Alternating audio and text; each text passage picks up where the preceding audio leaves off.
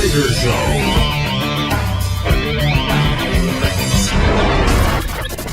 Good morning, good afternoon, good evening, wherever you may be. A big, huge, warm welcome to this, the Freaky Friday edition of the Kev Baker Show. And tonight, following on from previous weeks, we're going to have another extravaganza, folks. This is going to be 4 hours, I think. We haven't quite worked out yet, of transatlantic truth.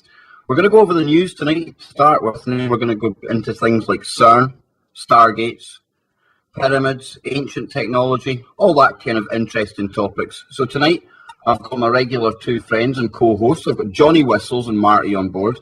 And also, I've got Joe Joseph and Popeye. How are you doing, Popeye, man? Oh, no. You can't do that because he said, I will be back in 20 minutes, Kevin. Oh, well, why didn't he hang up then? Oh, because he just said, I will mute Kevin.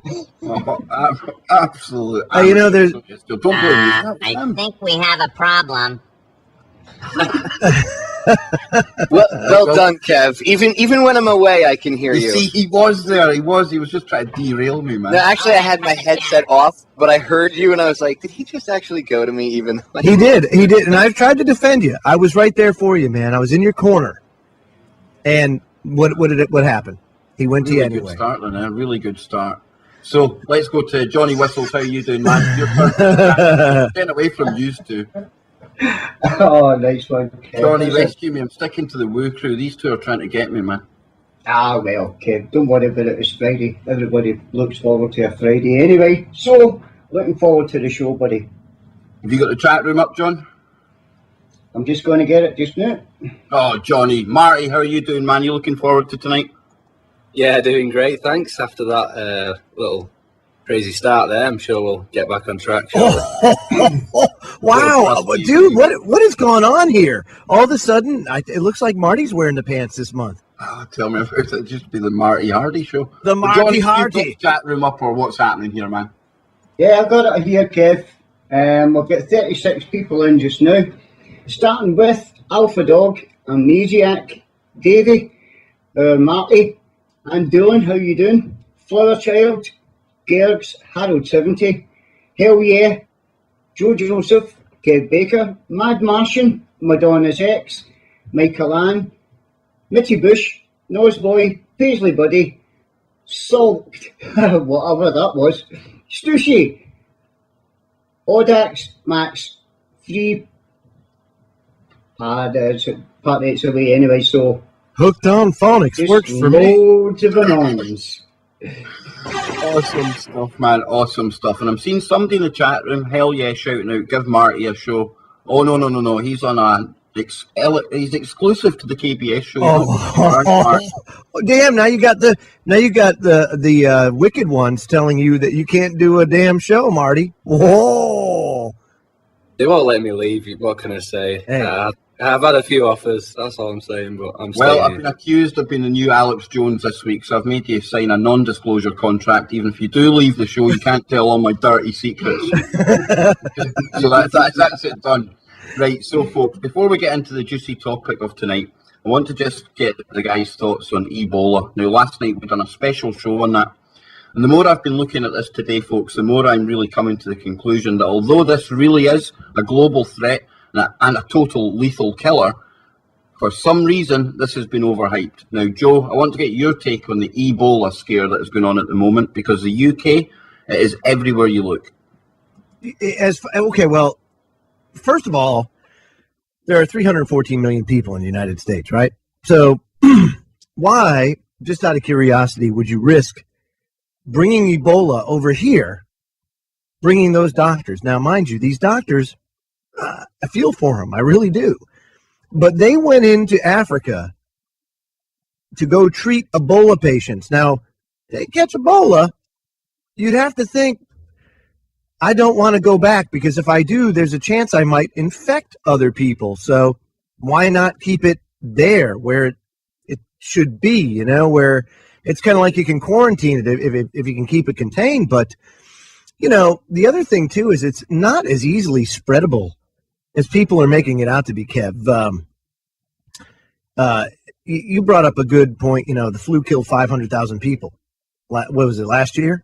it was a 2009 report, but that's kind of like the average you get a year. And I was just kind of putting out there, well, why don't we lock down countries for the flu? Because that is killing 500,000 people. Yeah. We've had 700 deaths since March.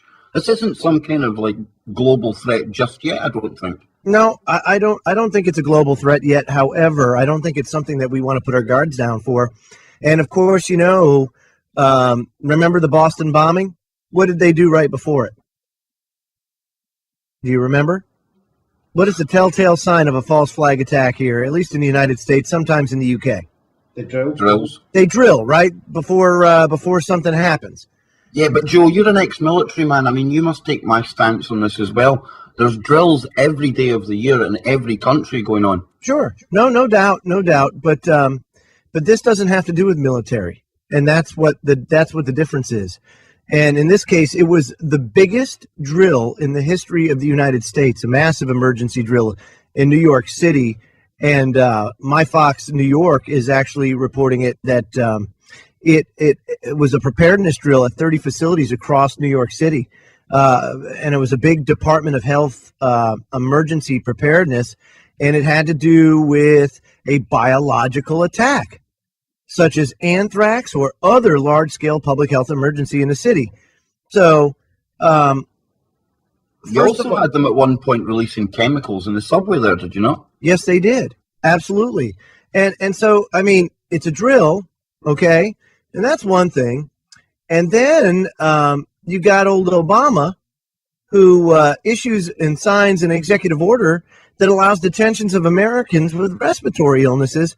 And this amendment comes in the wake of this Ebola scare. So, okay, so now they're drilling like a villain.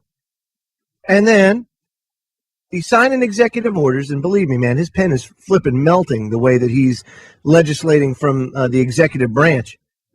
But why not just call it the dictatorial branch? Well, that's kind of what it is. I mean, we all have one. But I got to tell you, man, it's a distraction, but it's something to pay attention to, too. It's not something I think you totally discount. I remember about 4 years ago, back in the old BTR days, that was the way I kind of envisioned it happening, is that the next pandemic is going to be Ebola because of its high mortality rate. And it could very well come to that, but I think people think it's as contagious as the flu. And it's not. I mean, you have to come into direct fluid contact, or you actually have like some sort of bodily fluid transfer. Yeah, true. I mean, it's not that bad, but if you get it, oh yeah, not good. The thing is, these lunatics, they go and dig up samples of like the Spanish flu that wiped out millions of people. And Marty, it's not beyond the realms of imagination that these lunatics could weaponize this. And if there's genuine terrorists out there, like say Boko Haram, not that they're genuine by any means, CIA ran, I mean, wouldn't that be the perfect means of attack? Getting a sample of this Ebola, loading somebody up with it, pap them on an airplane? Absolutely. I mean, we talked about this last night, and we've shown a couple of examples on how they are doing this to the population, the civilians, stuff like that. And so as for this sort of Ebola thing, and then the ties to the Kenema bioweapons lab owned by Soros and Bill and Melinda Gates in Sierra Leone there, it's not very far-fetched, to think that this is what it is. If you look at some of the things that Bill Gates has said about depopulation and stuff like that. And of course, Marty, we're fans of watching the TV, what the kind of agenda they're pushing on there. We watched a TV show called Helix. That was where one of these viruses that they were engineering got loose. And then there was also just recently one started called The Strain. It's as if they're almost preconditioning us for something. What about that? What about that History Channel special ways back? I think it was called The Day After the Apocalypse or something, that had to do with a pandemic that wiped out 2/3 of the American population. I mean, I showed that in my survival class this year, just because it was such a damn good example of what could happen if you had a pandemic and what you'd run up against and how fast the food would run out and how dangerous the population centers would be, It was a pretty accurate portrayal, I think, of what life would be like in a societal breakdown. And the reason why I showed it to him was because be careful what you wish for. There's a lot of people out there that say, oh, I wish it would just get over already, you know? And Johnny Sinclair, I don't think that you would want a societal breakdown and a, what would you say, third world status here in the United States or the UK. I mean, I don't think people really understand the gravity of that situation, don't you think?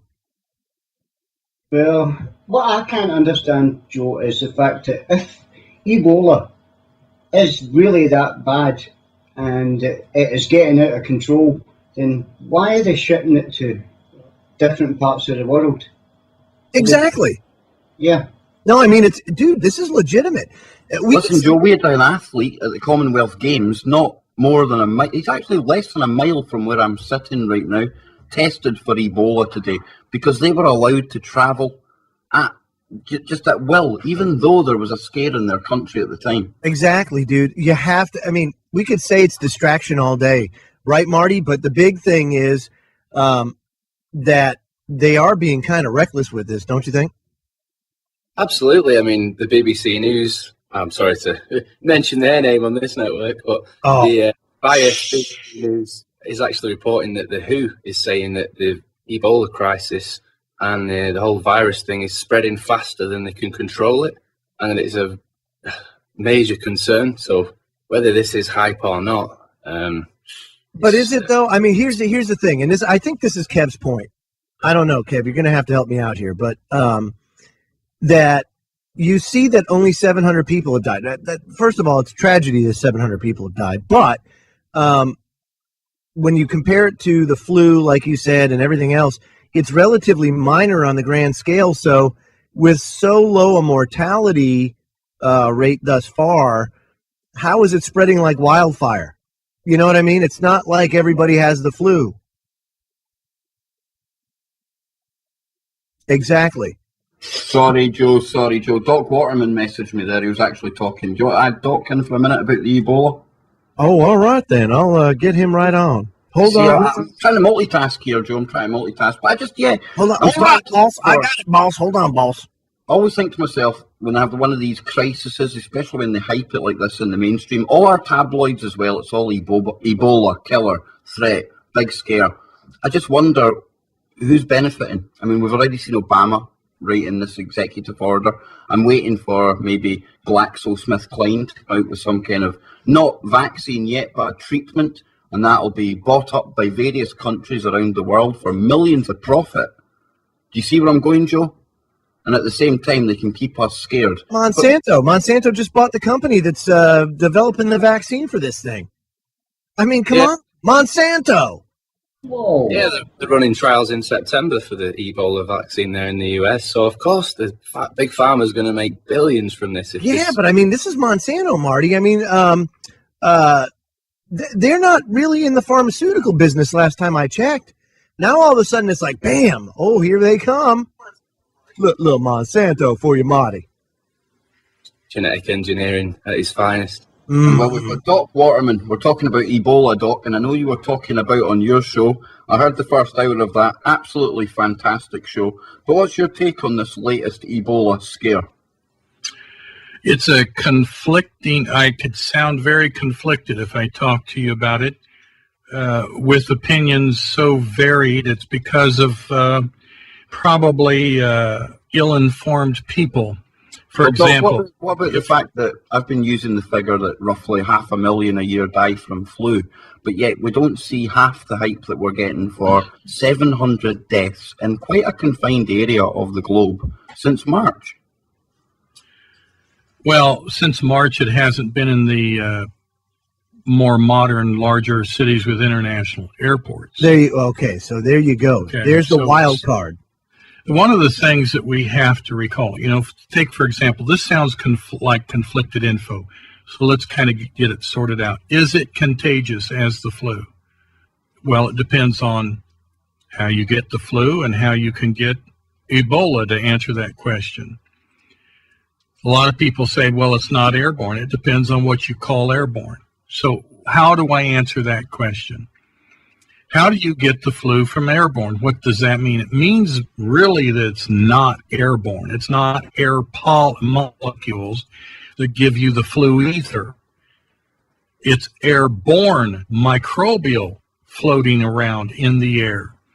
So that means that when somebody's got the regular flu, if they sneeze or cough, put the droplets of infected microbes in the water droplets in the air, which they do. You've seen pictures of how much fluid goes in the air from a sneeze. That's the same thing that could bring Ebola. So here's the conflicted problem. Yes, it's very contagious. Do we want to sit in front of a person and have them sneeze in our face that have Ebola? See, no, we don't. No, we don't want to do that. That's like putting 9 bullets in a 10-chamber gun and whirling it for Russian roulette and pulling the trigger to see if we're going to live. It's craziness as well. 1 bullet in a 10-chamber gun and spinning it is crazy. So, yes, I have to say, yeah, it's contact, and its way of being transmitted is similar to the flu. But does it result in Ebola being infected with you, in you being infected as much as the flu? In other words, similar contact, will it give you Ebola as often as similar contact with the flu? The answer is yes. The problem, guys, is that when the Spanish flu wiped millions of people all over the planet off, that flu was 6 or 7% death rate. That's all it was. In some areas it got to 10. The Ebola is not even close to that. We're talking way higher, right? I mean, it might be 90%, is it not? Yeah. So what does that mean? You could have the same results as the Spanish flu, killing millions around the globe with only 1/10 the people infected. Now, just say you get 20% of the people that were infected with the Spanish flu get Ebola. Now you've got double. See, what we have to look at are how deadly it doesn't take very many. The problem with something like this is, gosh, did somebody get on an airplane one day and end up in New York and then go to London and they get somebody the flu? Yeah, they gave them the Commonwealth Games going on here, and we've got teams from that part of the world who have all been travelling here, hundreds of people, and we've just had one person had to be tested in the athletes' village today. So the likelihood that this has been transmitted around the world somewhere, very high, I would think. Well, do you know that you just had a Sierra Leone cyclist? He just went AWOL from the games. He's not the first either, because there was a couple from Aberdeen before the games as well. So we have Western Africans. Now, why do you think he went AWOL at the games? It's probably so he wouldn't have to go back to Sierra Leone in the middle of that mess. Not that he's sick, but he just doesn't want to have to go back, and so he's trying to hide from going back. Well, that team have actually now applied for some kind of, I think it's emergency asylum status, so they can actually stay while the scare is on. Incredible. So the questions that arise are numerous. We're hearing all kinds of rumors, and some of the rumors are, well, it was weaponized and it was put together because of Bill Gates' foundation. And I did a rundown, guys, back to birdflu666.blogspot.com, blah, blah, blah. It's Jane Burgermeister's website, who was inaccurate in all of her stuff before. And one of the things about that problem, with that information she gave, I took her 125-page report. She was saying this about H1N1, that about H1N1, and how bad it was going to be and how many people were going to die and blah, blah, blah. And she was taking bird flu out and putting swine flu H1N1 in there. She would have flunked my class, my pre-med class, if she'd have done that, maybe even kicked out of the school, because it was deliberate. I didn't even get I didn't even get 10% through, and I said, this is trash. I wouldn't have taken that from one of my first year anatomy students. I wouldn't have taken that kind of crap. It was malarkey, and here she is. All that I've seen talking about Bill Gates and his foundation being, and Soros, who funded a big part of that foundation, all that I'm hearing about them being at the center of weaponizing and spreading the blah, blah, all is being referred. If you look at everybody, it goes back to that website. And I'm sorry, guys, she's already messed up her veracity a long time ago. I won't even go there with it. Now, does that mean that Bill Gates Foundation isn't complicit? No. It means the source for that particular opinion is coming from a source that's purely BS and has been for years. Yeah. That's what I'm saying. Now, here's the truth. Remember, don't forget, and I know you won't, Bill Gates has been wanting to vaccinate the poor countries for a long time. Many speculations revolve around things like giving them a real vaccine that you and I might take. I won't take them, but maybe other people here in America would. But it has birth control stuff in it. Yeah, to sterilize them. Yeah. So we know that's his philosophy. Do we trust Bill Gates Foundation? No. Is he involved in the vaccination of third world countries? Yes. Could he be involved with this issue of starting this kind? Maybe. But it is a military operation. Who's going to do most of the research for an Ebola vaccine if we wanted one? Fort Detrick, right? Yes. I would think they'd be involved since they're the ones that develop all this crap. Well, the reason why they would be involved is because there's no profit margin for Ebola because there's not enough people. Right. So they're not going to get involved until there's a mass problem. Now, by the way, it's not just Monsanto. There are 5 places that are currently researching vaccines that I know of for Ebola, and one of them is in trials starting today.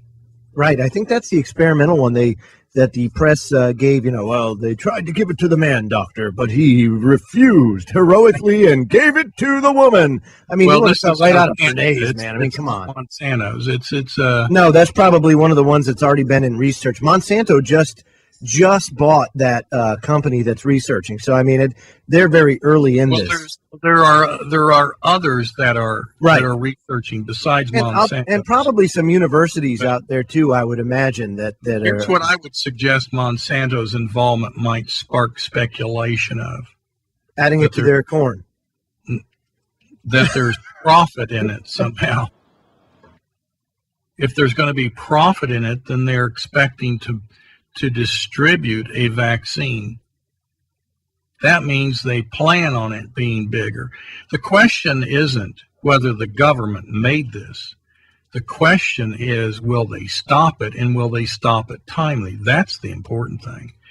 You're not going to get pharmaceuticals trying to stop. It's like going down to your grocery store and saying, now I'm going to require you to make sure that you've got food in here at good prices all the time, regardless of the economy, and that's your job.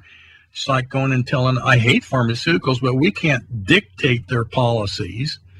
But we should be expecting the government to do their job. But gosh, when have they ever done anything? I was just going to ask you that very, very question. I'll tell you, I've been frustrated at the dysfunctionality just at my job, but a lot of people still think, well, yes, the government, well, they take the precautions. I mean, of course. No, you don't understand. I mean, government inherently, we are living in the fall of Rome days, folks.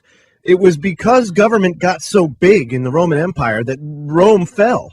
The same thing is here. We just have massive corruption and dysfunctionality that's just bringing us down. And well, it's look at what they've done with our healthcare system. They say was going to help us.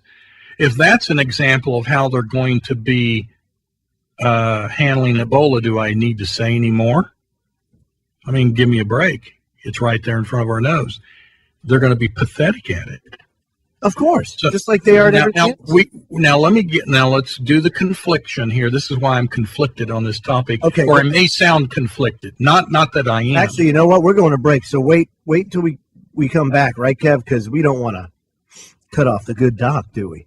Exactly, and we've got plenty of time tonight, folks. We're here for at least an hour, 3.5 hours, at the very least, anyway. So join us straight after Well, the then break. I'm getting me a pie. That's all there is to it. Exactly. I'm going to eat like I did last time. We're also going to be joined by Ken Webb later in the broadcast, better known as Change the Channel. Obviously, straight after my show, we'll be jumping onto the Freedom Link and carrying this on.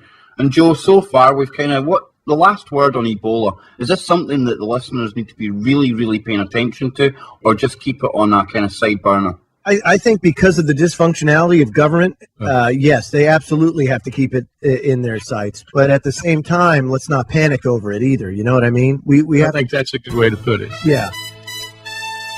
Well, folks, on that note, we'll be back after the break to hear Doc Waterman's conflicting ideas about Ebola. This is the Kev Baker Show. Welcome back to the Kev Baker Show here on this Woo Friday. We are joined tonight, of course, by the one and only Joe Joseph, Popeye, who's joining us shortly, Dr. Waterman, Johnny Whistler, and of course, wouldn't be the Kev Baker Show without him, would it? Kev, how's it going, man? I was getting a bit worried there. You went to that Joe Joseph first. It's Jonah's dodgy soundboard, but what a first half to the show that was. And we just got to where Doc was about to tell us about his kind of conflicting opinion about Ebola. So, Doc, Joe. So, Doc, take it away, man. Well, the conflicted information that we're getting has to be filtered through. So it might sound like we're trying to support government venues, but that's actually where this should fall. Let's talk about it and let's put it in this perspective. Let's push the magic button and pretend like the government's doing what it's supposed to do. Wow. And that the free markets are operating as they should. That would mean then pharmaceuticals have no interest in this outbreak because it's not profitable. With millions in research, only to come up with 5 vaccines would cost them too much money to give them the shot. They're not going to do it because they're a for-profit group. It's not their responsibility. However, it would be the government's responsibility, mandated by the people to protect the people by therefore providing venues of research funded by government funds, which no less, unfortunately, should already be going on at the Department of Defense in order to protect us from biological attacks from foreign entities. Not that we're trying to be nasty, horrible, awful military-industrial complex government employees. However, because we're not naive and we know the nature and the history of the military-industrial complex and its corruption, we are now conflicted with its need to do what it should do and our idea that, man, that's the worst place for it to be. Even though that's where it should be getting researched, it shouldn't be it's not comforting anymore for us to think they're involved because they are controlled by the political process. Even if they are competent, that competency is buffered by a bunch of morons like, I can't really, well, let's say, how about Boxer, Feinstein? I mean, do I go on? I'm actually, my stomach's starting to turn. Useful idiots. Waxman, okay? And unfortunately, there is a conflict of interest. In my opinion, many of our people in Congress are American second people. They have dual citizenship, and that conflicts their role in many important areas like the Intelligence Committee, the Military-Industrial Complex committees of all types, defense and so forth. And here they are trying to dictate what the Department of Defense should do. Well, for who? Americans? Or for some other interests they've got? Of course, they're all politically motivated by the money. So where are we left? How conflicted are we? Number one, it's there.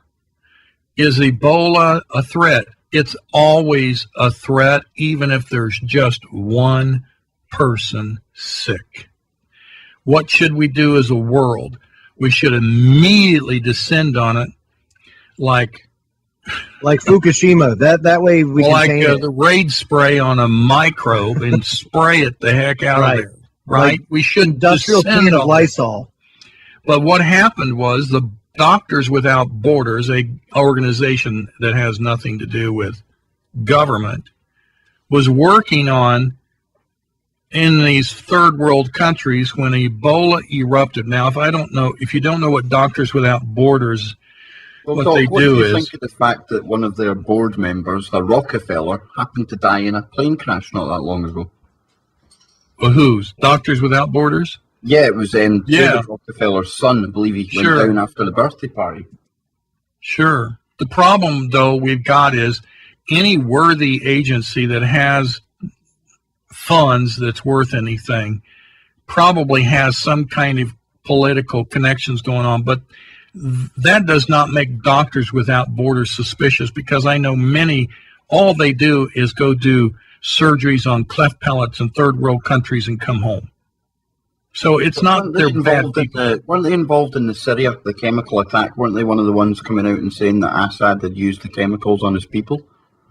I don't know if that was or not. I'm not familiar with that information. But I do know that they were saying that Ebola was out of their control, and they were begging the U.S. government and the World Health Organization to come help get it stopped. And now, what does it take for them to come? It should only take one outbreak, no matter how small it is, for World Health to at least show up, and the aid of the United States. Now, at the very least, Doc, right? Because the mortality rate's just so high. It's so high, it needs to be stopped. Why wait till it gets to be 5 people or 10 or how about 1,000 like it is? Well, then they make more money.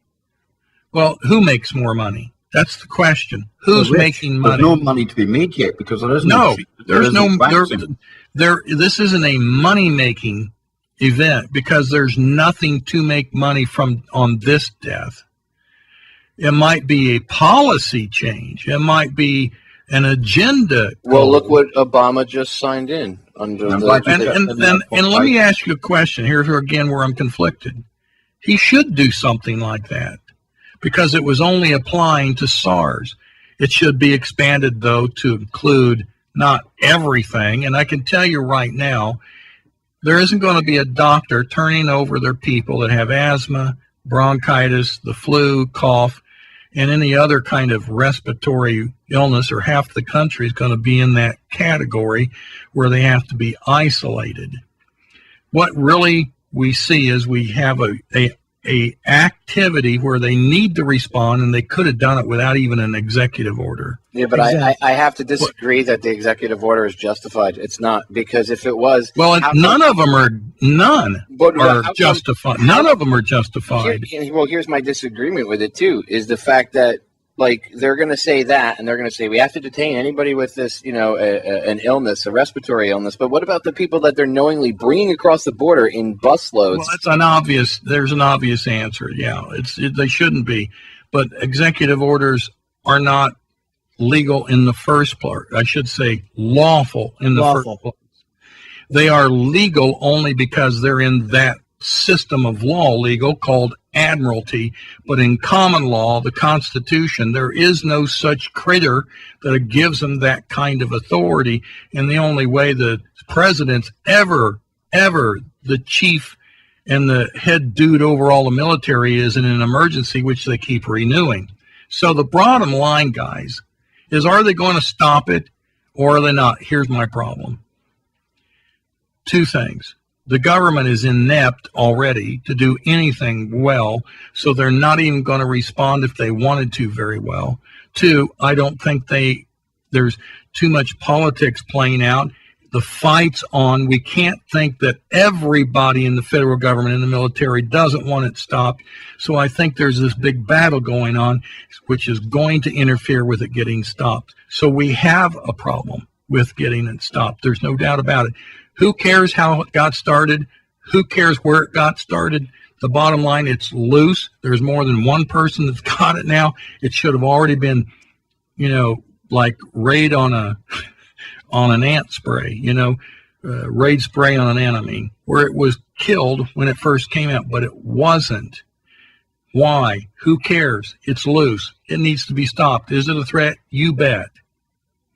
Let me give you an example. They said, these guys that were on the airplanes that had Ebola. Now, we want them to clean that plane real well. You go in with rubber gloves and a little mask. And, of course, if you see blood on a seat where a victim erupted all over the seat, you might want to take that out. Are you kidding me? Those guys need to be in full suits with a tank of air, separate air, go in there and use gas first, then spray every solitary surface there is, rip the whole plane out and get rid of it. Why? Because it is absolutely gambling not to. That's why. And yet they're going to put that plane back in service. That's the moronic activity that Joe is talking about the government's doing. Yeah, it's just stupid. I Well, mean, maybe, if you're gonna, I want to bring Popeye. Popeye, you've not had a chance. I want to get your take on this Ebola scare right now. Well, I was just going to say, what if they wanted to not take care of the planes properly on purpose? I mean, technically, being slack, and I'm doing air quotes when I say that. We forgot to clean the plane. Oops. We forgot to sanitize, and somebody had. Well, I think the upper management might have that agenda. I agree with you. I'm not sure that the lower echelon people are going crazy. I'm not getting on that airplane with a mask and rubber gloves. Compartmentalization, just like the military. Each individual only knows what they need to know to get their job done, and nothing more. That's exactly the definition of compartmentalization. Sarge, I want you to send your men in to clean that airplane, but of course, don't use your hazmat suit. Just get rubber gloves and a mask, and let's hope you don't get it when you walk out. Well, look what they do with DU. Go ahead, clean the barrel of that tank's weapon out. That's fine. Yeah, use the tank brush. I've seen them do that before. Yes. Don't worry about that. The metal particulate in the air, breathe it in, soldier. It'll make you stronger. Right, and then they have cancer 6 months later, and they're dead. So let's assume they have an agenda too. But do we think it's can they get it accomplished? And are there people inside our military and inside our government that are non-military fighting to keep it from being successful? That's the question. Only at the higher levels, because the lower level minions, I'm sure if the lower level minions are aware of the situation, they might say something, or might talk amongst themselves. Because I was in the military myself. I know there are smaller circles even at the lower levels that would be like, no, we're not going to do this. But the higher level ones, the ones that the ones that basically will say control at least 50% of the military still, even if 50% don't agree, they're the ones that have to come to some sort of conclusion of, fighting and not putting up with it. Otherwise... Well, not all high level. We had General Ham, Admiral Guyette get fired because they rebelled against... Well, that's what I'm saying. You need people to rebel. But Ham himself, he was he was an order follower to a certain extent, too. Some of them do. They might stand up here. Well, his following got him fired and off of the ship and out of a career. Guyette got sent to the Northwest and said, "Go home, and if you say anything, we'll kill you." That's how well they followed and if that's called following it, then I'd hate to see what not following it gets you. Well, it usually gets you a bullet in the head, or poisoned, or a car accident. Well, Popeye, before we move on, do you think this is something that people should be really concentrating on right now? Oh, I think they should pay attention to it, but I don't think anybody should focus their vision on anything, one individual thing, myopically at all. I think the thing is, in the UK, they are trying to steer us in that direction. Right okay, now. But you guys need to steer it back. F the mainstream media. They do the same thing here. Don't allow them to... you make them, the one thing we're doing that we've noticed here with CNN and MSNBC is we're forcing them to report on the stuff that we talk about. It's like that old saying, first they ignore you, then they laugh at you, then they fight you, then they win, right? That's what Gandhi supposedly said, right? It's a quote that's attributed to him. Well, first they ignored us, right? And then in about 2008, they started paying attention to the internet and actually listening to people. Then they laughed at us and they pointed fingers. Oh, you crazy conspiracy theorists. Now they actually have to discuss the same things we talk about. It may be the opposite end of it, and they may be taking up the government's official position, but they still have to talk about it in order to remain relevant, because the general public wants to know about this stuff. So they can no longer ignore it. So now they have to take up the position of fighting us. So we're at stage 3. To be on the other end of that stick, being aware does not mean ignoring it. For example, right now, our oranges are not coming mostly from Florida because that's not in season yet. Call your grocer, you'll find out oranges are coming from Africa. So let me ask you a question. How do you think that's going to affect the African orange market? And should it affect it? It's a very good question. Because in a way, I would think it should, but I don't think it will. We'll put it that way. Well, it depends on what the oranges are being consumed for. Orange juice, Right. like orange juice itself, is usually only made. A lot of times they make it at like one point during the year, Yeah. and they store it in tanks all year long, and then it's just dispensed over the course of the year, and then it's done so that they have it. Obviously they have enough overflow in case they sell a super large amount. But most of like the big orange juice companies anyway. I mean, some people just buy their own oranges and, squeeze their own orange juice, which is actually the healthiest thing to do. But like Tropicana and all them, they usually make the orange juice one time during the year, and then they keep it in these huge, disgusting storage tanks. Well, making his debut to the KBS show at long last, Mr. Chris Geo. Welcome to the show, sir. We're discussing the Ebola outbreak here. And I'm starting to think this has been a bit overhyped, Chris, but I'd like to get your initial thoughts on it. Just what your take on this current hype on the killer flu. Well, you have to remember that there's always some kind of invisible thing or faceless enemy that's hiding behind the corner waiting to kill you and your family. So you have to run to the store to get vaccines and to get protection stuff and all kinds of things like that. And you have to live in fear 24 hours a day. I think that's what the Ebola is all about, is just reaffirming that fear over and over again. I mean, we've seen the swine flu, we've got bird flu, we've got pig flu, we've got dog flu. I mean, every Fear's kind of control. flu. Exactly. Every animal. Yes, exactly. So it's all about creating that fear factor. But then again, there might be that one time that they actually do unleash everything. Well, and the way that they've been bringing in the illegals and hyping everything up down at the border makes me wonder if they are planning to leash some kind of virus here in the United States. Now, one thing that's really stuck out too, though, is that for 10 years now, almost every year in October, I keep hearing about nuclear detonations going off in 5 different cities, and everybody freaks out, running around with the chickens with their heads cut off. However, now we're hearing Dick Cheney say it. We're hearing Netanyahu say that Iran isn't building missiles to hit Israel because they already have them. They're building missiles to hit America. And China just came out today. Chris, and said the exact same thing, buddy. Well, don't forget, Al-Qaeda already buried nuke devices under federal buildings. Remember that one? Yeah. We already know that Al-Qaeda buried them. Well, if you know they're buried, why aren't you digging them up? Well, I would consider that doing us a favor. I mean, let's put nukes under every federal building and get rid of every single one. That's a blessing. Easy, boy, easy. So really, we have to put Chris, you hear that knocking? Because if you're talking about Ebola and you're in Syria, those 6 nations in Western Africa, when I taught, I used to have words that I'd tongue tie on. That's a different perspective than here in the States. Do we have to worry about it coming to the States? Very definitely. So what do? A balanced response is the response that we should have. In other words, how would it come? Well, if it's in the city, which it is, the largest in Africa, with 21 million people and an international airport, don't you think maybe we ought to be very protective of that aircraft that comes into the United States? Yes. Those are very good points. The thing that I'm thinking of, though, Dr. Waterman, is that when was the last time we really did have one of these outbreaks here in the United States? It's all been fear and it's all been overhyped. Here in Colorado, they're trying to say that the bunnies and the prairie dogs have plague, so be careful of the bunnies and the prairie dogs. We've got bunnies all over the place, little baby bunnies and big bunnies, and we were sitting outside and watching them, and my friend from out of town was here, and he goes, don't they have plague? And I said, that's ridiculous.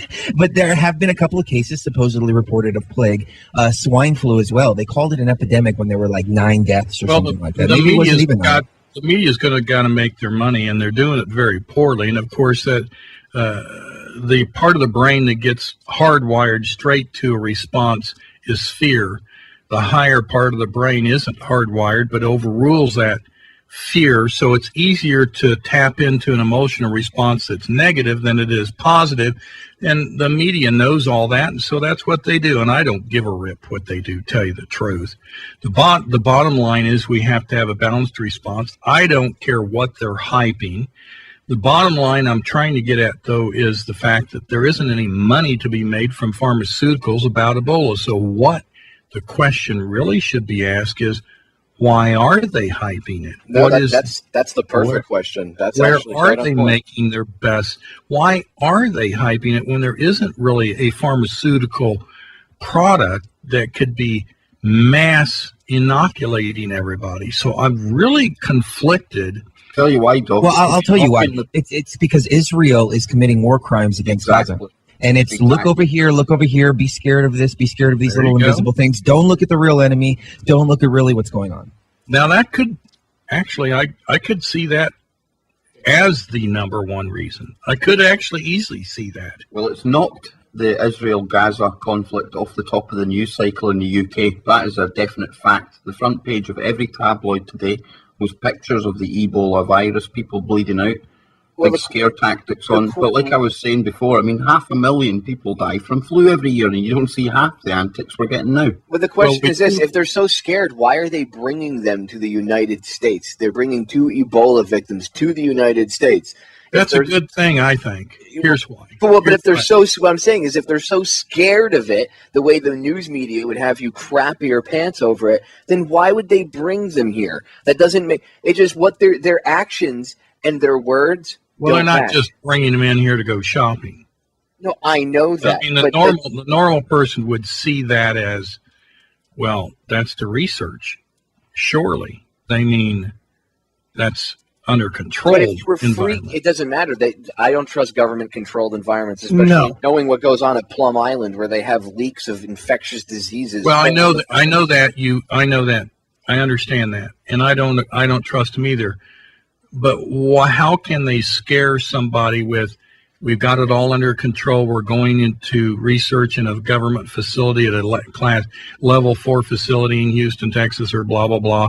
That doesn't scare anybody. I mean, because, golly, we've got all kinds. By the way, there's a bacteria that's just as dangerous as Ebola that's been researched here in the United States, and they talk about it. In other words, I'm not saying that really doesn't smack of a scare tactic.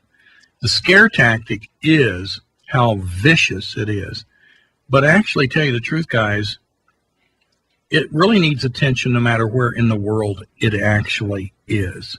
Yeah, but that the attention should be done there.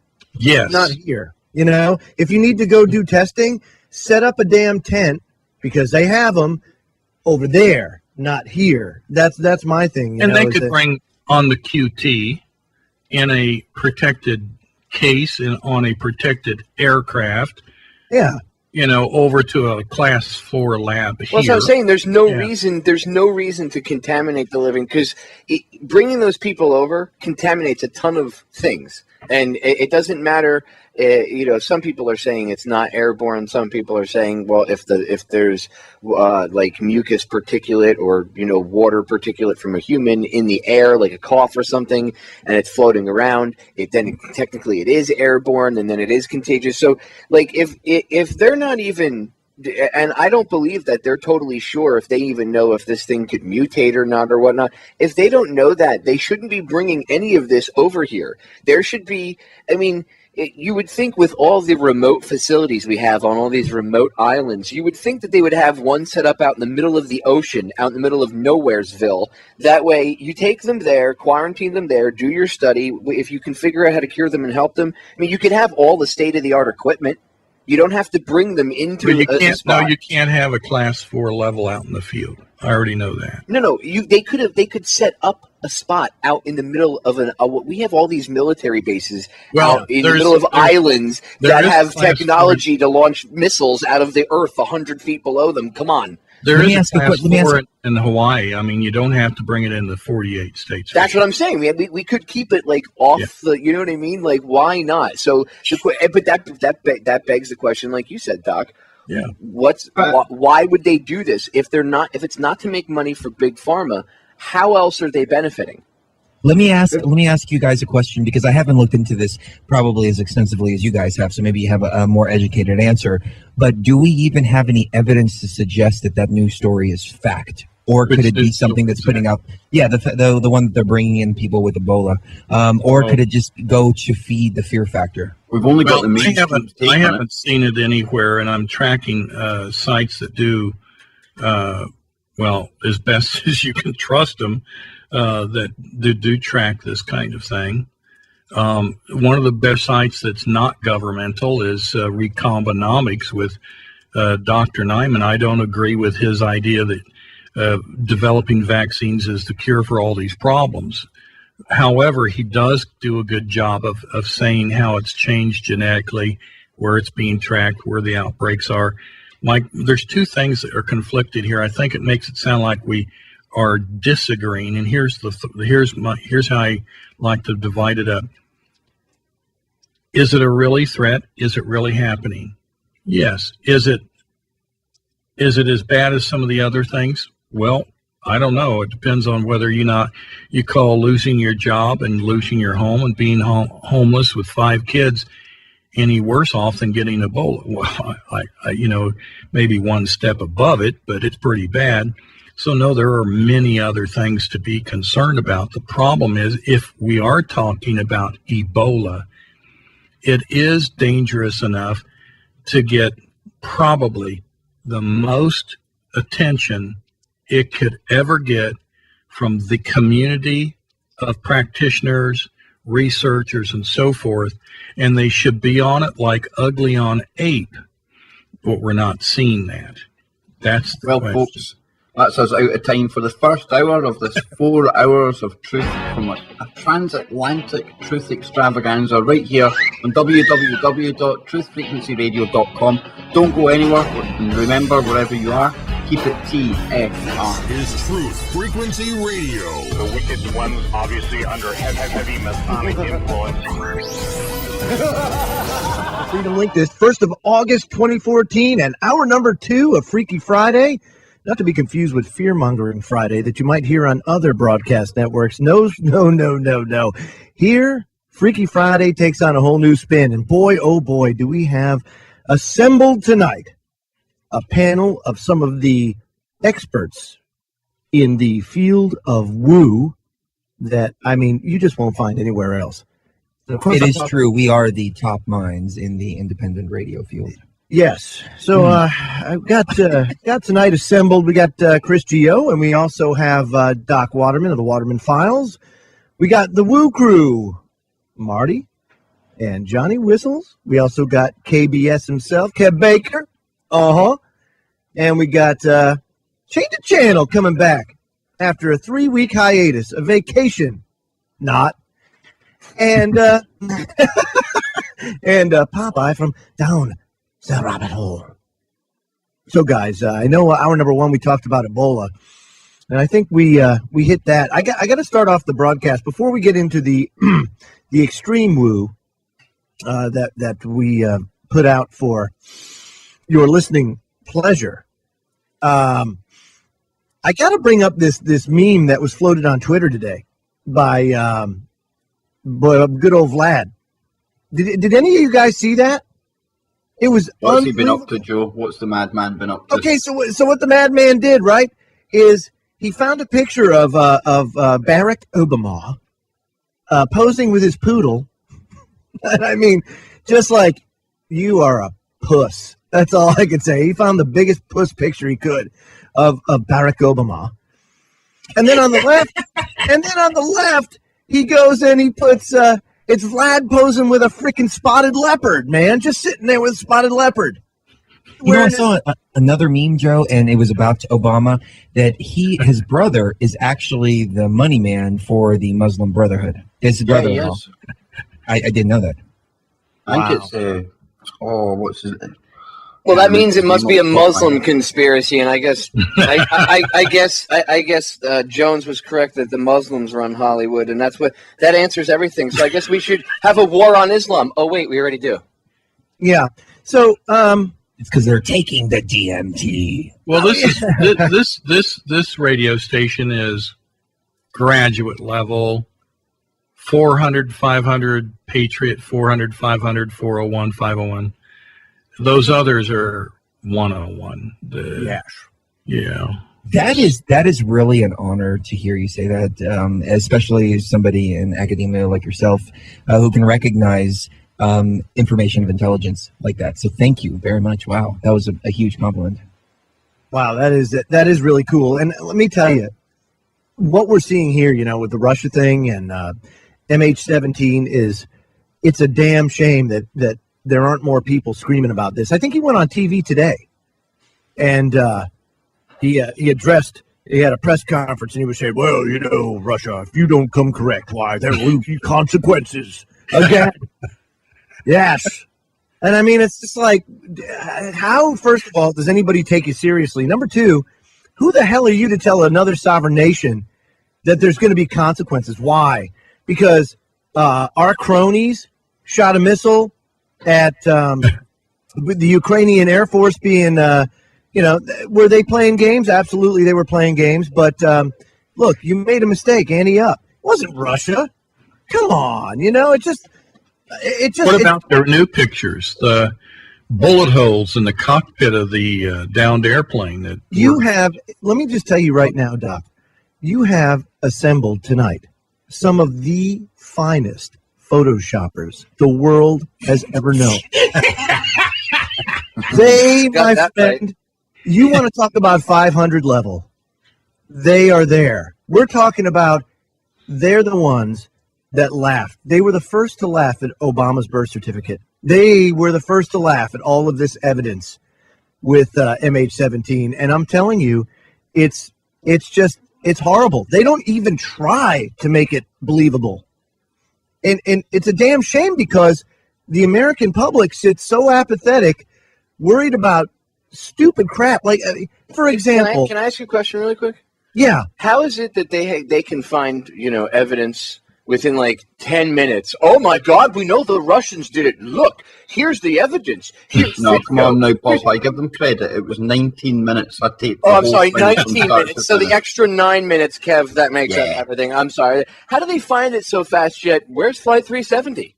Exactly. Well, you've seen how they found the passports of the terrorists right up the World Trade Center bomb. And yet again, boom, there it is. So who made the same passport? I guess they got the same passport. And from the Indestructible Passport Company. Where can I get my hands on one of those? Yeah, no duh. I mean, that was just amazing. How come our passports can't be like that? I just don't understand. They're totally indestructible. Because the guy taking the picture, 5 seconds before he took the picture, dumped the box out. And then he threw the box over his shoulder, pulled out his camera phone, and went, I found passports! Click. And here lies the problem. See, folks, they call you conspiracy theorists. They vilify you for thinking about things like this. And we don't tell you what to believe here at TFR. We make you look it up. That's it. Don't believe us. Just go look it up for yourself. Draw your own conclusion. Yeah, go to Bird Flu 666. Bird Flu 666. And that's why sometimes when we talk on the broadcast, we're wrong purposefully, so you can do your own research and come up with your own conclusions. That's right. And then tell No, I'm just, 30 to 40% of what I publish on Veterans Today is patently false. What? Yeah, so I mean, Popeye, you have to hear Gordon Duff's latest interview on Red Ice. No, I don't. I have. Well, no, you do, because no. he actually sits there and makes a case for Obama being the greatest president ever. Like I said, I don't, because if you go, just Google Gordon Duff admits to Veterans Today disinfo. He admitted on a radio show that he says, and it's him saying, 30 to 40% of what we publish is patently false. Okay, thank you. Enough said. My new tagline, somebody was arguing with me about TFR, and I said, well, infinite funds is the only truth. Everything else is your delusion. Oh, man, you are just getting way too deep for me. Damn. So what do you think? Do you think all this plays together with out of chaos order? Or, are they distracting for some big event? I don't know, Chris. What do you think, buddy? I think that it's a layer upon a layer upon a layer, like the onion, and I don't think we're ever going to get to the bottom of it. But it's funny how we have this border crisis, and then we have the Israel situation that breaks out, and then people stop paying attention to what's going on in the border, so they allow that agenda to move forward. And then we've got the Israel conflict, and then we've got all these pandemics, and so now the Israel conflict is moving forward, and the war crimes are being committed. So it's a layer upon layer upon layer. I've just heard so much about pandemics in the past 5 years that I've been looking into this, that I've lost all faith in the medical industrial complex completely. And me too. When they tell me there's an invisible bug that's going to come and get me, I just kind of chuckle. And it might be detrimental, because there might be that one time that the invisible bug actually does come and get me. But I think that's just as likelihood of Osama bin Laden jumping out of my closet right now and, blowing up a suitcase nuke or something. I don't know. Start parallel. Yeah, okay? I've heard it so many times that I've lost faith in the information. No, it reminds me what I can prove. It reminds me of that movie, Sum of All Fears. Tom Clancy flick. Just go watch the movie. That's a great movie. And who did they blame in the movie? The Russians. Yeah, the Russians, of course. And here's the thing, okay? Let's just take the statistics. Let's parallel statistics of the chance of you dying in a terrorist attack to the chances of you dying as a result of a bee sting. And you're talking like there's a 7,000% chance, more of a chance that you're going to die as a result of a bee sting, even when you're not even allergic to it. You have a better chance of being killed by the police here in our own country. Well, that's not saying much, So well, that's what I'm saying. How can we have a war on strange people with scarves on their heads 7,000 miles away when you have a better chance of being killed by some guy wearing a costume? A much better chance. Purporting to be the authority here in America. Like, shouldn't we have a war on that? Oh yeah, dude, definitely. The militarization of the police is definitely. Let's get it all in there, though. We can't. We've got Muslims that are supposed to come here and blow up 100 malls. We've got Russians all over the place, but of course they've been here for 20 years off and on, training and falling over on the tarmac on our Air Force bases in Houston, Texas, because they can't take the heat and they're going to attack and kill us. We have the Chinese military here, but some of this stuff. Russians, no. Muslims, hey, they can't, they have their own banking system and they're laundering money. They don't get into our banking system because they can't use usury. They don't get into banks that charge interest. It's against their religion. It's been that way ever since they've been here. So they have their own banking. Now, the Chinese, that is a problem. But they're coming here and attacking and taking this country over without bullets. That's what's really the problem. Yeah, they're doing it via debt because they own everything. Okay, so you just brought up a great point. Okay, so the second quarter numbers came out. Let me bring this up, and I know people are waiting to get into the super woo. We will get there, but this is important. So the second quarter number comes out, and it comes out at 4%. So now we go from a GDP that was minus 2.8, raging to 4.0. Right? Woo! I mean, just unbelievable growth, and everybody's like, wow. Well, you noticed yesterday that the stock market more than tanked. It took a big fat dump. And there's a reason why. And what happens is if they start showing this growth, that means the bankers are going to be pulling the plug on the printing press, and they're going to start raising interest rates. Now, what does that mean? And we can all say money is fake, but this is the system right now as it stands. If historically speaking, over the last 20 years, the average interest rate on the national debt was 5.7%.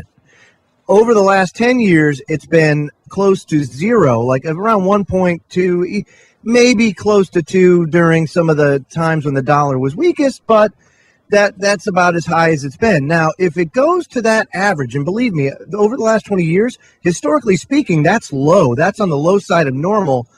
At 5.7%, it would take 90% of the income tax to service the debt. That's it. At the current level, 90%.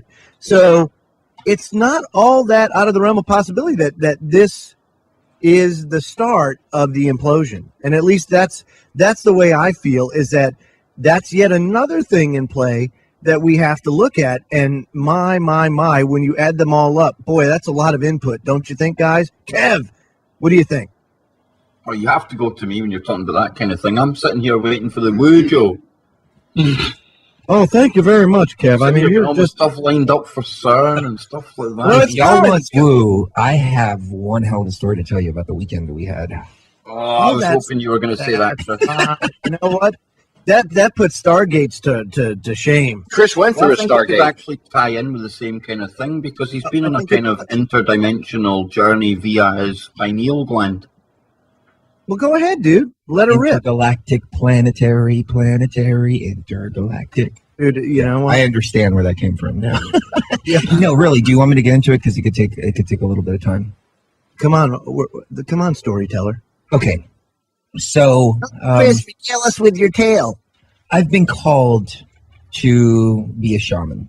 Now, it wasn't something that I asked for. It wasn't something that I planned, but it was something that obviously William Whitecrow was able to recognize years ago, because he told me this. And I said, whatever, I'm just some guy with a microphone. What do I know about shamanism?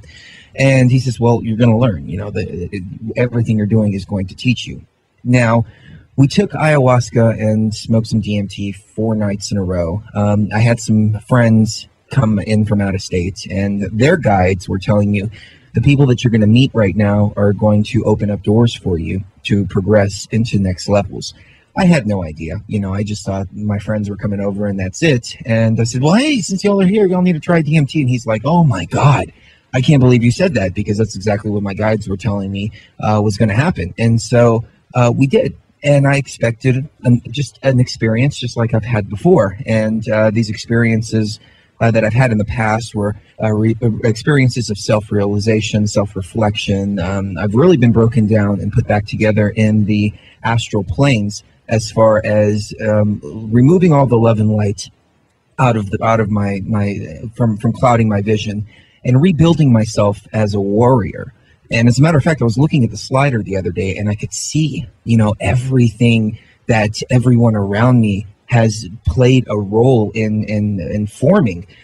Joe, you've brought me a little closer to the Christ consciousness, and people like Donnie Gilson have opened the doors to the mystery schools, and it made me look down that road, and just, you know, pretty much everybody has played a key in this.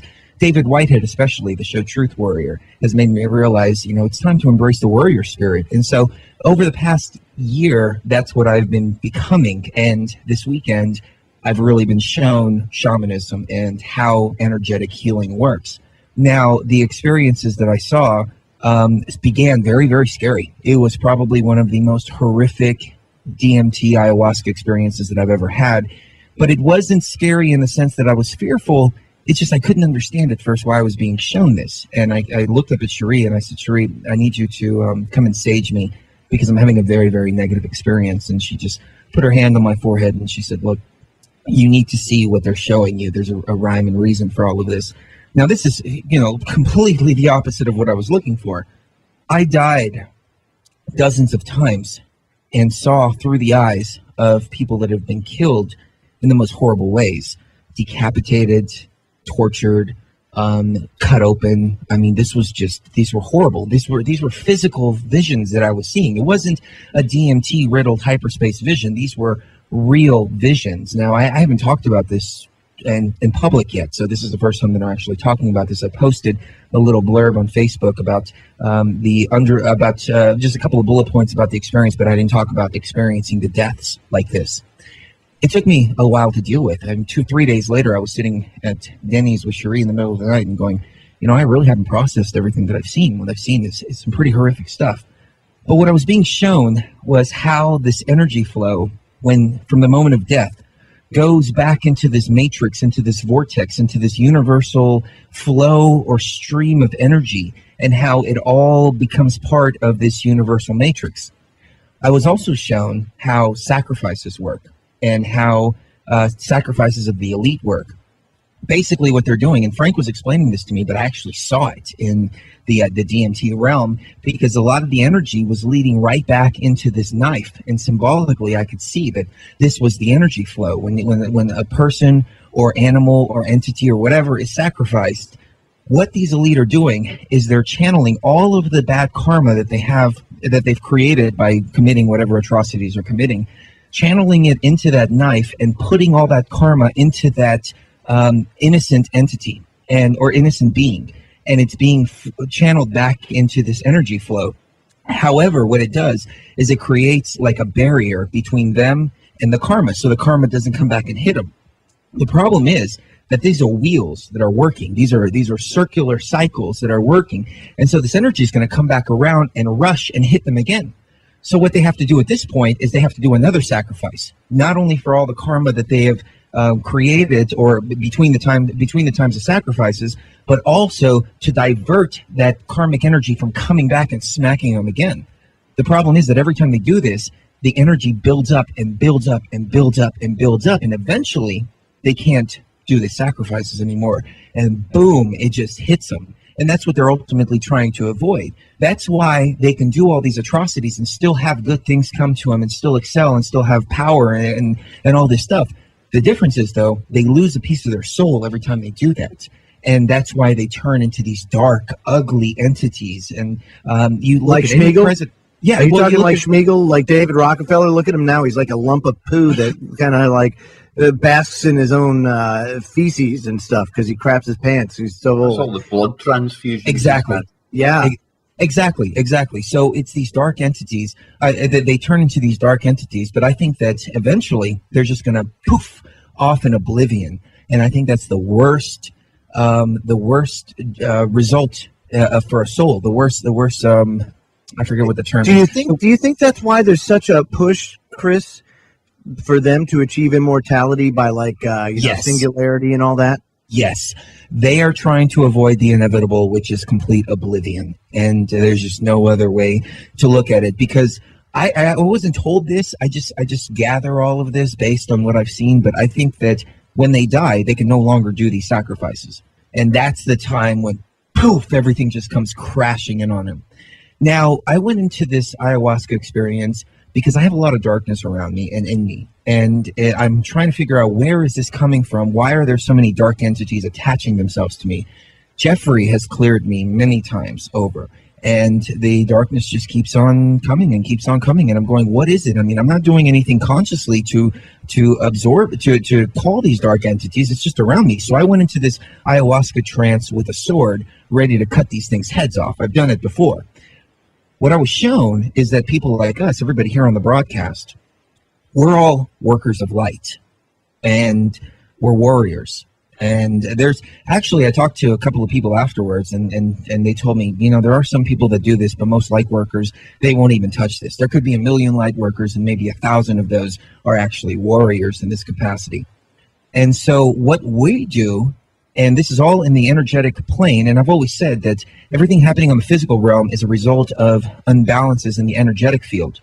Well, what we do is, our purpose here is to absorb negative energy and become beacons of light, but the beacons of light attract the darkness.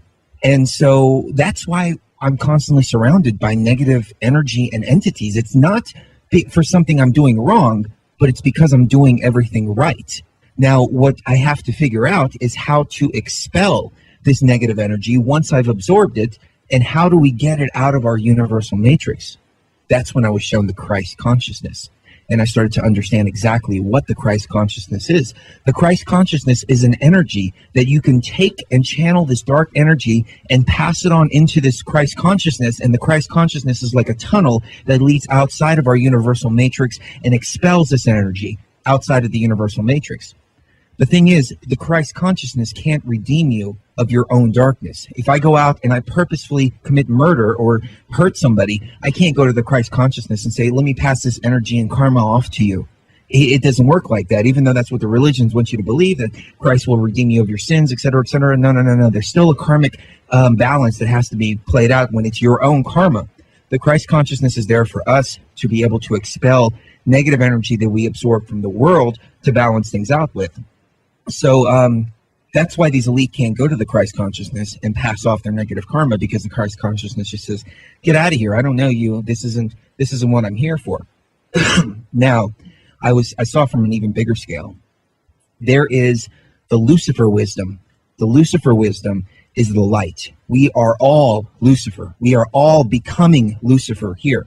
And Lucifer is the wisdom. It's the light. We are the bearers of the light. The Lucifer is the connection to the Christ consciousness, because without the Lucifer wisdom and understanding, you can't tap into the Christ consciousness. There are religious traditions that believe that Lucifer and Christ are brothers. They're spot on. I mean, not in the physical sense, of course, but they work together. The Lucifer consciousness it elevates you to a point where you're looking in these directions, you're looking for these sacred plants, et cetera, so you can tap into that Christ consciousness, and it's all connected. There is, however, a darkness. There is a Satan consciousness. Satan may not be the best word to use, but I'm using it just because people are familiar with the term and what the meaning is. But there is, outside of our universal matrix, there's nothing but darkness. There may be other universal matrices out there, so it may be like a multiverse type situation. But in a multiverse, you have several different bubbles that are interacting with each other, but there's darkness in between all of those. This Satan consciousness comes from that darkness. The Satan consciousness has busted a hole in our universal matrix, and it's a triangle. This hole is a triangle, and it's got a reptilian eye that it's looking into our universe. That's where the pyramid with the all-seeing eye comes in. It's that outside. Yeah, it's that entity looking into our universe, trying to get its darkness into our universe, and it is. And it's dripping it, and it's just sending it a little bit at a time and a little bit at a time. And we as light workers, we can counteract that balance, or that misbalance, I should say. However, it's starting to drip faster and faster and faster. Every time they do a 9/11, every time there's a war, every time there's a mass death and destruction, this hole gets bigger and bigger and bigger and bigger. And ultimately, what they're trying to do is birth this Satan Antichrist consciousness within our universal matrix. And what it's going to do is just run through here like, I don't know if you guys have seen the movie Godzilla, the new one. You know, Mothra just comes around and just completely tears everything up. And Godzilla, he starts to go chasing Mothra. And we as the people are just sitting there and going, oh my God, what's this Godzilla creature? And then halfway through the movie, people are going, oh, I see, Godzilla is hunting Mothra. And of course, Godzilla comes in and he destroys all the city and everything like that. But his purpose is to catch Mothra. Once he catches Mothra, then he goes right back into the ocean. And we realize that Godzilla has actually been here protecting us, not because he wants to protect us, but because he's just doing what he does. That's how the Lucifer consciousness works as well. The Lucifer consciousness fights against this dark Satan thing. And sometimes there's death and destruction. Sometimes there's chaos in this battle, because it is just a battle amongst these amongst these energies. Some are light, some dark, some neither. Some are balanced right in the middle. Yeah. But ultimately, we have to expel this Satan consciousness, because the Satan consciousness is just going to run through and just destroy everything. Wow, man, that's heavy. We'll pick it up on the other side of the break, and this leads in perfectly, what Chris is saying, to just what we want to talk about tonight, which is Stargates, interdimensional travel, and so much more. So don't go away. Real people, real radio. Initiating the truth frequency. This is Truth Frequency Radio. Welcome back, everybody. It's Joe Joseph. You're listening to the Freedom Link on Truth Frequency Radio, truthfrequencyradio.com. Hour number 2 of our Freaky Friday Transatlantic Woo Fest. And I mean, what a great panel we have assembled tonight. And Chris, I mean, this story's fantastic. And I'll tell you what, man, it is, it's interesting how we all have our own spiritual path, isn't it? But we all somehow end up in and around the same place in the grand scheme of things. And in this case, I'm glad that you had this experience. And I think it's brought you closer, don't you think, to what your purpose is? Oh, absolutely. It showed me a whole new purpose. And we've got a fantastic panel of individuals this evening. Ken Webb, Popeye, Marty, Kev Baker, John Sinclair, John Waterman. And so I don't want to take up too much more time, and I appreciate everybody being so generous with the last segment. So let me just wrap it up by taking a couple of minutes to say that the things that I was shown was like the energetic healing and how our focus needs to be to stop that darkness from coming in, even if it's just for a moment.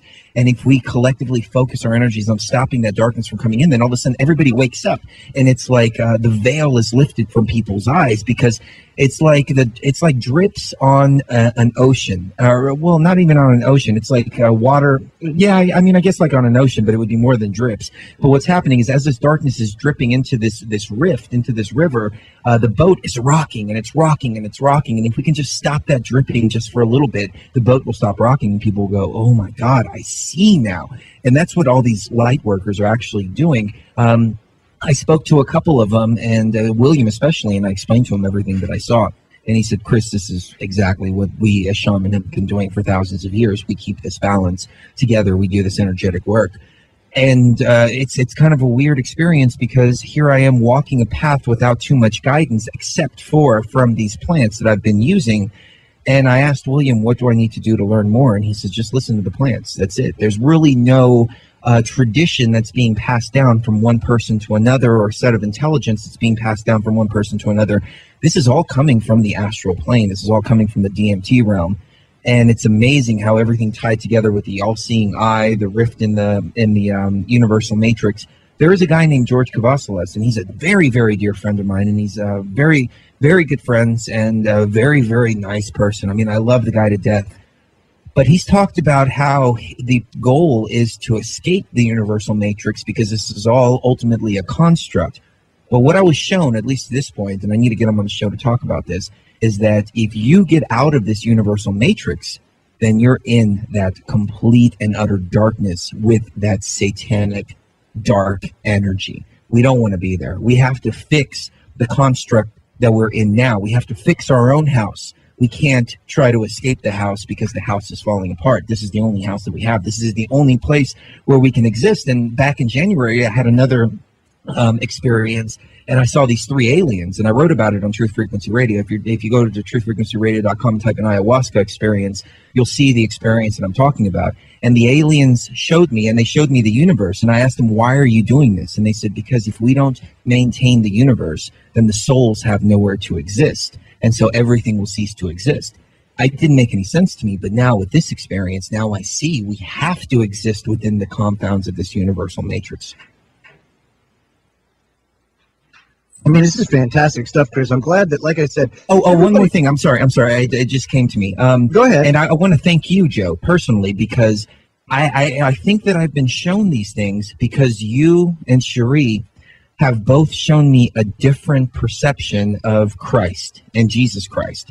And while the Christ consciousness told me that there's a big separation between Jesus and the Christ consciousness, and that Jesus is ultimately a deception, et cetera, it's only because I opened myself up and opened my heart up to the idea of Christ that I was shown about the Christ consciousness. And so it all really does work together. And I was completely to the other side because of all the deceptions from religion. Because religion is a lie after lie after lie. And so I just completely blocked myself off to Christ, period. But when you really think about it, that's what the religions are set up to do. On the top layer, you have the cross and you have the religions, and so people are bowing to the cross. They think that that's what Christ is. Christ is to redeem sins, et cetera, et cetera. It's idolatry, dude. Right. They don't tap into the Christ consciousness. Then you dig a little deeper and you realize the religions are all completely fraudulent, but then you're being told that all those people that are doing evil are Luciferians, which is not the case at all. They're Satanists.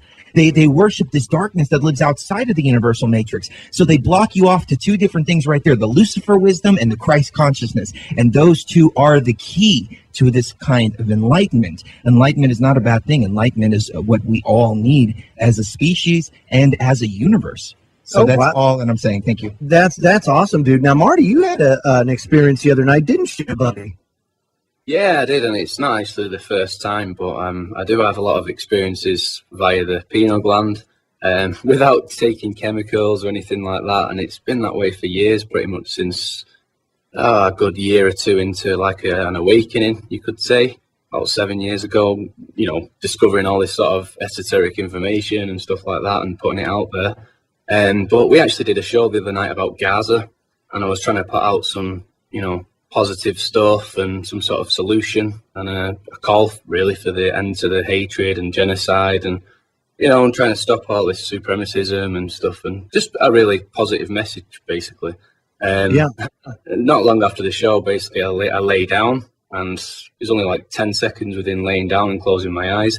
I had some like ghoul thing, and it came right to my face, like, and growled. It was like something out of a horror movie, and I was wide awake. And I just jumped up, and then I thought I seen something in the corner of my eye, and then I got just like a horrible feeling that something was there, and something wasn't happy with me for putting out, you know, a positive message. And I'm not religious, but I've experienced this stuff many times, so I completely agree with what Chris says. There is these energies out there, good and bad, folks, no matter what you believe. I think it goes way beyond the prospects of religion and stuff like that. Absolutely, it does, Marty. And let me give my own take on it. First of all, I don't think anybody's right or wrong. I think everybody's spiritual journey is their own, and they're guided down their path through, life experience and everything else. Now, I took a more.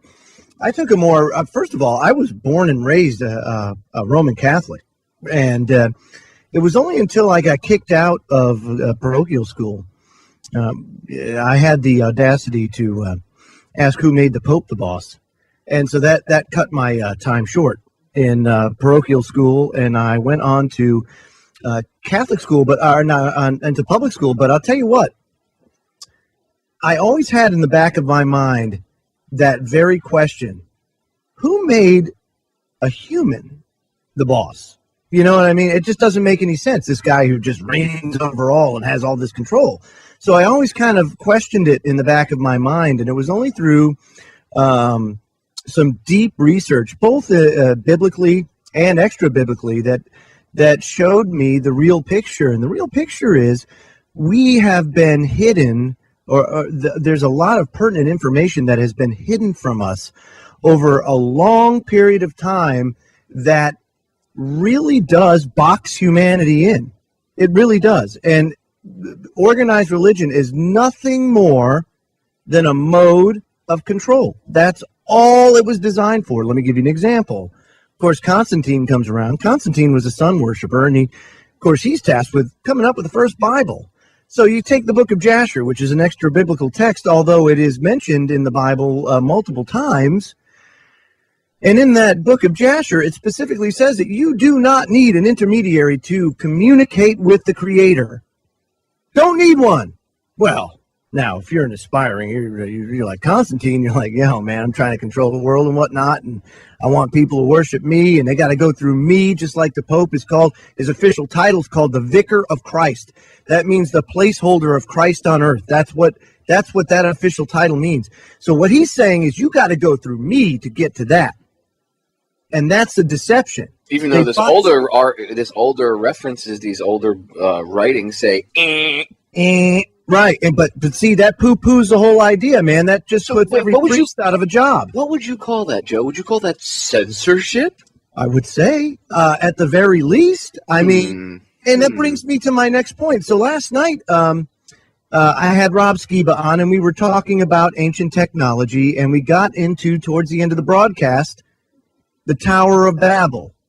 Now, a lot of people think, the Tower of Babel was just this tower. They were trying to reach God by building this big, super tall tower, kind of like the Freedom Tower. You know what I mean? Just kind of like that. No. When you go back, and Kev is my foremost woo expert on this subject, that was a Stargate. I am absolutely certain that was a Stargate, and that they possessed that technology back then. Ain't that right, Kev? Definitely. Absolutely, Joe. I don't think it's the only one that existed either, by any small stretch of the imagination. As a matter of fact, the more that I dive into this, the more I'm coming to find out that these Stargates were all over the place. As a matter of fact, there's still in use today. Maybe the pyramids powered them. No, maybe the pyramids are them. Maybe they are. Well, yeah, makes you wonder. Let me. They were just built as tombs, though, Joe. Okay, so I'm gonna give you. This is from Peter Goodgame, and this is from the Giza Discovery. Okay, and this is an excerpt from it. And it's called "The Hallway of Osiris." It says back in November 1998, Dr. Zahi Hawass made a discovery that he relates here in his own words, as taken from a press release at the time. It said, "I had found a shaft going 29 meters, 95 meters approximately, vertically down into the ground, exactly halfway between the Chephren pyramid, the middle pyramid, and the Sphinx. And at the bottom, which was filled with water, we had found a burial chamber with 4 pillars. In the middle is a large granite sarcophagus, which I expected to be the grave of Osiris. And I'd been digging in Egypt sands for more than 30 years. And up to that date, this was the most exciting discovery I'd made. We found the shaft in November and began pumping water up the water recently. So several years will pass before we finished investigating the find. Now, come to find out, the way that this thing was set up, if you take a look, one of the things that happened during this Second Gulf War, do you guys remember one of the first things that the Army did when they got into Iraq? What did they do? Operation Planet X. Yeah, they blew the doors off the Baghdad Museum, and they started. Yes. They took all the Sumerian tablets, and they took busts, all the sandstone script tablets, all that stuff. That bust of the female reptilian breastfeeding a human baby. Yes, they out of 18,000 artifacts there, 3,000 never made it back, and all of them, David Rockefeller's house. That's why. Oh no, all of them pertaining to this very thing, to Stargates, to reincarnate, to bringing back these people. Now, Rob Skiba last night was talking about the Tower of Babel, and that when the Tower of Babel was being built, God confused the languages to 70 languages. And that's why you have the differences of stories and all this kind of stuff. But Osiris was Nimrod, was Gilgamesh. He was the same guy. He was a world-dominating god. And so what happened is, he gets buried. They find him. They take him back because he's well preserved. This 9 to 10 foot sarcophagus.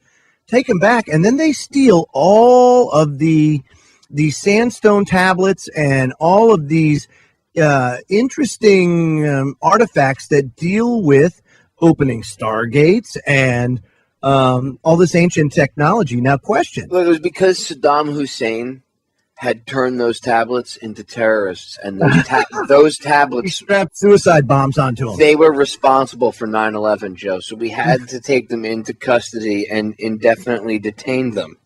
It's for national security, I'm sure. It's for our peace and safety. You see how well that's gotten us, you know, how far that's gotten us? Okay, so here's the thing, right? And this is what gets me. Because I used to poo-poo this thing, but I mean, Stargates, the movies, all of that stuff, I'm coming to find out that that was actually more real than it's false. You know? I mean, ain't that right, Kev? I would say that... Look at the Native Americans. They've got 4 sacred mountains, and those mountains are sacred for what reason? Because they regard them as portals, as stargates. Yeah. So I don't think we're all that far off the mark, to be honest with you. Yeah, there's a YouTube video out there called "How to Open a Stargate Portal." That's the one I was telling that I showed you. It's amazing. Yeah, it's very interesting. Amazing. And some of it, let me tell you, you don't actually need a tower or anything like that. You just but they're all surprisingly triangles. You know what I mean? Like the Bermuda Triangle. I think it's a Stargate, and because there's natural ways that these stargates open and close. They open and close when the environment is right. Michio Kaku says there's 11 dimensions. I mean, I know he's a shill, but he says that, like, you know, physicists and theoretical physicists and quantum physics and all this other stuff, you know, they figure there's like 11 dimensions. There actually has to be. I think it's 10. I think there's 3. The ones that we live in, space, height, width, depth, and then you've got 6 condensed. But what if you could unzip? What if you could unzip reality in front of you and literally step through it like a sheet into The another thing room. is, that actually, this video that Joe's on about, they're saying that the shape of the pyramid itself focuses that energy. Yeah, Well, it's that like would make sense. It brings it from the base to the tip.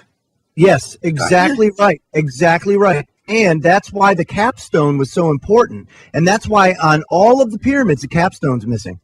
If you ever notice, Not only that, Joe, there was also a metallic plate, if you noticed that video, under the Bosnian one. There was a theoretical physicist who says there must be some kind of metallic copper plate buried beneath it, because when you take measurements at the top, it's the only thing that actually accounts for the torsion readings that you can take. And that torsion readings, wait for this one though, it actually ties in with the Schumann resonance of the Earth. Right. Which is also what your body ends up operating on. Exactly. Now, you brought up a good point. I want to bring this up because there's some biblical legitimacy to what you said. Imagine if you could just open up all those dimensions, all of those different dimensions, and just kind of see them all. Well, the Bible talks about somebody that could, and that was Elijah. God gave him the sight, the vision to see all of that stuff. The chariots with the wheels of fire and all. But what happens if some of those wheels of fire weren't the Anunnaki coming on some sort of spacecraft? And because mankind, not could that very well be, and not that. When I say spacecraft, let me reiterate that. I'm not talking. Maybe they could have come from another planet, but what if they came from another dimension? They don't. Just because they're extraterrestrial, that word means not from Earth. It's not from Earth, here. Right? Okay, so anything other than from here would be not of this Earth or extraterrestrial in origin. So what if those wheels of fire weren't these Anunnaki or whatever? And between the fact that yes, they are interdimensional beings. Add that, but also mix in that there's a little bit of misunderstanding on the humans' part, because to a certain extent, they might have looked at these beings being able to do that, like travel. Now we would say, well, maybe that's just science. Not saying that there isn't a creator force or anything like that, but I'm saying in this instance, we would say, they might have been like, oh my God, they're gods, and like bow down. And whereas we would go, well, they're just actually traveling in, between dimensions. So I think it's a mix of the two a little bit when you see that stuff, but either way, I believe it's real. Well, Popeye, you mentioned fire there, and if you think of the word pyramid, if you break that down, you've got pyre, which means fire, and then mid, which is the middle. So it's fire in the middle, which was quite interesting. I thought that was out of that video as well, Joe, was it not? Yeah, no, it certainly was. This is all amazing stuff, and I gotta tell you, all I gotta say about the pyramids is, why would they go to such elaborate lengths to build a tomb? Obviously, it's not that today. Exactly. No. They can't do it today. Modern technology. What about the stones at Baalbek, Lebanon? Modern engineers are like, yeah, we couldn't move that with technology we have today. Like crates would topple over. We can't pick that up. Well, then how the hell did people that are quote unquote more primitive than us do it?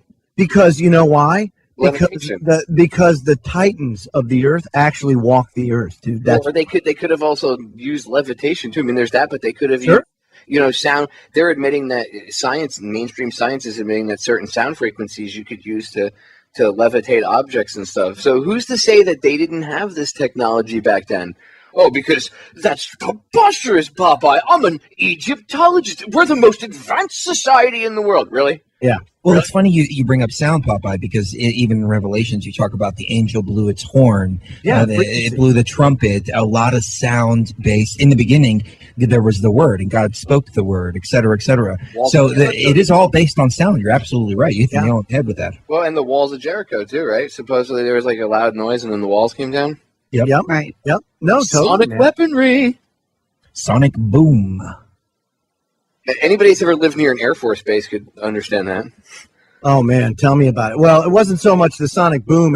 For me, it was living by a SAC base and having B-52s flying out of there all the time. The sonic boom. Believe me, it was loud enough. Yeah, but the sonic booms blow out windows. Oh, yeah. Sometimes they've been known to blow out windows in houses. It's not uncommon if you live in an area near the Air Force base. Well, what about magnetics? Oh, that too.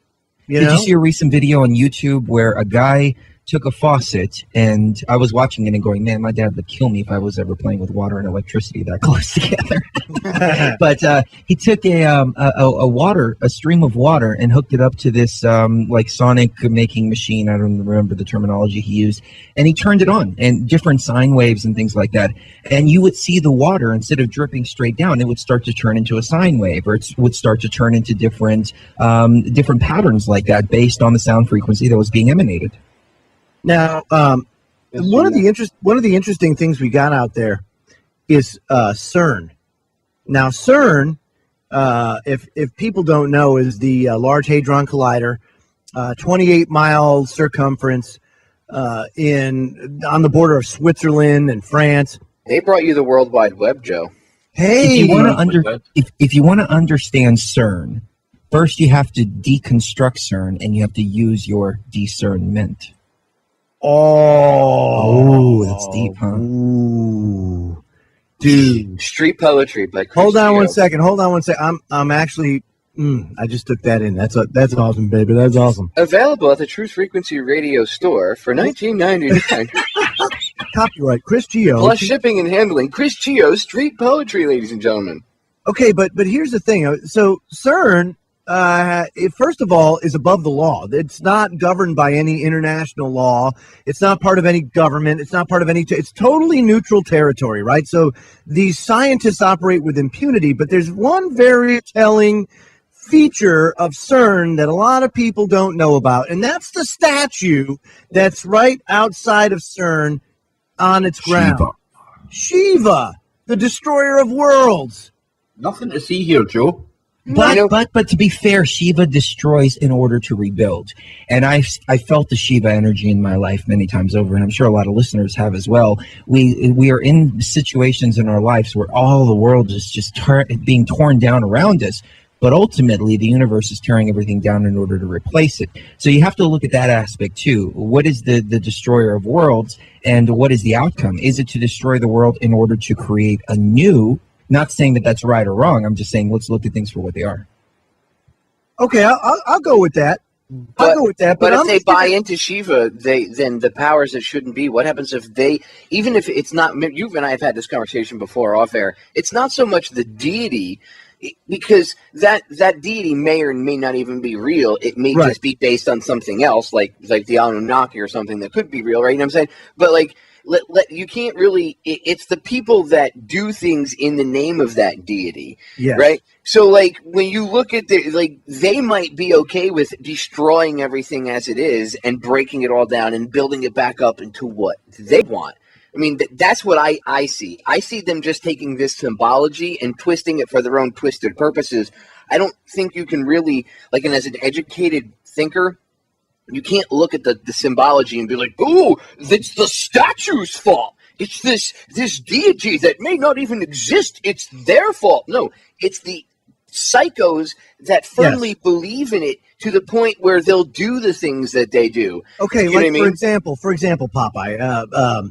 Wasn't it Dr. Teller? Well, there's a 50% chance that we'll ignite our atmosphere and destroy everybody. Why, guys, I think those are good odds. Let's go for it.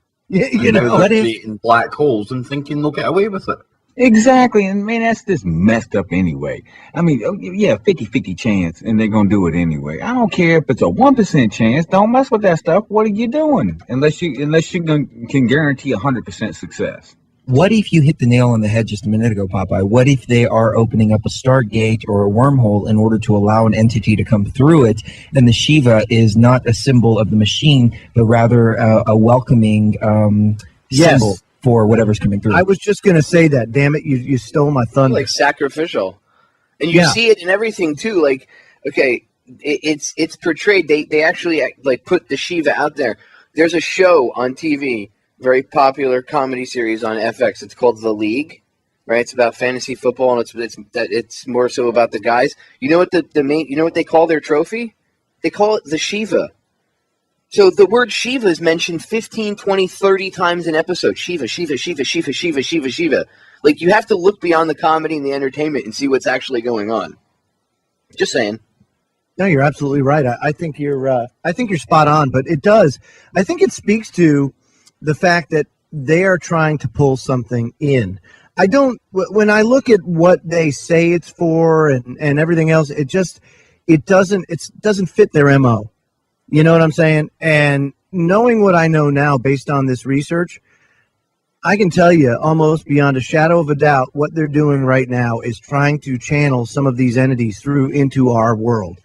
No doubt about it. And whether they view it as the rebirth of something new or not, I'll tell you this, and we'll get into this in hour number 2, the Vatican's looking for the same thing. They're doing the same thing. And they've even gone out on and said that what is coming is going to throw the Bible upside down on its head, and they're going to have to rewrite Scripture because of it. This is Truth Frequency Radio. No hate, no hype, no fear. Real people, real radio. It's hour number 2 of the Freedom Link right here on Truth Frequency Radio, truthfrequencyradio.com. I'm Joe Joseph. Hour number 3, right, Kev? Hour number 3? Yep. Very good. See, I knew I could get it right. Hour number 3 of our Woo Festival tonight, and I tell you what, it hasn't disappointed so far. It's going better than I thought. Oh yeah, me too. So far, so good. I'll tell you what, Chris saved the day with his ayahuasca story. That's for sure. And what a good lead in. And when we last left off, we were talking about CERN and bringing these demons in, or these other interdimensional beings, or whatever it is you want to call them. It doesn't matter. The fact is, here's one thing, guys, that I've come to really grasp in all of this. And Johnny Whistles, I want you to chime in on this. Does it matter really in the end what we believe? Because reality is going to be reality regardless of what we believe, right? Exactly. People should believe in what they want to believe in. And this is the thing about religion, where that comes in. Do you know what I mean? And everybody's got a different opinion on religion, but I think people should just be left to do what they want to do. Yeah. I agree, buddy. Wholeheartedly. As a matter of fact, What if the quest for that religion, though, is because mankind as a whole, everybody goes, I don't understand religion. Well, because people are looking for something more than themselves. They're looking outward. They're not looking inward. They're looking outward. And I'm not saying, yes, I always say the solutions to our problems are an inside job. Like you do, to a certain extent, have to look to yourself. But I think a lot of that is mankind's wanting to know, why are we here? What is our purpose in the universe? I think that's the beginning of enlightenment, and I think that's why mainstream religions popped up, because that had to be I know religion all goes back to these, nomadic cults, which all go back to Babylon, ancient Sumer, and all that. But the control aspect of it came about because I think people realized at a certain level, oh my God, humanity is getting up to this next level. Because if people are trying to reach out for some, I think that even if we don't realize it, that's almost subconscious that you're reaching out for something other than yourself. And so I try not to bash people about religion. I might attack the religion itself, but I don't attack the followers of it unless they're zealots or something and they're psychos. Right, you're not attacking, like people say we're anti-government or something like that. It's like it's not the form of a government. It's the people that are within it. It's like religions too. But the thing that people have to do is respect that there's over 7 billion heads on this planet, and everybody's going to have different beliefs. And there's some is good, some is bad. And if it's good, it's good. Let it be, and just accept the reality. You don't have to believe anything you don't want to believe. Right. Believe what you want to believe. Feel what you want to. As long as it's good, hey man, it's all copacetic with me. I'm all good with it. If it's bad, then I might have something to say about it. But there are a lot of religions and a lot of beliefs and people who don't believe anything. It's like, okay, it's not me. I don't have to believe the way these people believe. I believe what I believe, but I don't have to, necessarily, look at somebody else in another religion because it ain't the same one that per se somebody's in, and look at the other religion and think like, oh, that's bad. Oh, y'all people suck. That's my team. My God's bigger than your God. What God? What are you talking about? And all that crap. It's like, no, we have to respect each other. Some people gonna like blue. Some people gonna like red. Some people gonna believe in Buddha. Some people gonna believe in Christ. It's like, and there's a lot of good in all of it, and we just have to accept it. We're just different, and we have to respect it. If we expect to be respected in our day-to-day life ourselves. And I believe, if we want to be left alone to believe what we want to believe, we have to give that same kind of respect to other people, you know. Programs. Hang on. Hold on one second, Chris. I want to go to Marty real quick because he's waiting to chime in. Marty, go ahead, buddy.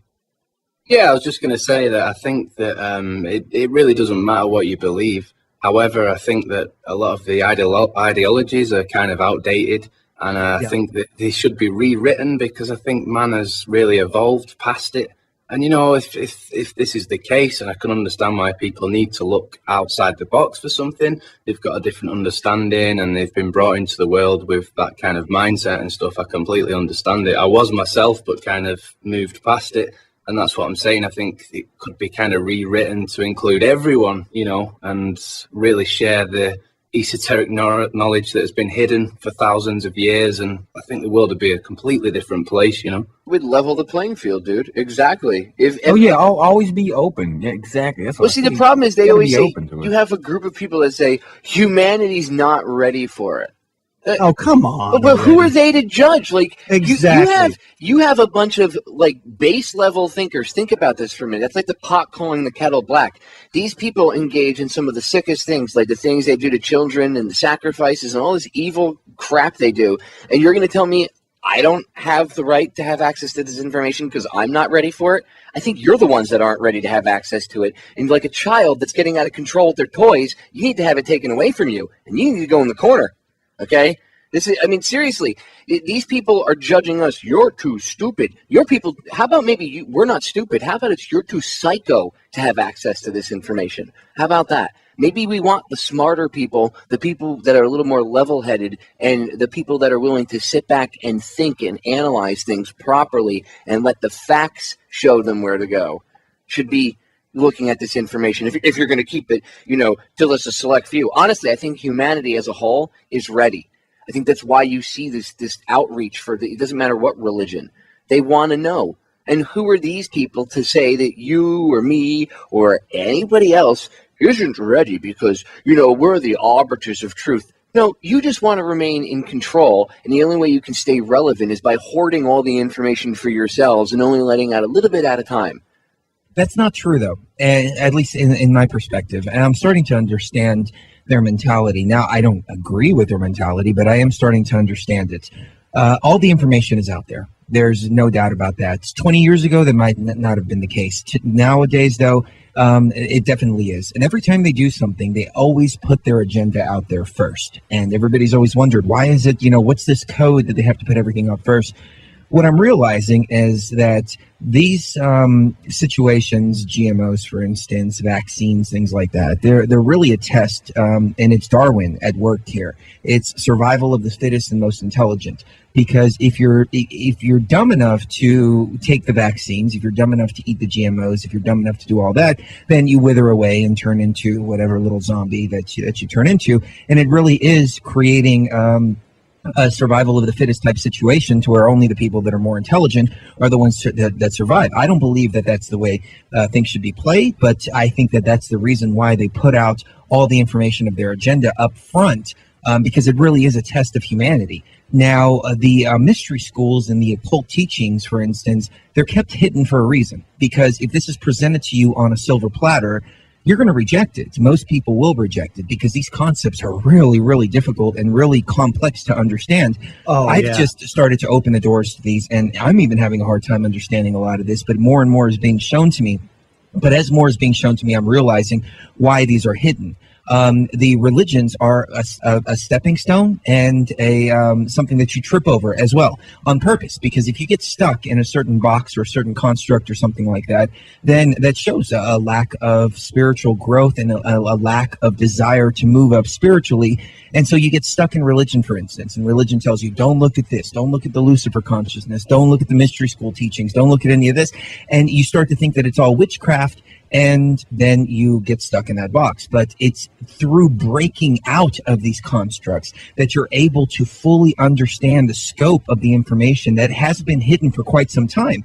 Do I agree that all of this information should be hidden? No, I don't. But when you really think about it, in 2014, is the information really hidden? Because it's really not anymore. We've got the internet. No, it's like that's not true, point, though.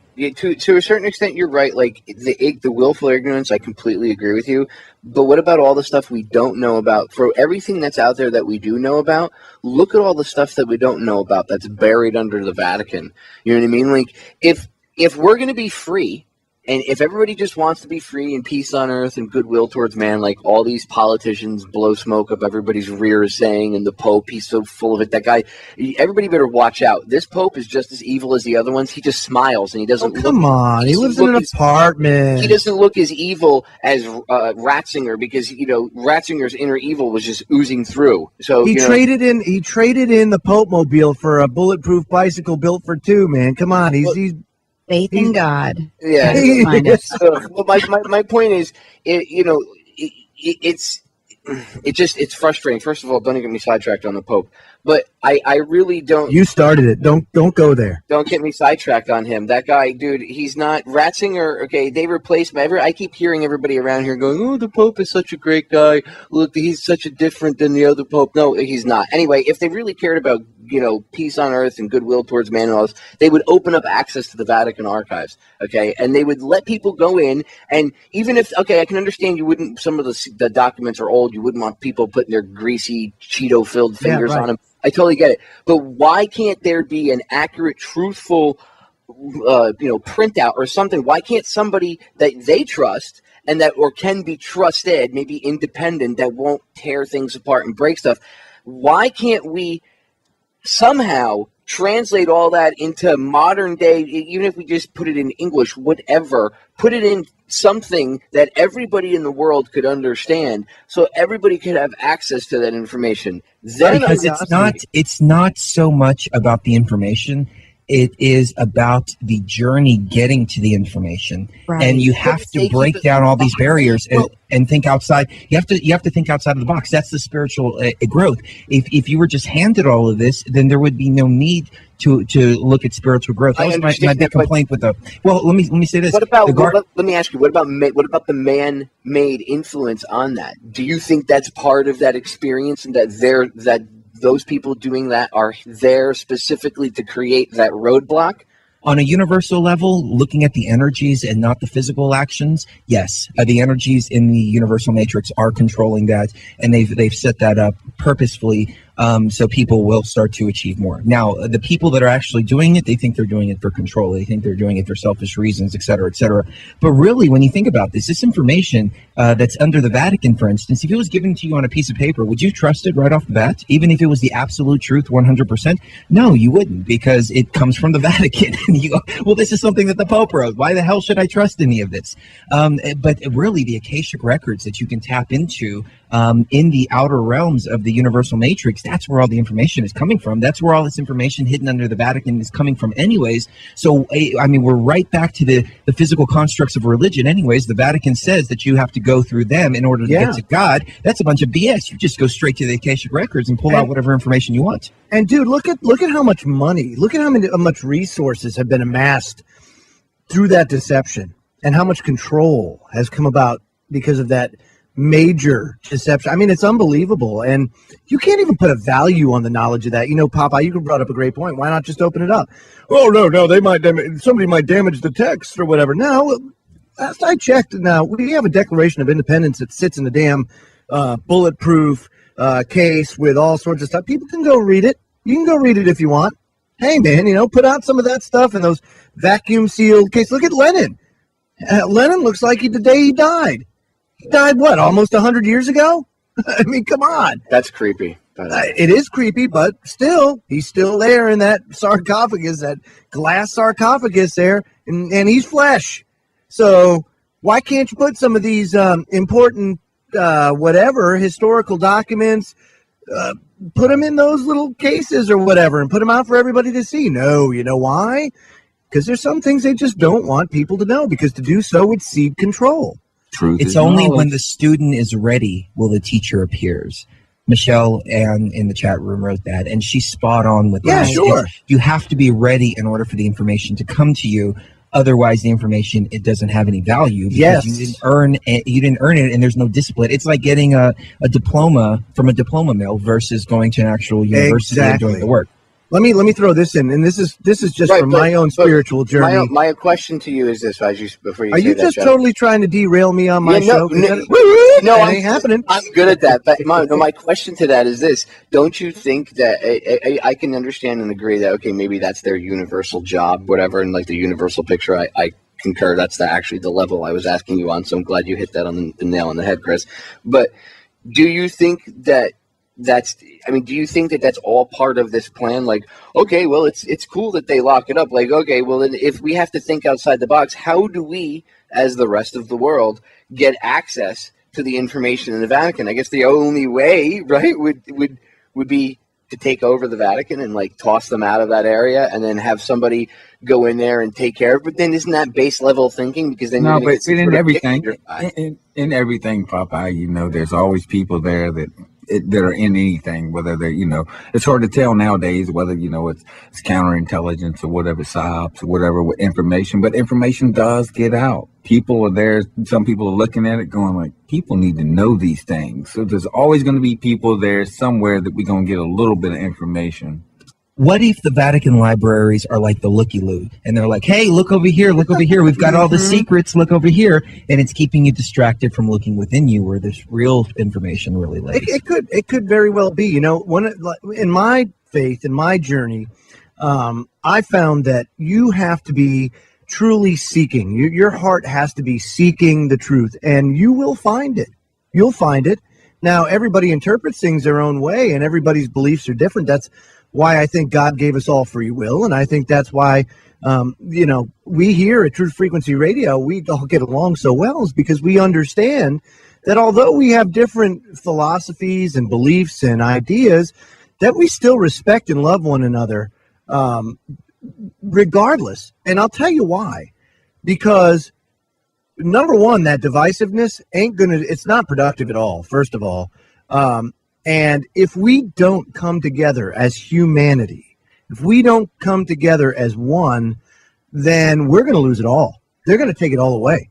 Period. End of story. That's what's going to happen. The only reason why I bring up the text and the information in the Vatican, and as I said, yes, you should look to yourself too, but I bring that up only because I think if mankind could actually have a better understanding, like if there's sentient beings outside of this planet, and I truly believe there are, so if they can travel through dimensions and stuff, I think at least at some level they have a better understanding of the universe and God with a big G. You know what I'm saying? So I think that perhaps maybe we could get to the level of interdimensional travel and make that next jump in the evolution of our thinking if we could perhaps get to that same level of understanding about at least, the answer to our question of what is God. Maybe we could at least understand that it's some sort of force or whatever. I mean, can you imagine if mankind could stop arguing over who's right about who God is? Because that's what really when you boil it down to the politics versus religion thing with all these fights, that's what it's really all is. It's a big prick-waving dick fight over whose God is better and cooler and who's really right and who's not. So is that why you're typing about flaming swords in the chat room? Yeah. Right, but look at the Sumerian tablets. They talk about the creator of all. They talk about violating the laws of the creator of all several times. They violated the law of the creator of all when they came to this planet because interplanetary travel is supposedly forbidden on a universal level. Genetically engineering us, that was also against the will of the creator of all. And that's what was the deciding factor to not tell the humans about the flood that was coming, because they said, look, we've already screwed with universal law twice already. Let's not do it again. But universal law, think about this, okay? Universal law, what if it is that you cannot interfere with another species that is developing? Because you mean like that the prime is directive? Yes, because that is the challenge that the species has to go through in order to prove itself worthy of existence. It cannot have outside influence from one direction or another. But what if it already did? Does that change the rules of the game? I don't know. It's very interesting. That's a very interesting Because question. if you're to believe even any of our modern day religions, there was an outside source. Angels? You mean extraterrestrial beings? Well, no, they're angels. They came from heaven. So they came from the sky, and were they in physical form? Well, yes, but that's God's doing. Okay, but they came from above, landed down here so they didn't come from the planet, right? No. So they're of extraterrestrial They're not of origin. they're not of this planet, right? Exactly. Or not of this dimension. It doesn't matter wherever they are; they're not here. So you see my point. So even if all of our modern religions, and there is this rule, like Chris said, okay, say there's universal rule, just like there's this universal rule that they have to tell us what they're doing. That's why they do it through TV.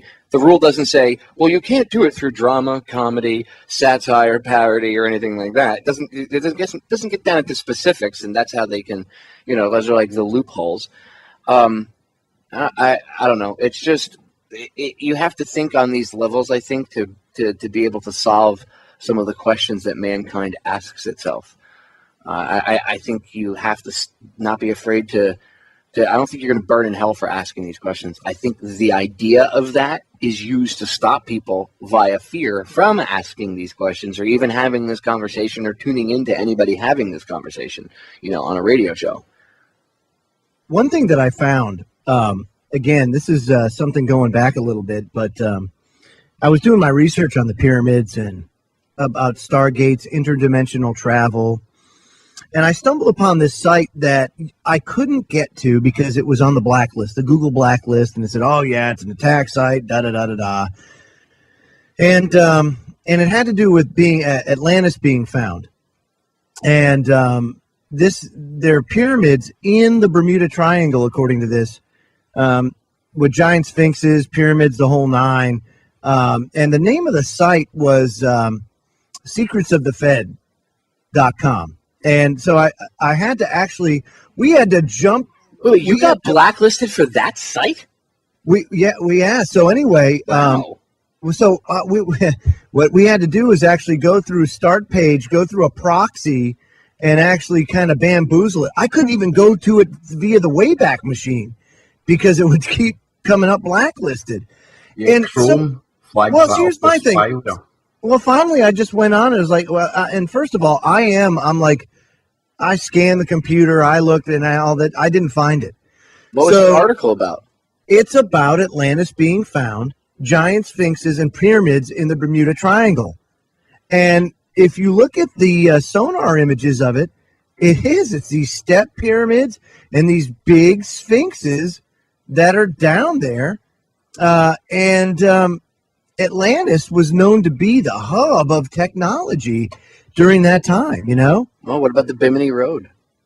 Exactly. But that's Joe. Those cultures, they were primitive and had no technology. Yeah, they were rock slingers and all that. I mean, come on. Your Mazda is the most technologically advanced thing on the planet Earth. You must believe this. We are at the height of our technological capabilities, where you really can't believe any of this, can you? It's just ridiculous that like these historians, that's one of the biggest problems, is the intellectuals are in charge of teaching history, and these people actually, a lot of them, there are people that are liars, without a shadow of a doubt, they probably know the truth, but there's so many of these people that actually believe their own BS. Like, they actually buy into it, and then their ego is like, well, I've gone to college, Joe, for 10 years. What have you? Where is your diploma? Well, here's another interesting aspect of it, too. And I don't want to get too off track because Kev he gives me the virtual whipping when we get too off track. But recently there was a scientist that was I think it was up in Idaho or something like that, and they were working at a fossil site, and he found a fossil with soft tissue on it, and what that did was confirm that it's not 160 million years old. It's only thousands of years old, and humans walked the earth. Just like, 19th century, there was no name or dinosaur. Dinosaur didn't exist. They were called dragons before that. And it just goes back to show that a lot of the mythology that's out there, there's more truth to that mythology than there is a fairy tale. We'll put it that way. And one of the reasons why, things disappear, let's get back to Stargates real quick because we're coming up on a break, is it's believed that why stuff disappears in the Bermuda Triangle is because the pyramid stargates down there are still intact, and they didn't have a chance to neutralize them before the city was destroyed. So it literally opens as an interdimensional portal from time to time. But you've got one over in Asia as well, Joe. You've got the Devil's Triangle. I mean, you can actually lay a triangular grid over the Earth. And I'm wondering if all these points where they transect, if that's actually naturally forming stargates. Well, ley lines. They use these Exactly, natural lines Yes. of the Earth and stuff. Why doesn't a ley line run somewhere around DC? But Right? Popeye, that means then, not only did these people know how to move these giant blocks, but they knew about an energy grid that circled the planet, and we think we're advanced. That's what I'm saying. Well, that's why I laugh when these academics, right, these intellectuals, they're like, No, they're just repeaters. That's all they are. Exactly. They're just qualified repeaters. Oh, well, I went to Oxford, Kev. How dare you? Well, that means you can repeat better than I can. Exactly. Hey, Popeye, did you say gay lines? No, Oh, I went there. wrong, Sorry. wrong show, Joe. Yeah. Oh, sorry. Wrong show. Yes, that's tomorrow right. night. Isn't that interesting? We have to go to break. Yes, and You have to when we give Joe a shot of serious juice during the break. yes, I have to get a shot of serious juice. So when we come back, we'll continue our fantabulous conversation. You're listening to the Truth Frequency Radio Network. No hate, no hype, no fear. Welcome back, everybody. You're listening to the Freedom Link, last segment of the Freedom Link this Friday night, Freaky Friday, right here on Truth Frequency Radio, truthfrequencyradio.com. And man, I'll tell you what a panel of guests I have on with me. We got Popeye from Federal Jack and Down the Rabbit Hole, Johnny Whistles and Marty the Woo Crew, and Kev Baker, all the Kev Baker show, and a stranger, but he has to come back sometimes. He can't stay away that long. Mr. Kenneth Webb. It's okay. So, Joe, I haven't told him yet, but he's coming on KBS one night really soon. Yeah. I don't what I do to people. I just Shanghai them. Well, that's what he does. He's actually learned from me very well on that regard. Yeah, you'll be on the show. You say no, Ken, when I shame you on air to come on KBS. No, I'm glad I'm back. This is my first day back on the internet after, my little round with the Obamacare at that great affordable health care system. Yeah, it works so well. It's really. But it is my first night back, so I'm glad to be back hanging with you guys tonight, listening to you guys, because I hadn't been able to even listen or anything, so I haven't had any internet, so it's great to be back. Glad you're back, man. I'll tell you what. We missed you sorely. Joe, we need to get Ken's take on pyramids and stars. Yes, we do. He was quite quiet. Dude. Well, go ahead. And the Stargates and the pyramids. What do you think? What's your take on it? I mean, personally, one of my strongest theories is for sure, because it's aligned with, stars, the way everything's set up. I mean, we see how the moon affects the Earth, in itself, or have you ever, this is, okay, I'm going to go with a little woo here. Okay, I got to get in a little woo. But you ever notice that, if you get women in the same house, how the menstrual cycles come together. There's a lot of energies. There's a lot of things going on. I think it has a lot to do. I mean, you think about how the moon affects the tides. So think about the universe and all the different planets and all these different things out there, all the stars aligned and all this stuff. Yeah, man. I mean, there's so much that we don't know. That's the whole thing. And anybody out there that goes, oh, there's no extraterrestrials, there's no energies, there's no this, that, and something else, is like, man, you crazy? You got to be crazy to throw that out there, because you have to just throw your hands up and say, I really don't know. That should be the first answer that comes out of anybody's mouth, is if you really don't know, you just don't know. And there's so much out there that we don't know. So that's why people are discovering stuff all the time, or things have been discovered in the past. I mean, none of us have went out, on Mars and got a little dig and excavation to say what's on Mars, what ain't, Excuse me. Yeah, any of these kinds of things, we as people have to throw our hands up sometime, instead of being so definitive and so egotistical to think that we have all these answers out there, and we don't. And it's okay, because once you say I don't know, then you're opening yourself to let some knowledge in. Amen, brother. I mean, I couldn't have said it any better. And so talking about that, let's talk about some of that knowledge.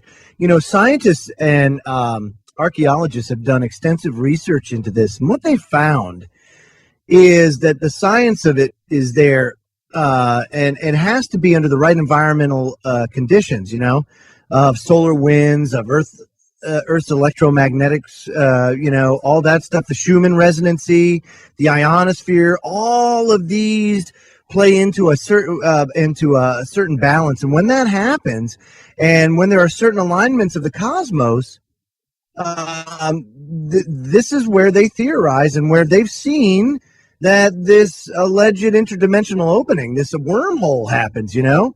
So when you think about what's happening in the Bermuda Triangle, how these things just disappear, and then I go and I you know, we find a site that, to be honest with you, for no one reason or another, they say it's an attack site. So I go in as, you know, with a proxy and all that kind of stuff, just in case, so I don't have to, you know, none of the malware is downloaded, and I'm going in totally anonymous. And then I said, what the hell? I'm going in full bore. I'm just going anyway. And sure enough, did a scan, nothing there.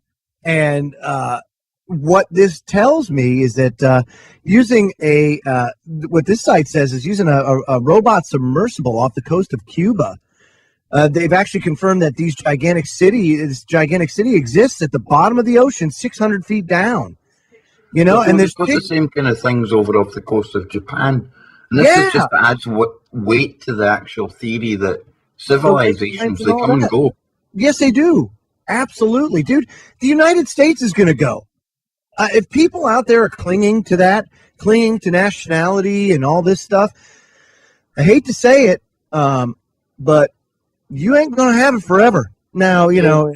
Wait a minute.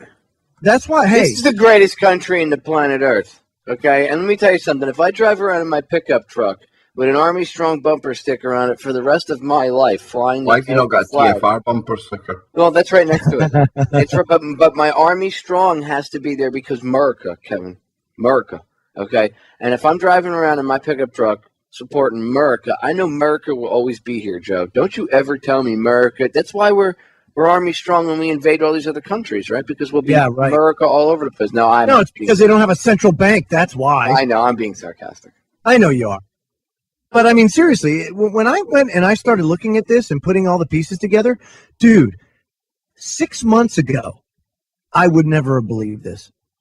A year ago, I'd never have believed this, to be honest. Because I had conversations with you about it, and you were like, you lie, you will be smited. And that's right, I'm going to smite. You used to laugh at my YouTube as well. I know what you. Dude, I used to have conversations with him about this, and Joe would. I would exercise him. I'm like, dude, you're demonically possessed. Literally, he would be like, I swear to God, he'd be like, Popeye, seriously, like, I'm worried. I'm like, bro, would you shut up and just listen? And he would be like throwing all this like holy water at me. No, but we would have arguments about this, and he would be like, no. Now all of a sudden he's like, oh my God, Stargates and aliens and portals, oh my. Because you know what, dude? Everybody has to come to this knowledge and follow that road in their own time. I know, I'm proud of you. You know what I mean? That's kind of how it works. So don't be discouraged. You know, that's another thing too. You know, if your beliefs or your theories or whatever are different than others, it's okay. It's okay to have differences of opinion, differences of belief. You know, when you look at what the biblical account of Yeshua's ministry, a 70-week ministry, his entire ministry was built around the fact that, hey, look, don't go with the doctrine of men. It's BS. That's basically his 70-week ministry in about 10 seconds. Is doctrine of men crap. If you know, just do this. Mutual respect and love for your fellow man, and damn it, everything's going to be A-okay. But we screwed that up really well, didn't we? I mean, we just totally screwed the pooch. Well, what if things really aren't that complicated, and the people, the powers that shouldn't be, just made them that complicated? They certainly did. Over the course of time, because it's gone from, see, you can't just say and put the blame on a group of individuals called the powers that shouldn't be. No. It's our own responsibility, too, because we've programmed ourselves and the next generations. That's what it only took them a brief period of time to teach us to program ourselves. And then the cat was really out of the bag, because then now instead of them, they still force it down your throat to a certain extent, but we program ourselves. All they have to do is actually more so reinforce that programming than actually do the programming. We do the hard work ourselves.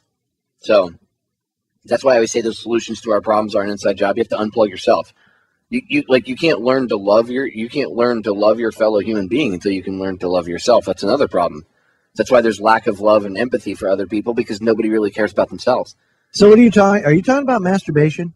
Well, you could consider that self-love, but I mean, like taking care of yourself. Like, look how people eat and stuff. They don't care about what they put into their body. Oh, it's just I love the taste of Burger King. Hey, I know where you're going with that.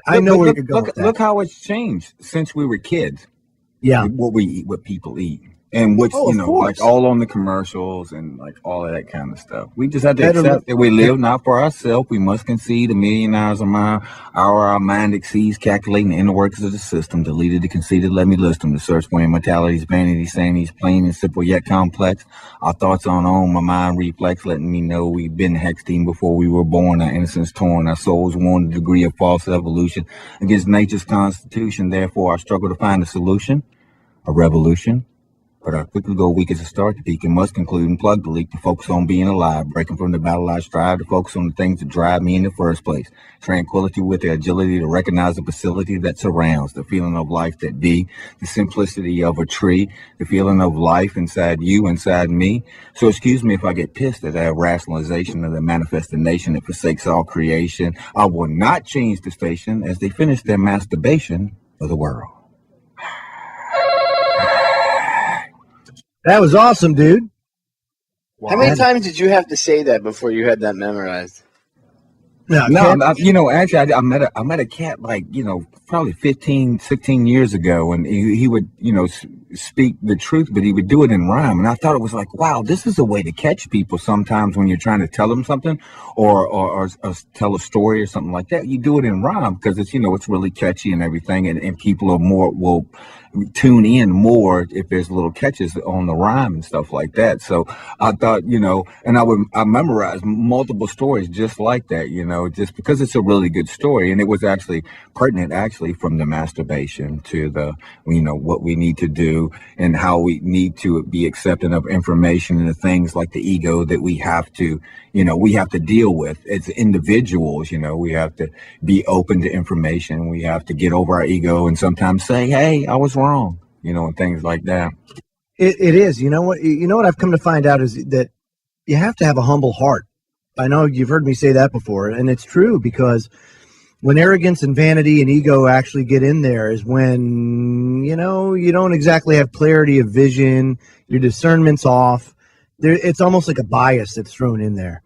And so that was, one thing that I really had to focus on was, kind of clear that mechanism, because as humble as you may think you are, you're not. Everybody has their demons, everybody has their struggles. And everybody's going to run up against, especially those, like Chris said earlier, the light bearers. You're going to come under severe spiritual attack, like you did the other night, Marty. That's what that was. It was spiritual attack. It's kind of like cause and effect. You come bringing the light, darkness is like blah blah the light blah. I don't want that blah. They don't like that stuff. Yeah, I really think so. Definitely. And also, you have to be careful, because sometimes if you challenge darkness, it'll, it's got no problem coming and, standing and delivering. Yeah. That's one thing. Whatever it is, like, I had this conversation, this debate with a New Ager, and they were like, there is no good or evil, there just is. And I was like, I have to really strongly disagree with you on that, because there is no Dana, there is only Zool.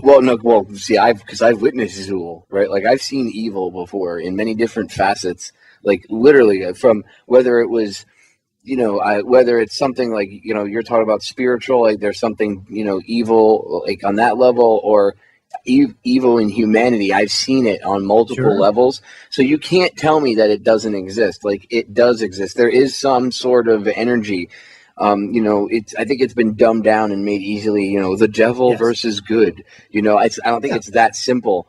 No. I think Satan himself, even if he was an entity, a real physical entity, I think he actually more so is an anthropomorphization of that dark energy, whatever it is.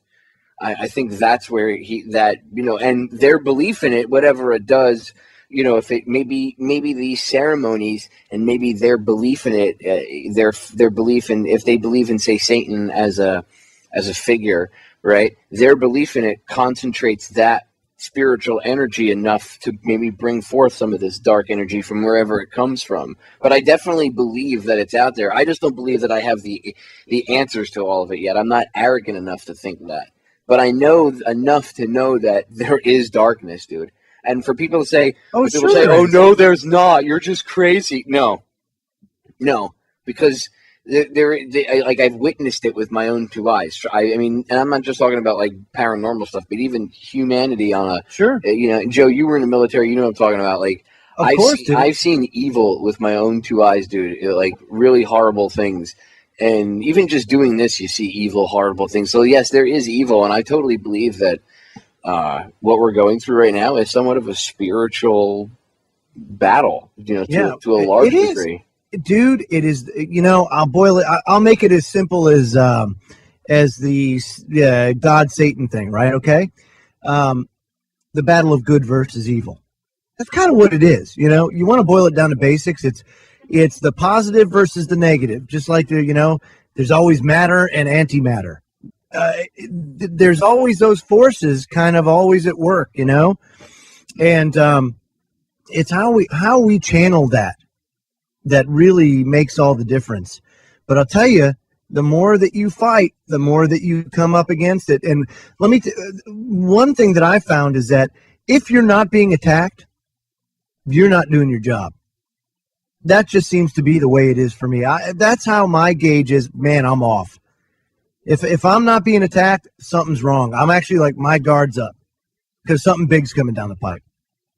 Yeah, you gotta have that. If you don't gotta hate us, man, you're doing something wrong. You gotta, you seriously, because that's when it really does happen for anybody. Everybody's gotta have felt that in their life. When things are going great, the better things got, the more clear aspects of life have appeared to you. It always seems like that's when bad stuff, evil stuff, dark energies want to, whatever you want to call it, how it's defined by many people around the world. That seems like those times, that's when it really gets you. Unless you're a greedy old banker turd, sitting high on the hog up there, and it seems it's like everything just going great for them and continue to go great for them. The rich get richer, the poor get poorer.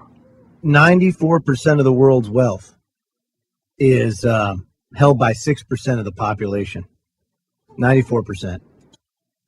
I mean, that's talent, and it's all done for a reason. I mean, most people will say, Joe, well, the world isn't fair, Joe. And Popeye, and this isn't fair. It's a dog-eat-dog world out there, and that's how it goes. There's no karma. There isn't any of these things out there. There's no good. There's no bad. It's just people who do and people who, are the slaves of the world. A lot of people say that out there. It's like, and when reality is like, no, the world could be fair. The world could be a lot better. I mean, we have minds to decide. I mean, what do we think? We go along for the free ride or something? Let it subside as it was, cuz, I mean, really, it's like we have a minds to do it right and make it right. And really, we should be in a new world order, but not their concept of a new world order. We should be in the concept of a new world order where we can put our differences aside to get along. I mean, really, seriously. That's right.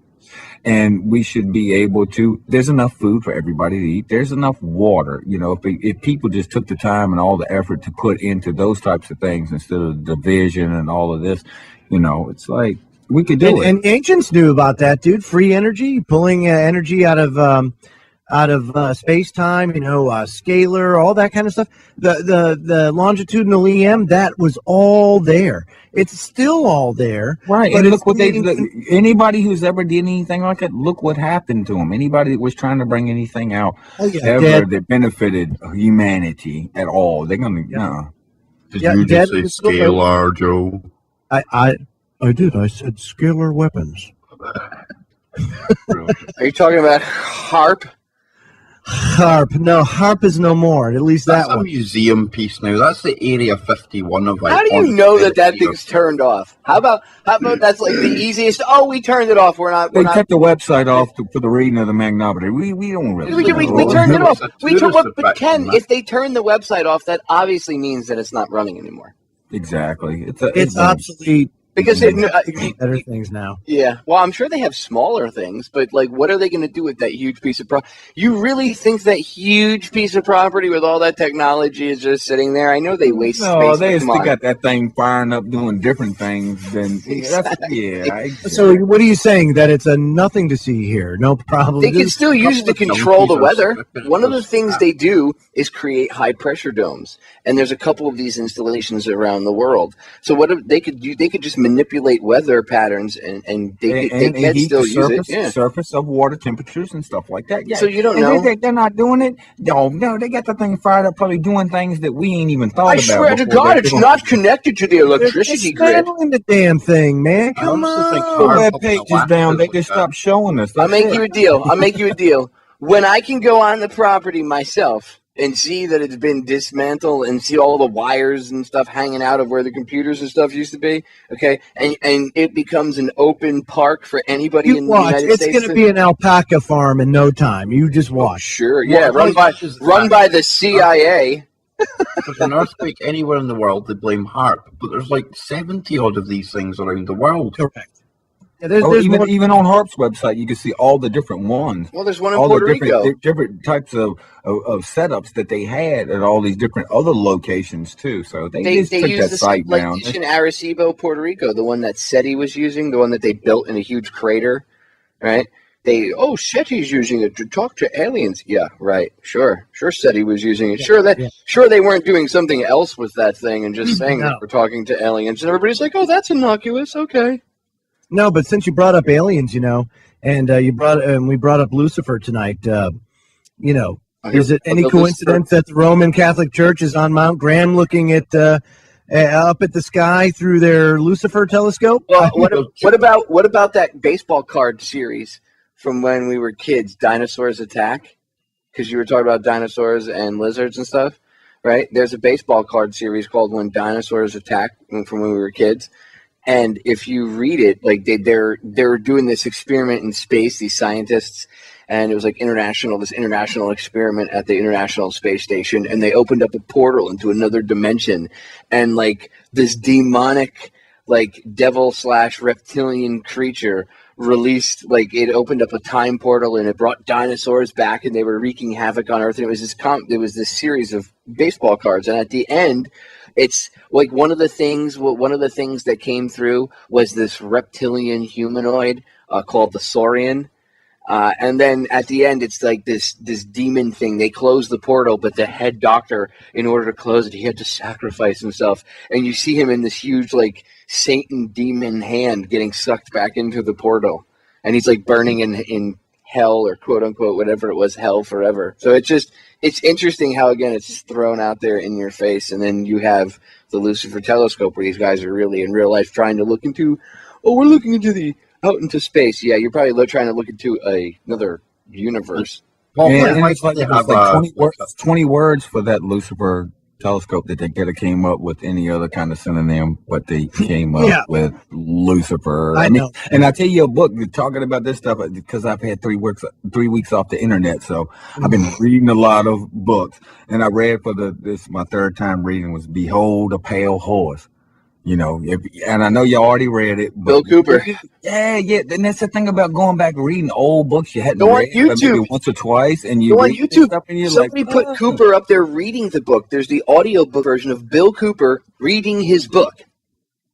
Like, just if you're too lazy to read, go on YouTube and type in Bill Cooper, Behold the Pale Horse audiobook, and it's like 2.5 hours of him reading the book. And go listen to his Mystery Babylon series, and the thing he did a show about the Masons. I got to cut this out, but he was talking about the group, not all Freemasonry, but like this, the group inside that used Freemasonry to hide and everything. He calls them the Brotherhood, and it's funny because at one point I said this to you earlier, Joe, and it's in reference to anybody. If the Muslims did it or the Jews did it, he says, I don't know how many times I got to tell you people, and this is in the 90s. He goes, I don't know how many times I got to tell you people, it's not the Jews, it's the Brotherhood. It doesn't matter what religion they pretend to be. They're part of this brotherhood of whatever you want to call it, evil, right? And they're fake Jews, they're fake Muslims, they're fake Christians. And here he was saying the same stuff, right, that we talk about back in the 90s, and it got him killed back then. Because back then, this was more revolutionary because you didn't have the internet. Well, now everybody goes, well, I understand how come they don't kill people now. Because if they started acing people, it would make their case. So the only thing that they can do is either, la, la, la, you don't exist, or make fun of you. But if they kill you, right, then they're Is that their secret strategy, dude? That was it? La, la, la, they don't exist? Is that it? That's what they do. Either that or they put you in the Daily Mail. The Daily Mail is pretty much like, that's one Daily step above. Fail. That's one step above. La, la, la, you Kev Baker on the Daily Fail. Buy your Tangy Tangerine here, folks.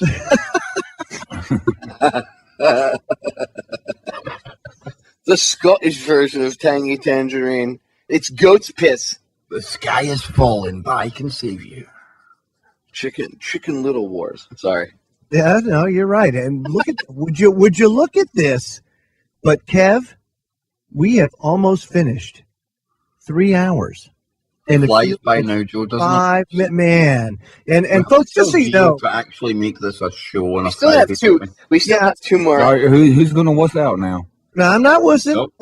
And joining us, by the way, in our for the 5th hour. This is hour 4. Yeah, well, joining us for the beginning of the 5th hour is going to be Dr. James Tracy. Oh, fantastic! Yes, good frequent guest. He's also getting a show on the network, so he's going to be. Popeye, I want to thank everyone in the chat as well. They've hung there for the full 3 hours man, so far. This is great. Yes, kudos to everybody. We love you all. So if you want, come on, stick with us. 3 minutes. Go get some beer, some wine. We got another 2 great hours of Freaky Friday. Yes, here. we promise we're not changing. We're going to be discussing all the same topics. Yeah, full show. But now, Marty, are you sticking around with us? Or are you hitting the high road, man? Maybe like 20 minutes. I'll see how it goes by. I've got to be he's hooked. He's hooked. That's all we fire, man. That's all we needed to hear. And folks, go to truthfrequencyradio.com/stickers. Get your free bumper sticker. Put it on your car. Put it on a trailer. Put it on a semi. Put it on anywhere you can. Bus stop. And spread the word of Truth Frequency Radio out to the world. We'll be right back. 3 minutes. Don't go away. This is the Truth Frequency Radio Network. We are TFR. Truth Frequency Radio. And now, welcome to another episode of Down the Rabbit Hole. Here's your host from FederalJack.com. It's Popeye. Ladies and gentlemen, welcome to another live edition of DTRH. It is August 1st, 2014, another Friday edition, doing another 5-hour, what does Joe call them? The Transatlantic Truth. Yes. Woo-woo central here. Freaky Friday. Egos of Truth. The Egos of Truth? Now you're going to start a new conspiracy theory. Don't do that. Oh, God. Good job, Kev. Yeah, that's called giving them ammo. That's supposed to be left for Saturday nights. That's the sort of thing you would do if you went into a chat room and left your name on instead of going anonymous. Oh, we know people that have done that. Oh, Kev, man, you shoot yourself in the foot from time to time, don't you, brother? But that's why we love you. Real people, real radio, Popeye. Yeah, you actually take it to that extreme, don't you? Anyway, ladies and gentlemen, if you are just tuning in, we're continuing like we did last week and the week before, hours 4 and 5 of what Joe refers to as the Transatlantic Truth broadcast, where we start on Kev Baker's broadcast and just steamroll on through to the end of mine. And joining us, as I said, at 11 p.m. in another hour will be Dr. James Tracy, who you've all heard Jim on my broadcast before. He's talked about Sandy Hook and other stuff. He's going to be getting his own broadcast here on the Truth Frequency Radio Network. So he's going to be joining us and hanging out with us for an hour tonight.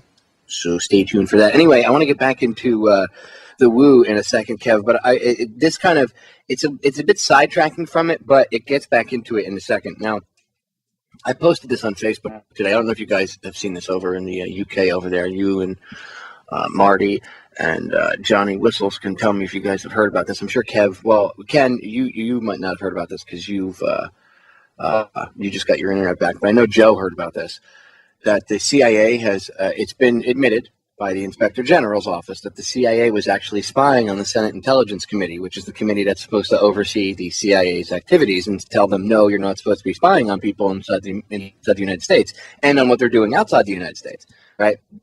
And yet they're being spied on by the people that they're supposed to be, watchdogging over. So I put this on Facebook today, this little piece, and it gets back into the woo in a second. I'll show you how. But so the Inspector General's office admits the CIA was spying on the Senate Intelligence Committee, and the people spied on want an apology. Really? An apology.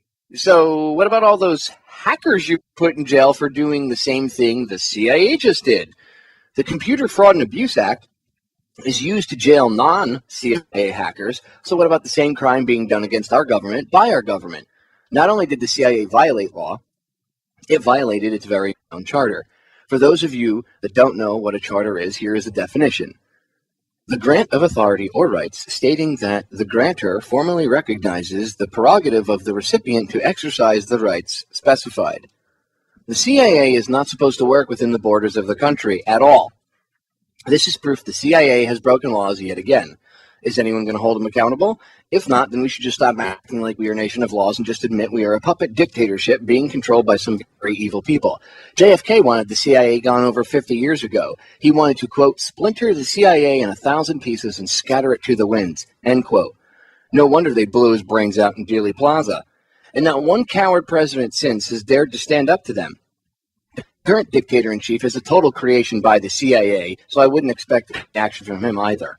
I'll leave you with this quote from the CIA counterintelligence head, James Angleton, during testimony to the Church Committee in the 70s, which, by the way, became the current Senate Select Committee on Intelligence, the very same people being spied on currently by the CIA. Don't! Oh, what a tangled web we weave when first we practice to deceive. And then here's the quote. Oh, it is Ken Webb. Wait a minute, Ken Webb. I think you got some competition. Yeah, that's not mine. I borrowed that.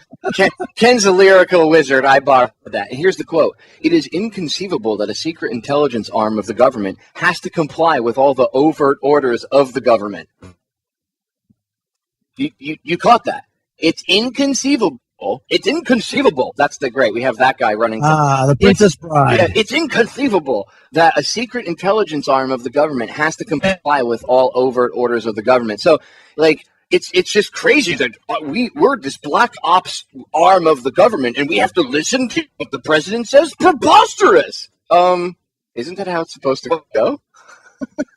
You see what the CIA is admitting. They don't have to listen to the president. They don't have to listen to the Senate, the Congress, anybody. And then this guy is admitting this to the Church Committee, which is now, while he's testifying to the Church Committee, which is now the Senate Select Intelligence Committee today. And these very same people that made this statement, this very organization is spying on the group of people that are supposed to be keeping an eye on them. Just saying. So anyway, I bring this up as woo because not only is that going on, so now it's right out in your face. The government is admitting that the CIA is breaking, by the way, it's violating its charter being it's not allowed to by law, actually spy inside the United States. And here it is spying inside the United States. Any questions? Okay, they violated law. Will anybody go to jail? No. But that hacker kid that tried to get alien UFO files from the UK over by you guys, Kev, and Marty and Johnny over there, that guy, they want to extradite him on, he's trying to hack government files and blah, blah. How many hackers have they thrown in jail for trying to do the same thing? They tried to give that guy Marty, wasn't it? Yeah, they tried to say that it caused all kind of damage to these systems, but I mean, most of these computers didn't even have passwords on, the standard login thing, and he even said they were so easy to get into, and there was no harm caused to them, but they played on that basis, to get him over there. Well, exactly. And why did they go after him so hardcore? What did he find out in those files? I think it was the way he done it, because there was maybe about 6 or 7 computers that he could actually get into, and he was only caught, I think, when it was somebody walking past had actually seen he was, the computer was being used. And the security was absolutely terrible. Yeah, back then, I mean, if you knew how to do it, there was all kinds of software you could use, So if, like, when you start your Windows up, if you didn't have a password on it, somebody could just remotely access the computer, and that's basically what he was doing. There was no harm caused to him. Yeah, but I mean, do you think any of the information that he had, like some of the secret space stuff that they talk about that he saw and he was privy to and all this other stuff, do you think any of that has any merit? I think it has to, the fact they went after him so hard. I think they were worried about what he had seen and what he could go on to say. Well, he was talking about off-world employees. Well, so when I say secret space too, it's not like it's woo, that's really woo. No, I mean, how many planes has the Air Force, the U.S. Air Force, lobbed up into outer space and we lost it? What? You lost like a $5 billion jet you just built? Yeah, it's got all this technology. And it's gone. Like, really? I think it's 2 of them now, right? 1 or 2 that they've thrown up into outer space and lost now. We don't know where it went. Really? Really? Look at all that money they wasted on them the UFO lookalikes, the saucers. How much money they wasted on things like that when they knew aerodynamically that it was going to be, it wouldn't be anything, but it was for everybody's viewing pleasure. Joe? Nobody remembers those. Back in the 60s, 50s, and 60s, they made all those ones with I don't know what you're talking about. Right, they make all these little things with the little hovercrafts, basically. You mean the ones that would follow the street grid maps because aliens from another planet would they would barely get off the ground, and they have all the media come out there and take the pictures and the video, and they would film it and all this stuff. And it was like, here's this little thing going. How about the Nazi UFOs? What about the Nazi anti-gravity machines that they found? Well, that's something else. That's something else, man. What about the fact that the Nazis actually detonated a bomb before we did? What? Oh, don't! Why are you going there? I'm just saying. I mean, if you want truth, speak truth to power. The Nazis had an atomic weapon before we did. Where do you think we got the Popeye, can I just fuel? stop you there? Let's go back to like 10,000 years ago, where we found fused glass. Well, that would be from, if you believe the some of the stories from like the Veda text and stuff, right? And definitely, man. What is it, the Bhagavad Gita? They have Vimanas. They're flying around, nuke wars, bombing each other and stuff. So exactly, they called it Vimanas then. We call it UFOs now. Other people called it flaming wheels. Other ones called it dragons. It's a cyclical. All these civilizations come and go. We put different brands on these same things. I'm just worried we're back right now at the point where we crash again. Well, right before everybody loses their intelligence again, and we go back to like. Oh, I think that bit's already accomplished. That's what I was getting ready to say too. I mean, really, I'm sorry to say it, but man, the telltale sign is the information they present us. The turds that be, or the turds that shouldn't be, they're out there. The information they present us is so lame and so just like blatantly thrown together that it's ridiculous, the information. But I think that's a telltale sign of at least where they think that we are, in society and around the world too. It's just like, God, how in the world are they going to sell this? And then people are repeating exactly what they said. And you're like, what? Really? That is the most dumbest, absurd thing I've ever heard in my life. But I think that is where the people are in this world. They're on that that's why they present that information, because of where we are, or it's a test to see exactly where humanity is and how much crap that they can just throw out there and see how many people believe the nonsense that they talk about. I think we're in a cycle. I think that, the universe throughout the period of time offers, for whatever reason, I think everything operates kind of on like a cycle. And here we are at this chance in time where humanity is at this crossroads where we can either enlighten ourselves or continue this cycle. And if we continue the cycle, then we're kind of like at the top of the wheel. If we're like a spinning wheel, like a water wheel or something, like a mechanical wheel, we're at the very top and we have this chance to like move up, switch a gear, as it were, or stay on this gear and continue cranking in this cycle. Or, as you would say if you're an engineer, one full revolution. And I think that's why when people call for, we need 1776 all over again, you're keeping people in the same dynamic that's enslaving them by espousing that kind of garbage. Okay, we don't need a revolution because you're just becoming part of the same cycle all over again. We need an evolution. We need to switch gears. Like Einstein said, you can't solve a problem with the same level of thinking that created it. So if we use base level thinking, we're never going to get out of this cycle. We need to break the cycle, right? And a revolution is a cycle. It's one full cycle. Just saying, that's my thoughts. Yours, gentlemen? Well, I think everything's cyclical, Popeye. We always say that about climate change and things like that. But yet when you go and point to about civilizations, whether it's normalcy bias or people just don't want to look or what, they don't see it at all, but it's the same thing for that as well. We come and we go, and, well, that's my thoughts on it. Waterman, thoughts?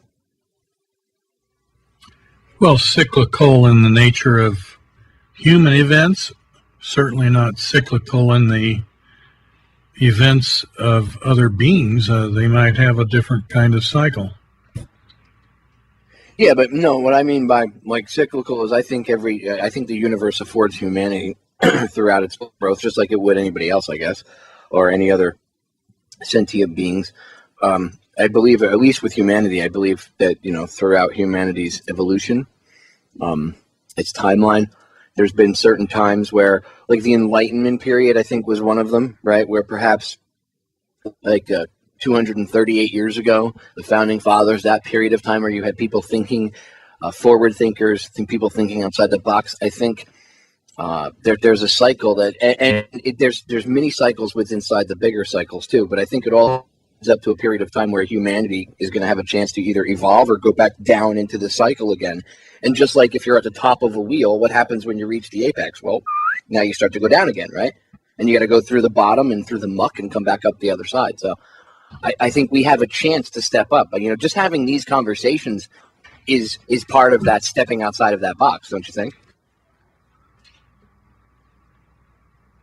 No? None of you?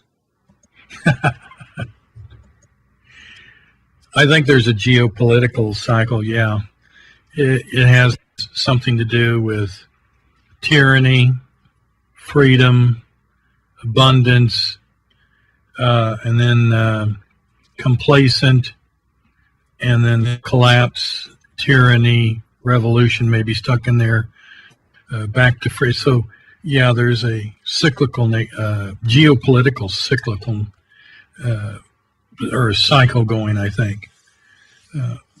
Probably in that regard, I wouldn't say we're headed back into the same way we were before we became, well, we're not going to be going back to the same events and same kind of venues with the same knowledge that happened when we were in tyrannical, when we were in occupied territory before, like the British had us. How many times could the founding fathers actually, I wonder how many conversations were surrounded in the campfires of the founding fathers talking about spaceships, UFOs, that kind of thing. I doubt seriously in that circle, there was that conversation. However, I do believe in the conversation of geopolitical leaders today, there is that conversation. And in that regard, I think we've moved up a notch as most nations today, have people that are finally admitting about ET presence and technology that's demonstrated in our skies. So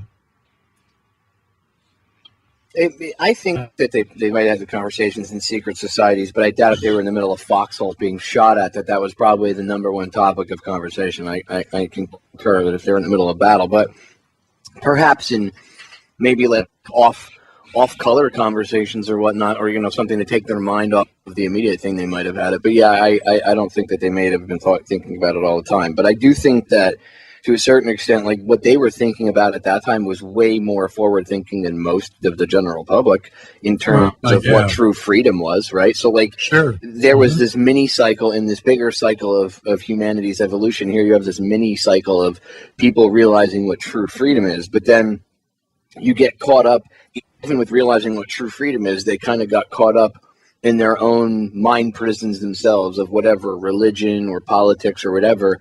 So it's really still not true freedom. And then it shows that I think humanity again is coming to this time period where we have a chance. We either evolve or we don't. We have to go through this whole cycle all over again. And if we thought it was bad before, it's going to be even worse because it's going to be the same type of horrible things, but with a technological twist. So it's like, ooh, great.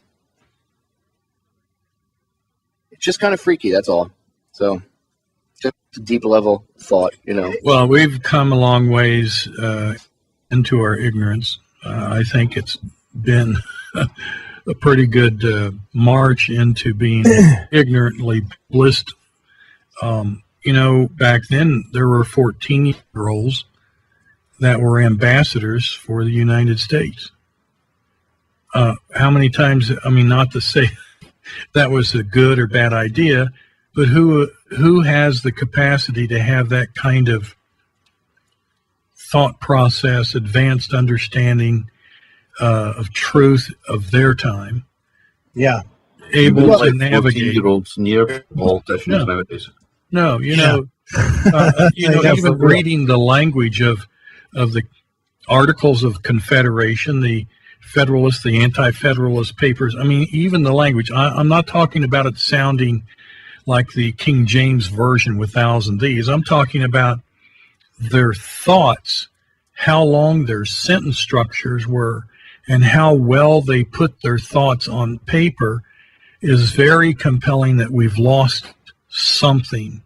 Here we have today kids not even being taught cursive because it's too much trouble. We live in a digital society. It kind of makes me think that someday in the future they're going to get a hold of some cursive writing, somewhere, and they're going to go, "What's this?" Well, that's that can happen. One thing that I think is different now than ever was before is, like I said, the technology exists now that hasn't existed in a very long time. And you have some sycophants out there that are trying to achieve immortality because, and basically make the human being obsolete. Are you talking about transhumanism? Yeah. But can I ask you a question about that? Now that you bring that up, I have to throw this out there before, because I'm going to let you go off, but I have to ask you this. Is it a bad thing that if somebody has I have a couple joints that if I knew that they could replace, they've even told me they would replace some of the joints in my body if the stuff lasted longer and it was more dependable. But it's not, so I won't let them because I'm too young. So I have to deal with pain and certain things until I'm older. Yeah. If they could build a bionic joint that would last 50 years, so what? But I'm saying, is that such a bad thing? I don't think. No. I think it's technology is like information. It just is. It's really what you want, what you do with it. Yes. Like a hammer. Like I could build a house, or I could kill somebody. Absolutely. But the problem lies in when you go and you download. Let's just say, for example, I'm going to use the movie Transcendence. when you download consciousness into a computer, is the human spirit going with it? Is there something missing? Because if you look at all the ancient texts, we have two very distinct parts of our consciousness that dwell in different places. Like, for example, we think in this world with our heads, with our mind, but if you read all the ancient stuff, and Dr. Rick brought this up last week, but our spirit is in our gut. That's why, the old saying is follow your gut instinct. It's because that's where your spirituality lies, is in your gut. Well, if you're just transferring crap from your brain, you're not transferring the stuff from your gut. You're not transferring that spirit. So what are you doing? That's why they say you're into that. You your know what I mean? stomach is your second brain. Yeah. Your stomach and your brain are constantly communicating. So, but what are you downloading into that computer? It's missing a critical element. And so what you have there is just an unfeeling, unemotional machine with knowledge is basically all it is. And if you ask me, if you look at the human race logically, and here they are, and they have all the power, right, these machines, then they're going to look at us as being obsolete, and they're going to want to snuff us out. Just got to watch Terminator or read some sci-fi books to realize how that could go bad. Yeah. No, that will never happen, Joe, because humanity is much smarter than that. See, that's our arrogance. Our arrogance is going to be one of our downfalls. We have all the answers to all the questions. We know everything there is. I mean, you ask anybody. You could go at somebody, you can make up a word. You go at, I'm serious, get your video camera and film this people out there. Go out on the street in your town, no matter where it is, and go around and start asking people. Make up a word. Just make up some word. Don't make no difference what it is. You go out there and ask people what they think about it.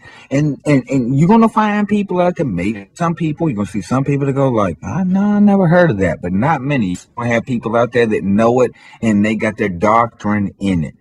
They're going to tell you everything there is no, and they know more than you do about it. I guarantee you that's where we are. That's our problem.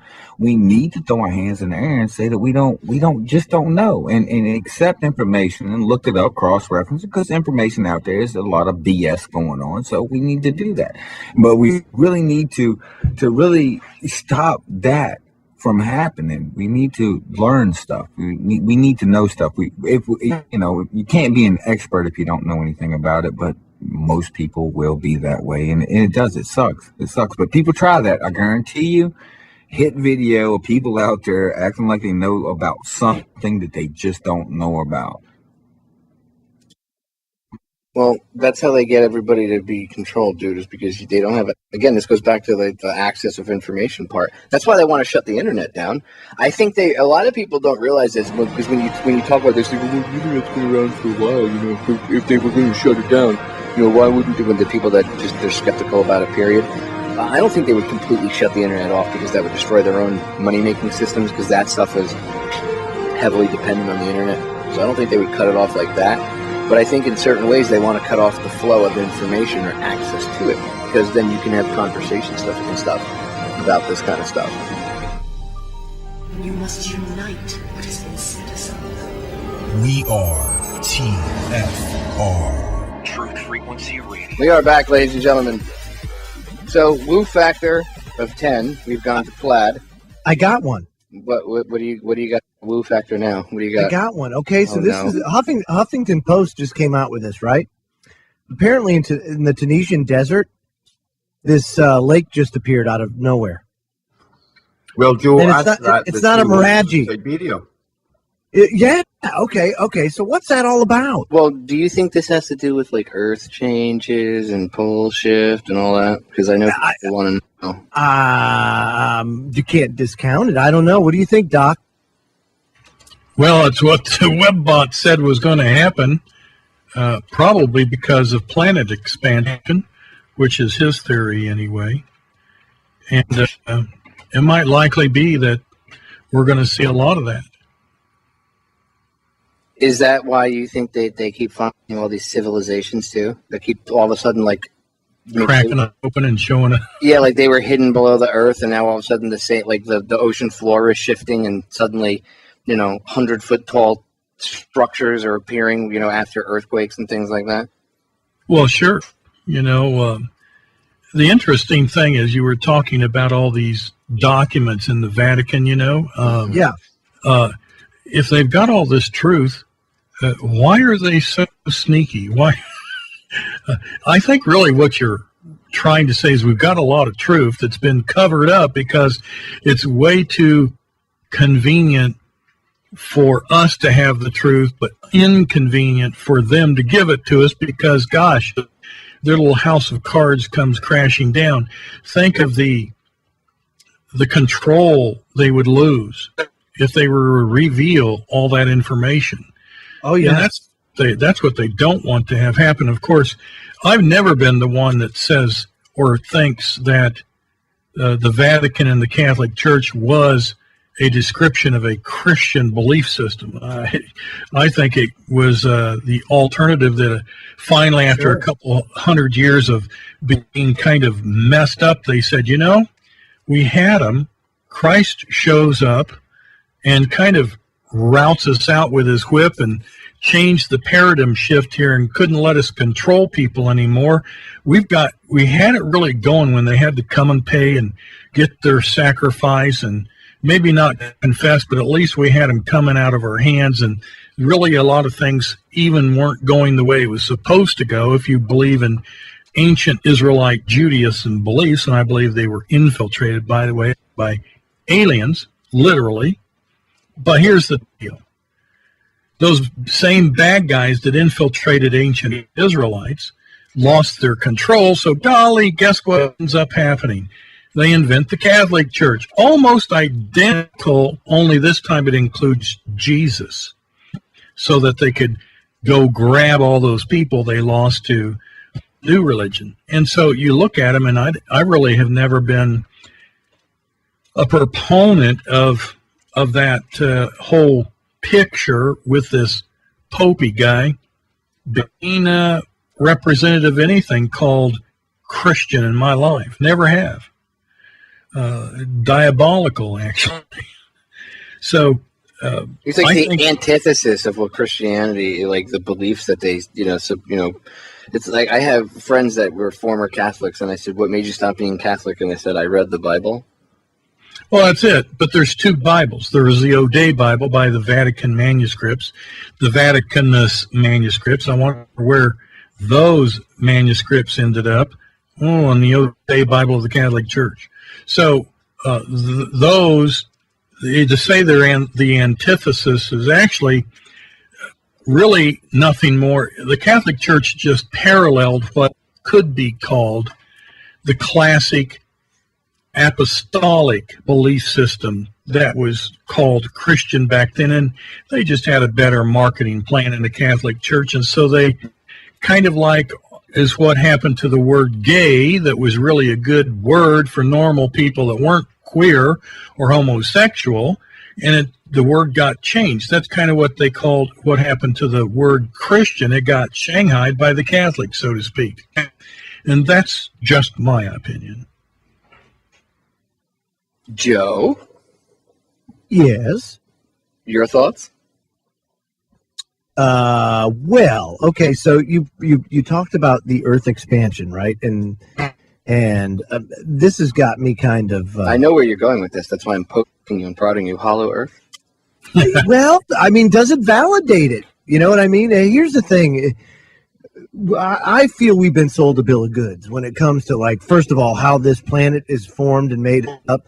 Last time I checked, we never actually got down into the inner core or outer core the way that they say that we did, or the way that we, like, how they had that movie, Journey to the Center of the Earth? I think it was total and complete bunk. Or more recently, core, where the Earth's core stops spinning. Right, that's right. Okay. Or so, can we accept that what these people tell us, even if they said, "Hey, I went to the core"? Are you gonna believe them? No way in the world. With all the declassified government documents, no way in the world. Kubrick filmed the moon landing footage, so I don't believe anything anymore. Well, that's a good point. Let's talk about that. The moon landing. Those were definitely filmed in a studio. But does that mean all of the event did not happen?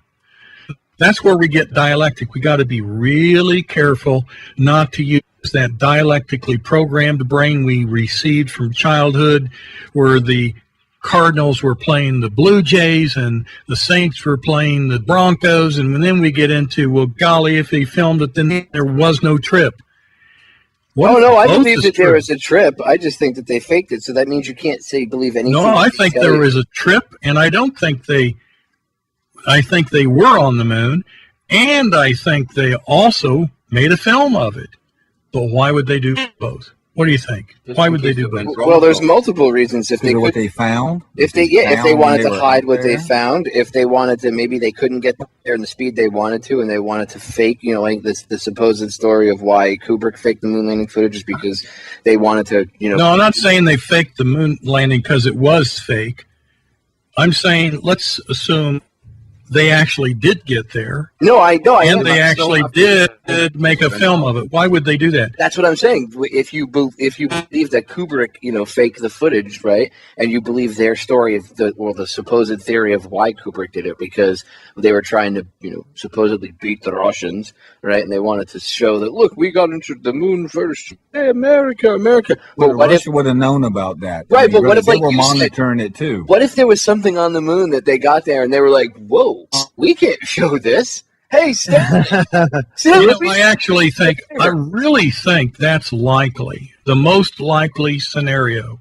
Mm-hmm. They had acquired tons of information about potentially revealing alien, maybe shelters, compounds, crafts, and they go, oh, crap, we can't show any of this, so they had to make up something and make it look like it, polish it completely from having any of that. And I think really it was a cover-up of what we've all known's been going on for a long time, and that there are other people or creatures in this universe. I mean, what's harder, to believe we're the only one in the universe, or that there are others? Which one's the hardest?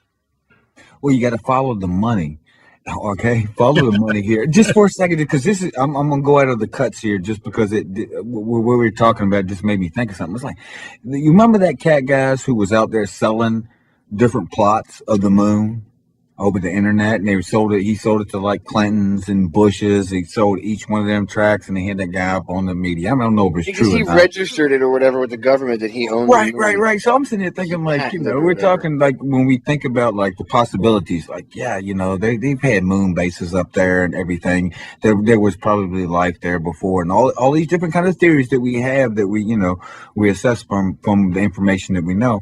And you think about like, here, follow the money, because I always go back to that. Well, where's the money in the moon? It's like, well, who are the people who bought those plots on the moon from what they said on TV? What about good old Buzzy Aldrin, one of the astronauts? He's like, does he get bent when you ask him about that? Doesn't he? He's more interested in the monolith on Mars. Yeah, that's what I'm saying. He's punched people out for asking about the moon, but if you ask Buzzy Aldrin about the space, he'll go, it's not real. What did he say in CNN? I wouldn't worry about the moon. What I would really question is who built the monolith on Mars. And actually, wasn't he referring to Phobos, one of Mars's moons? Yeah, that's right, man. But really, no one. Oh, ignore that crazy Buzzy Aldrin. Well, he's such a kook. Richard Hoagland, he says that the moon's actually got crystalline structures that are hundreds of feet high. And then he's also the one that ties us back to the pyramids from earlier on, who says there's torsion fields coming off of them. And I wonder if there's some way from maybe traveling from the pyramids up to there, because it's like that book, Dark Mission.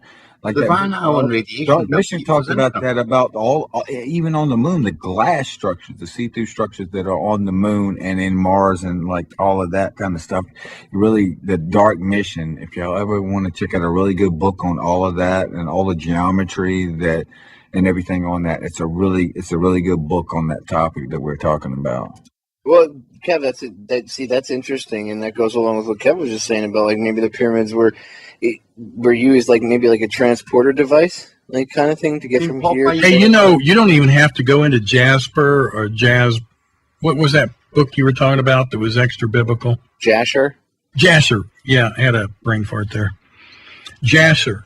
In the Bible itself, in the regular canonized by the Catholic Church book section, in their books, which were left of the original, it talks about the Israelites going into the Promised Land, or Canaan, where Canaanites were. The giants. And there were giants, but it also says something that a lot of people kind of gloss over. It was a land that swallowed up their inhabitants. Yes. It didn't say the giants swallowed them. It said the land swallowed them up, as if all of a sudden they were there and not there. Now, what does that describe?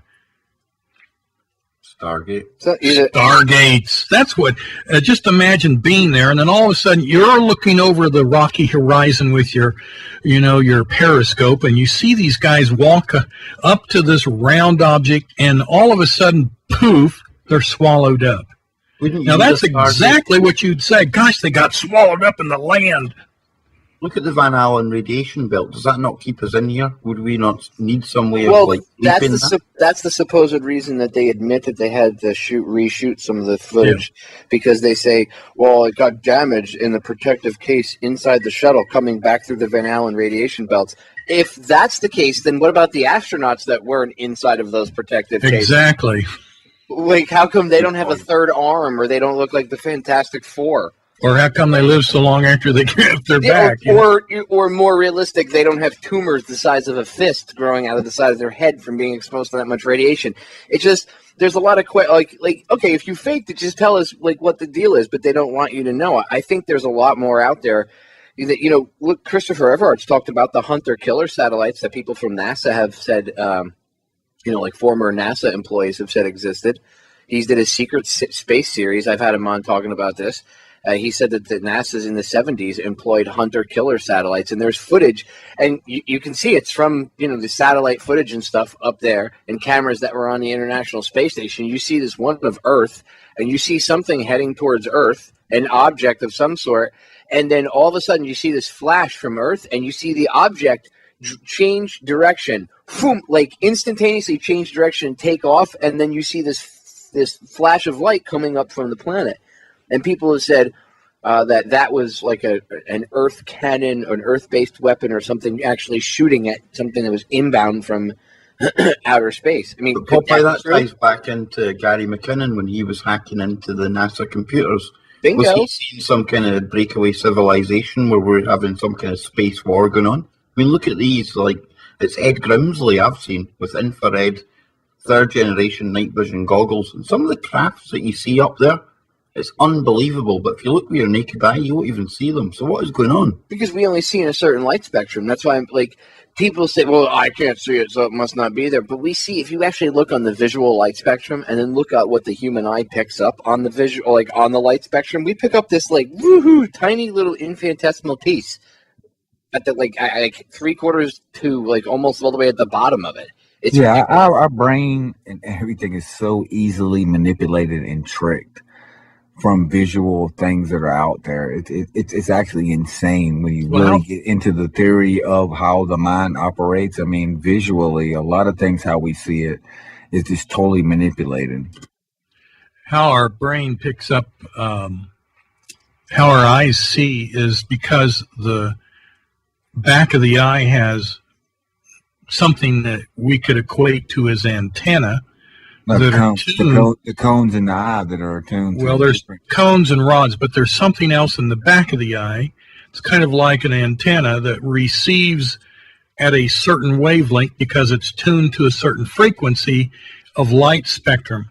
Now, other insects that have to see purple, or that, glowing UV or purple, infrared, and so forth, they do that so they can identify sources of food, but we don't need that, so we don't have that. But what is interesting to me has been that we were talking about the Catholics hiding stuff, but even the Protestant church in the Bible has right in it writings that really have been reinterpreted for us, not rewritten. I'm not saying that. I'm saying reinterpreted by main church people to eliminate certain things. For example, those giants that Joe was referring to. Yeah. Hey, the Israelites went into this area and they were told to destroy all the animals, all the women, all the children, and all the men. Now, that might make God look like this slaughter man. But see, that's not because he is a slaughter man, or he is a vengeful, hating creature that wants to destroy and murder humanity. What if, for example, these were demonic or dark forces that were interdimensionally manifested on our planet from a foreign location, and they were literally fighting aliens? Literally. And that's why they had to get rid of them all, so they couldn't take us over. Well, people are always worried about an alien invasion. I think the aliens already invaded. I think they like Chris was talking about a couple hours ago, universal rule, you can't mess with another civilization. That's why I said, what if it was broken? What if the stories of the Anunnaki or whatever they're called are true, and they came here and already messed with us? That's why I don't go to bed at night. Oh my God, the aliens are coming! I think they already came here. Maybe we're just we're just a high school aliens science project. Exactly. I mean, it's so much crazy. And does that mean there's a God or not? No, that has nothing to do with it. It's a crazy, vast. No, because something God with a big G would have had to have made them. Something would have had to have given them souls too. I know you can go down the line, but as far as like when people get all really testy about like aliens and stuff, it's like, no, and it's like, well, they would have made their presence known, or they would have did this, and I'm like, no, what do? We can only go by what we see and what we experience in life. And what do we do scientifically? We have a control group. You know, if they take and create something, you have a control group. Then you have the other test subjects and all of this stuff. They would sit back and they would observe. Why would they interfere? Maybe they interfere here a little bit there, a little bit here, but do we feel it here on planet Earth? Yeah, I bet you we do. It's just a theory, you know. It's just a theory. I think the descendants of these are still here. Exactly. I mean, you think about it. It's like there's no missing link. And it's not that I don't believe in an evolutionary kind of scale, but it's not an extreme belief. Evolution, you know, like, yeah, you can see how things have evolved, but like we have that missing link in humans, right? Here on Earth, we don't have that in between where we crawled out. Here's these little things that are sitting there. That's a good topic, the missing link. Let's talk about it a second. I really don't think there is a missing link. I think there was a group of creatures or beings that progressed along, but somehow all of a sudden got wiped out, non-existent, and then on the scene came a whole new, not related species that had nothing to do with them. And that's why a lot of times, if you're in the academic circles now, there is no talk of a missing link, not because they don't want to connect it up, but because they really don't want us to know that there is no connection, because it points to other things like aliens they're involved with, they don't want us to know about. So they've got to keep the question away from what in the world is this thing called a missing link, and why is there they don't even want to go there, so they don't even put it in discussions. It's being taken out of textbooks. It's not even in the college stuff anymore. So it's like, what happened here? Well, what was the collective reasoning for doing that, to erase it? And I mean, if it's literally removed, if it's not there, if there's no, like, if people can't find it readily, is that evidence alone of a conspiracy to cover up that information? Having been taken out of common discussions that were in there before, it's not that you can't find it.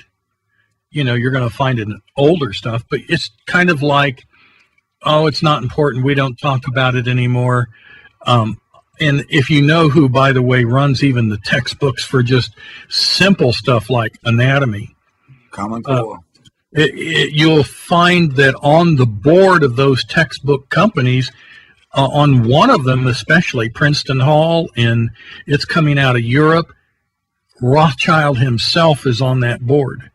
So you know who's controlling the information. And why is it that we don't talk about the missing link? And I think it's because it comes too close to asking the right questions, and they don't want us to go there. Because they don't want you to think outside the box. They want you to stay inside the box of control. Yeah. Where they've got mankind, right? And, you know, even if people don't know the answer to things, they still got people more under control than they would if people actually knew the answers.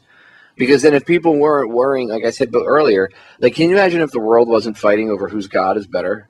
Can you imagine where we'd be if we weren't spending all of the money and energy and time and manpower? Zeta Reticuli, that's where we'd be. Dude, Tell you right now. Exactly. We'd be like, look, you know, we're on planet Nipular or whatever.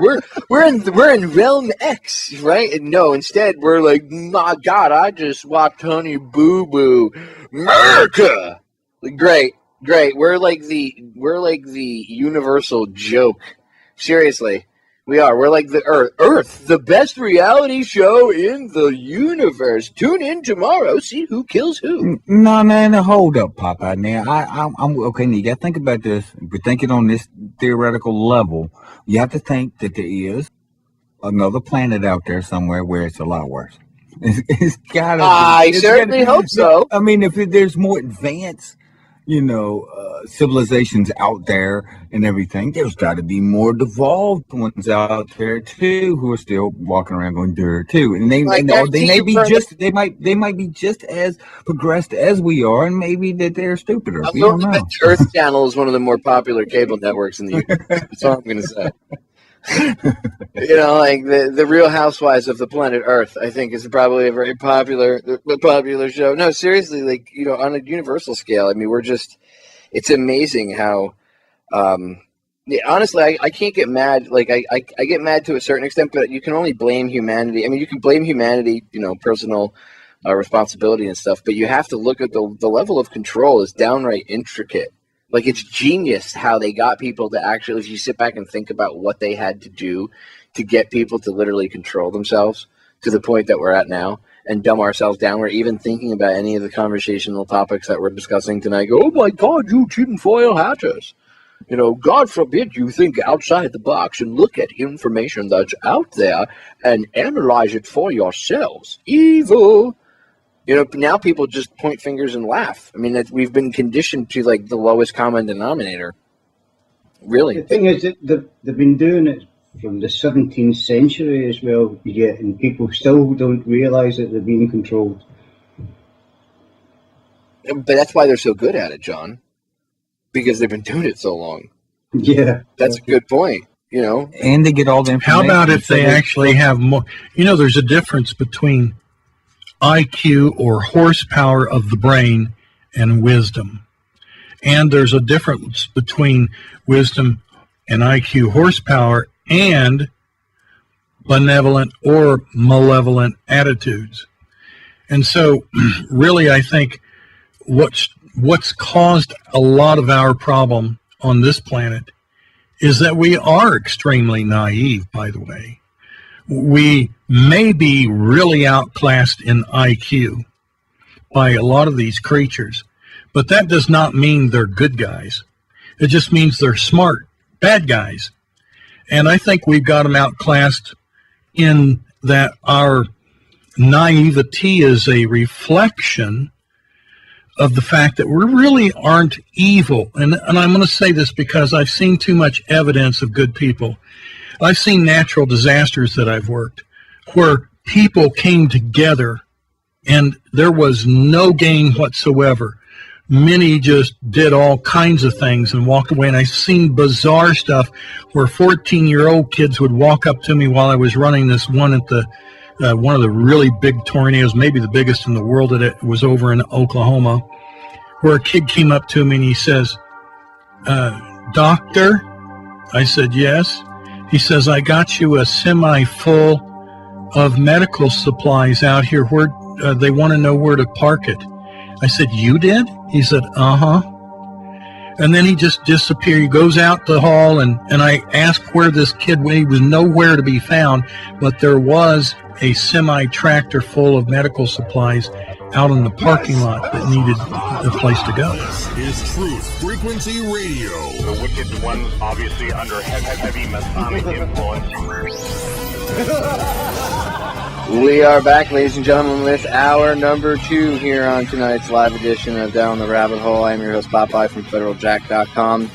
Tonight, as we've been doing for the past couple weeks, having like a Freaky Friday roundtable discussion about everything under the sun. A lot of times it's heavy woo factor 10. As they would say in Spaceballs, holy cow, we've gone to plaid. And that's what we've been doing here in, what is this, I guess, the beginning of hour 5, Kev? You're the official timekeeper of these things? Yeah, it's hour number 5, man. But no, these Fridays are really good, and I think it shows all listeners out there what all the different kind of shows and hosts are all about. They can find out what we're really all about on Hangar 18 about 24 hours from now, right enough. But yeah, this is really good fun, these Friday nights, Popeye. Yeah, and I think it's good that the hosts get a chance to get together and just, talk about real issues. Because Hangar 18 is cool because we can blow steam off, and sometimes we have serious conversations, but it's more, there's more fun and jocularity.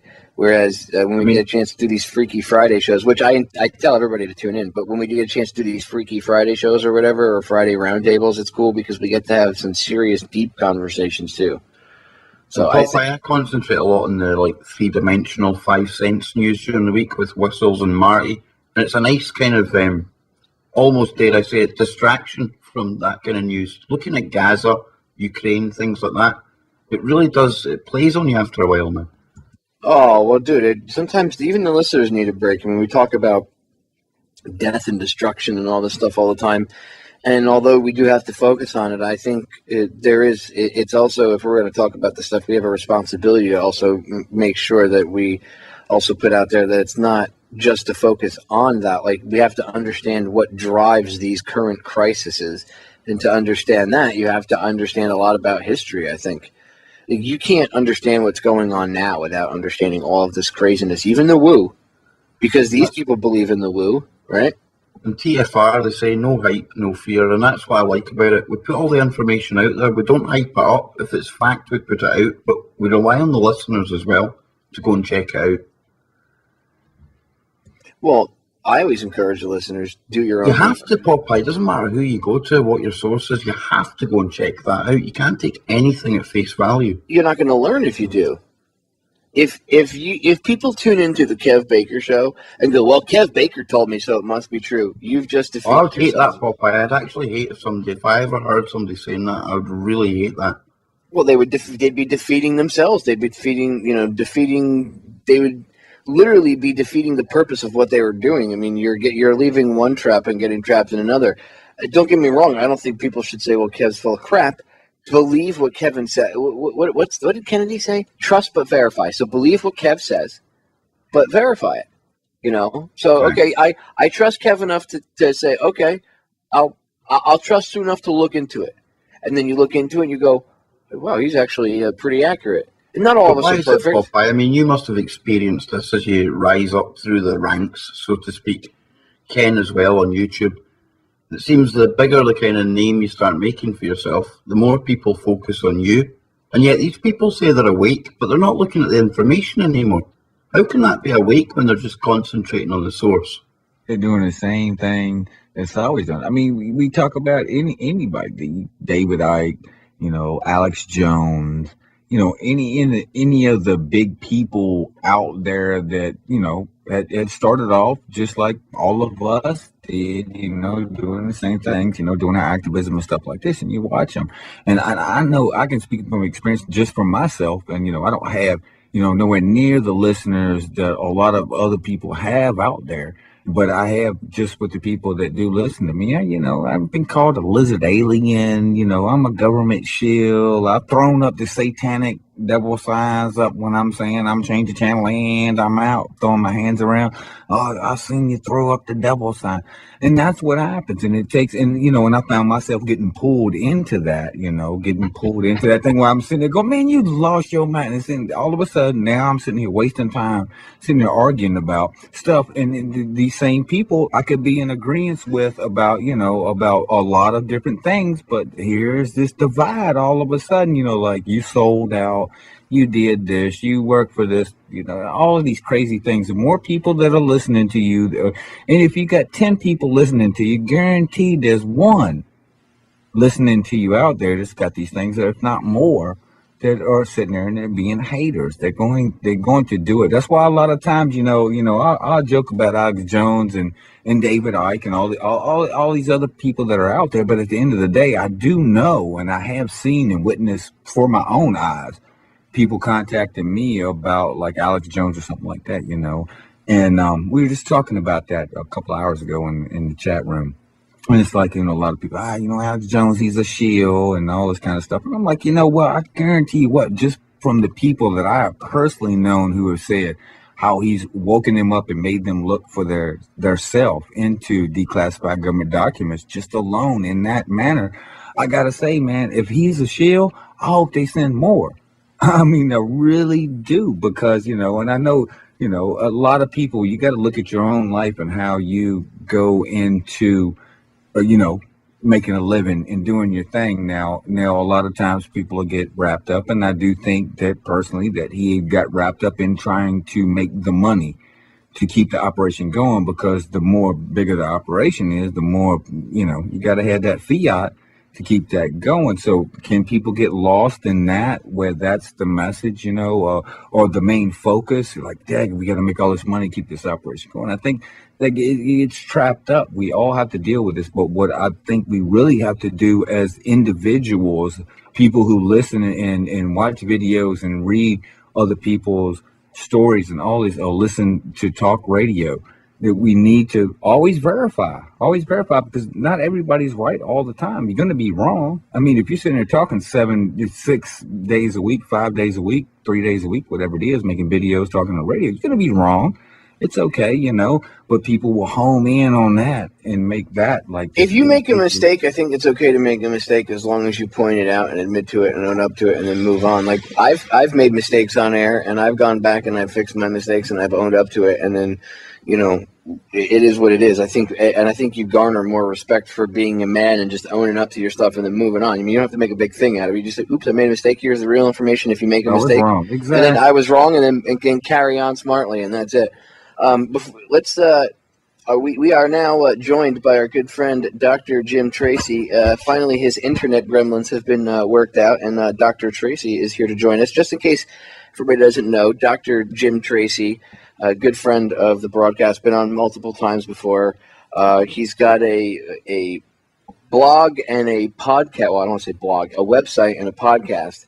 But his podcast is now going to become a radio show, at least once a week here on the Truth Frequency Radio Network. He's going to be coming to the airwaves to share his information about Sandy Hook and so many other things. So let me introduce to the listeners yet again, because you guys, if you're an old listener, you know him, but for the newer listeners and for the other guys here in the chat room with us here, Dr. Jim Tracy. Jim, welcome to the broadcast again, brother. Well, hi, Popeye, and greetings to everyone. When you introduced me previously, there was this strange buzzing sound, and then my computer went black. So I'm not sure exactly what happened, but I'm here now. Well, you made somebody angry. Never had that happen before, actually, in that particular way. But anyway, I'm back up. And it happens. Internet gremlins are internet gremlins. So I wanted to first say welcome to the network. I'm glad that you're going to be on and be able to bring your broadcast to the network. I know a lot of the guys here have heard your stuff and seen videos and seen interviews you've done, and heard you on my show before, talking about Sandy Hook and other things, critical thinking, logical fallacies and stuff. And we've been going over a ton of stuff tonight. We've been on together since about 7 o'clock. We've been going over everything, religion, politics, interdimensional portals, aliens, pretty much everything in between. Since we started off here, when we brought you in, we were talking about different personalities and logical fallacies and appeals to emotion and stuff like that. And you're a smart critical thinker. I wanted to get your opinion on something really quick, or anyone's opinion on this too. But I figured I'll start with Jim. I wanted to bring this up tonight. I think it's interesting, and I'm not defending the individual when I say this, but I think it's interesting how Jesse Ventura, and this is a good example. He won his lawsuit the other day against that guy Chris Kyle for defamation or whatnot, and a lot of people are just instantaneously attacking him because they think that he sued the guy's wife, like, personally.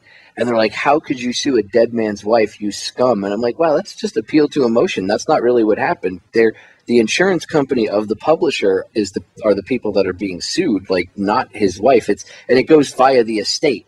And that's why the insurance company for the publisher, because they're the ones that publish the book, have to pay it out. But it's like people don't understand facts. They just automatically, jump on appeal to emotion. Don't get me wrong. I'm not defending Ventura. I mean, I disagree with a lot of the things that he says and does. So, like, I'm not defending the guy, but I find it really stunning how people who are, like, so awake just automatically, like, boom, they start committing, logical fallacies and just, things of the sort, not using any type of common sense or any logic when they think. So, have you seen people jumping on, the anti-Ventura bandwagon? And, like, if so, do you look at it the same way, that it's just, I think, first of all, I think it's a waste of time. I think it's a misdirection by the media to focus on it and keep people busy than focusing on other things. But I think the people attacking it the way they are is all appeal to emotion. But thoughts? Yeah, I haven't looked at that coverage specifically, so I'm not sure as to how people may have been misled.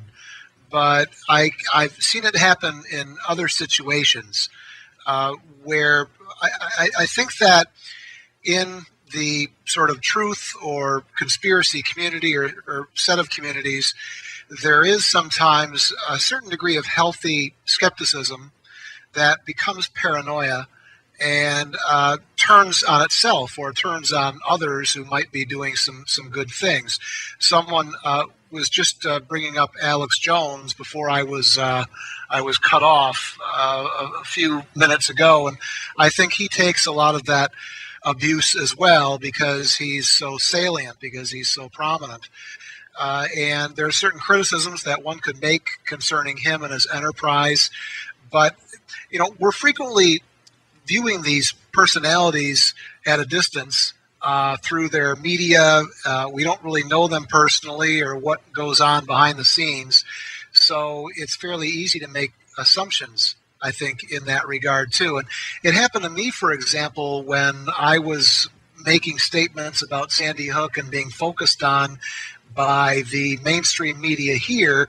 I saw a YouTube video that was centering on me, and the argument was that I was some sort of a mole, that I was somehow derailing the truth movement, the movement towards making revelations concerning Sandy Hook, because I was partaking in an interview that was being done in an empty building or an empty room, an empty hallway where I work on campus. Well, yeah, the hallway was empty because it was 10 p.m. at night, and it was after my night class. There was no, there was no sort of attempt to pull the wool over anyone's eyes. That was just the situation. So I think these things can get really blown out of proportion. And sometimes, again, it depends on the context. In some cases, you see this with commenters. I've seen it on my blog and on other blogs and websites where you'll have someone go in and completely derail a productive exchange by being inflammatory, flaming someone else, insulting someone, or just throwing something out there that's very outlandish. It can completely detract, the attention of the participants. Haters. Yeah, well, that's what they do. They come in, but a lot of times the haters are professional trolls. You know what I mean? And there's different levels of them for sure. You get your little peewee hater, or your intermediate journeyman hater, or you get your kingpin, and those are the ones that really cause the damage. There's no doubt about it. Yeah, but that's right, and I think that most definitely some of them are professional. I can tell. And there's been some research, there have been some reports and stories on this as well. These people more or less work out of a boiler room, and they're paid or they may work from home, but they're paid to disrupt discourse, to disrupt productive exchange. And the U.S. Army and the U.S. Air Force openly admitted, I think it was like 3 years ago. You can look this up. People can look it up freely on the internet while they still have it. They have, and this was a couple years ago, so I can imagine what they have now. They had computer programs at the time that one individual could mimic 10 people online. So like you could go on to a whole bunch of different social media outlets and be 10 different people on a bunch of different social media outlets, like, trolling, attacking, Professor Tracy, that guy's a shill, or Dr. Tracy, that guy's a shill, he's a nutbag, he shouldn't be around anyone, he shouldn't be talking to people, he shouldn't be doing anything. Why is he even allowed to speak in public? Why is he allowed to have opinion? I mean, it's the way you were attacked. And half of the people attacking you didn't make any sense. It was just non-valid arguments. Like, I could understand if somebody disagreed with what you said and they brought some logic to the table, but it's the same base level. You're an idiot for talking about what you say. How dare you say those children didn't die? Are you saying it was faked? You hack? You know what I mean? It's like, and they didn't even, a lot of the attack wasn't even focused on what you had said or what you had questioned. It was like 160 degrees or 360 degrees rather off of what you said. Yeah, well, some of it I think was probably authentic, and a good amount of it was also contrived in some way, shape, or form. It reached a crescendo when Anderson Cooper featured me on CNN for a couple of consecutive nights in terms of emails and things like that and comments on the blog.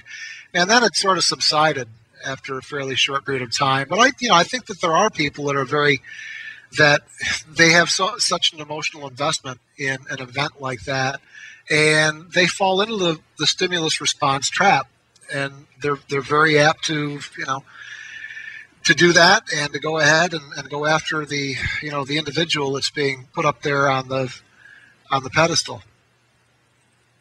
Well, and I bring up the whole Ventura thing to begin with as like the entranceway into this conversation, just because I see, like people attacking him based on they're not thinking. They're just, oh, he's such a scumbag, blah blah blah. And it's like, for people that are forward thinking, you're eating the mainstream media, version of this right up. You're not looking at it from the fact that he was suing the guy from before he was tragically killed, but in mysterious ways, we should actually say, very very odd circumstances. And there again, in his company's later connection, some people connected it to the Boston Marathon bombing, and could that be why he was killed? Just saying. Anyway, he was being sued beforehand, and his wife had to take care of his estate. So, I mean, it's not that he was suing a dead man's wife. I mean, that's a straw man argument based off appeal to emotion. And here you have people eating it up, including people that are supposedly forward thinkers. And again, I think the attacking of somebody on that pedestal is the opposite end of the spectrum of worshiping them on the pedestal. I think either way, they're not realizing, like the little kid said to Neo in the Matrix, you have to realize that there is no spoon. They have to realize that there is no hero on a pedestal that's going to come save them. And whether that's a good thing to them or someone that they can hate on, I think it's the opposite ends of that spectrum. I think they have to realize that they themselves are equal with that person that they put on a pedestal. And then maybe they won't put them up on a pedestal like they do. Just a thought. Yeah, I certainly don't disagree. And that's why I think one of the reasons I think people attack Ventura. I don't know. I just think I think it's multifaceted. I think there's a lot of bots and all that paid people and all that stuff out there. But I just think generally it's amazing how there's a lot of smart people that fell into that whole thing. So I just wanted your guys' thoughts on that really quick. But I actually do want to. Can I just throw something in there? I mean, I went to Bilderberg last year, and I mean, people that are awake. They claim that we all speak about celebrities and stuff like that, egos and things. See, when Alex Jones turned up at the Bilderberg conference, they ran away from shouting at the cars and the elites and the reason we were in there. And they ran like him, just in a total cult of celebrity. And it was quite actually pathetic to watch, Popeye. And these are people that claim to be awake, but they were acting more like the sheeple that they abuse every day for not being awake. Well, that's what I'm saying. A lot of these so-called people are not as awake as they claim to be. And I think it's your ego that steps in when people are like, oh, because I know something, that means I'm awake and you're not, and you're stupid and blah, blah, blah, when you're acting in the same manner. Just, okay, so you're not going to the government just because someone thinks that a politician is going to save them. You think some dude with a bullhorn from Texas in that has a radio show is going to save you. I mean, it's no different. It's almost like an appeal to authority.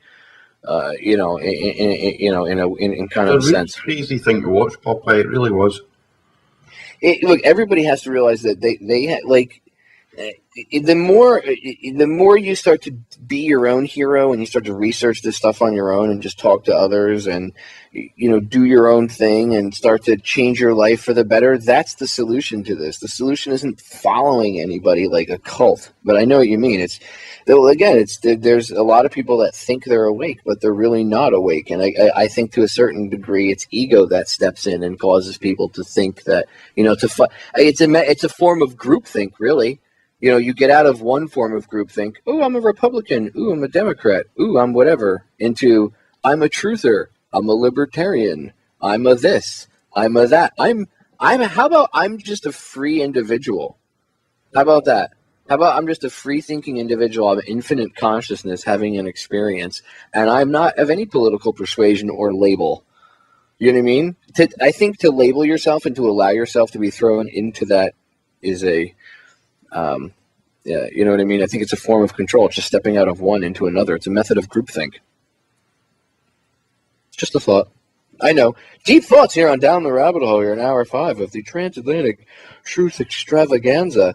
So if none of you guys have any other thoughts on that, there's a few other things I want to get into. Actually, I want to pick Jim's brain a little bit. I want to get into the we can stay on woo, I guess you if you will, but I want to get into the woo factor of Sandy Hook. And since I would consider anybody out there to be an expert on the subject, I would have to be Dr. Tracy, because he knows, he's researched, he spent a lot more time researching it than I know I have, and I know many other people have. Not that that's a bad thing, but that's like one of his specialties, is he knows a lot about it. So, Jim, I wanted to pick your brain a little bit about. Let me see how much time we got left in this segment. Well, we got about 3 minutes, so we can get into it. We can kind of set it up, I guess, and then get it into it more in detail on the other side.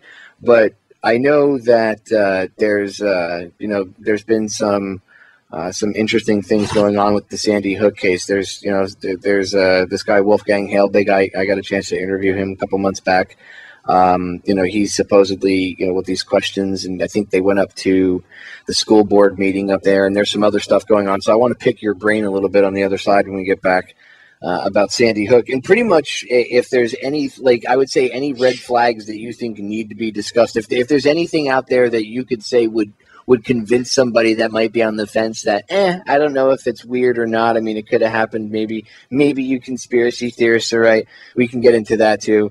Because we could, the conspiracy woo factor here on Friday nights, but we got about 2.5 minutes. To start off Sandy Hook, is there anything new that you would say right off the bat you'd want to throw out there? Well, I'd say right off that that's something that kind of ruined or at least changed my life. I haven't kept up with it probably as much so as I was doing several months or a year ago. It seems so obvious now that this was a drill, and there's more and more evidence to suggest that in fact was the case. Trying to destroy evidence, for example, or doing so with the crime scene, as had been done back in October, November, by tearing down the school itself, and so many other things that have occurred subsequent to that, and the very manner in which Jim Fetzer and Wolfgang Halbig and others that did go up there to confront the Board of Education back in early May were met with the sort of response that they got. It's all very telling as far as I'm concerned. There are a number of other things that one could point to, such as the about $14 million that the Obama administration has doled out to Newtown and surrounding municipalities that were involved in the event. The fact that there was $50 million that was allocated by Governor Dannell Malloy to build a allegedly new school to replace the one that was likely abandoned, that was the site for the alleged event. So all of these things taken together suggest that we were just fed a bill of goods, that what was presented to us really did not in fact take place. That was my premonition to begin with a few weeks after the event. I think I probably made the mistake of saying so, and that's something that the major media were able to come after me with. Jim, I'm gonna pause you right there because the break's sneaking up, but we'll pick it up right there. I actually want to get into, with you being targeted and what you think, why you were targeted, and more. Listening to the Truth Frequency Radio Network. No hate, no hype. No fear. We are back, ladies and gentlemen. Final segment. Wow. 5 hours flew right by tonight, and the last 2 hours just went by extremely fast. Deep thinking conversations here, ladies and gentlemen, and that's why I like hanging out with these guys. Not afraid to speak their minds. Not afraid to sit down and have a conversation about what's going on in the world. And we went to break. We were talking to Dr. James Tracy. Jim, I'm so glad your show is going to be airing soon here. It's going to be airing within the next week or so here on Truth Frequency. It's going to be awesome. What's the name of the broadcast again that you've titled it? Well, the podcast was called Checking It Out on MurrayHoleblog.com. And for Truth Frequency, I'm changing the name. I intend to call the program Real Politic, Politik. Nice. Well, we live in America with a K in the USSA, so why not call it Real Politic?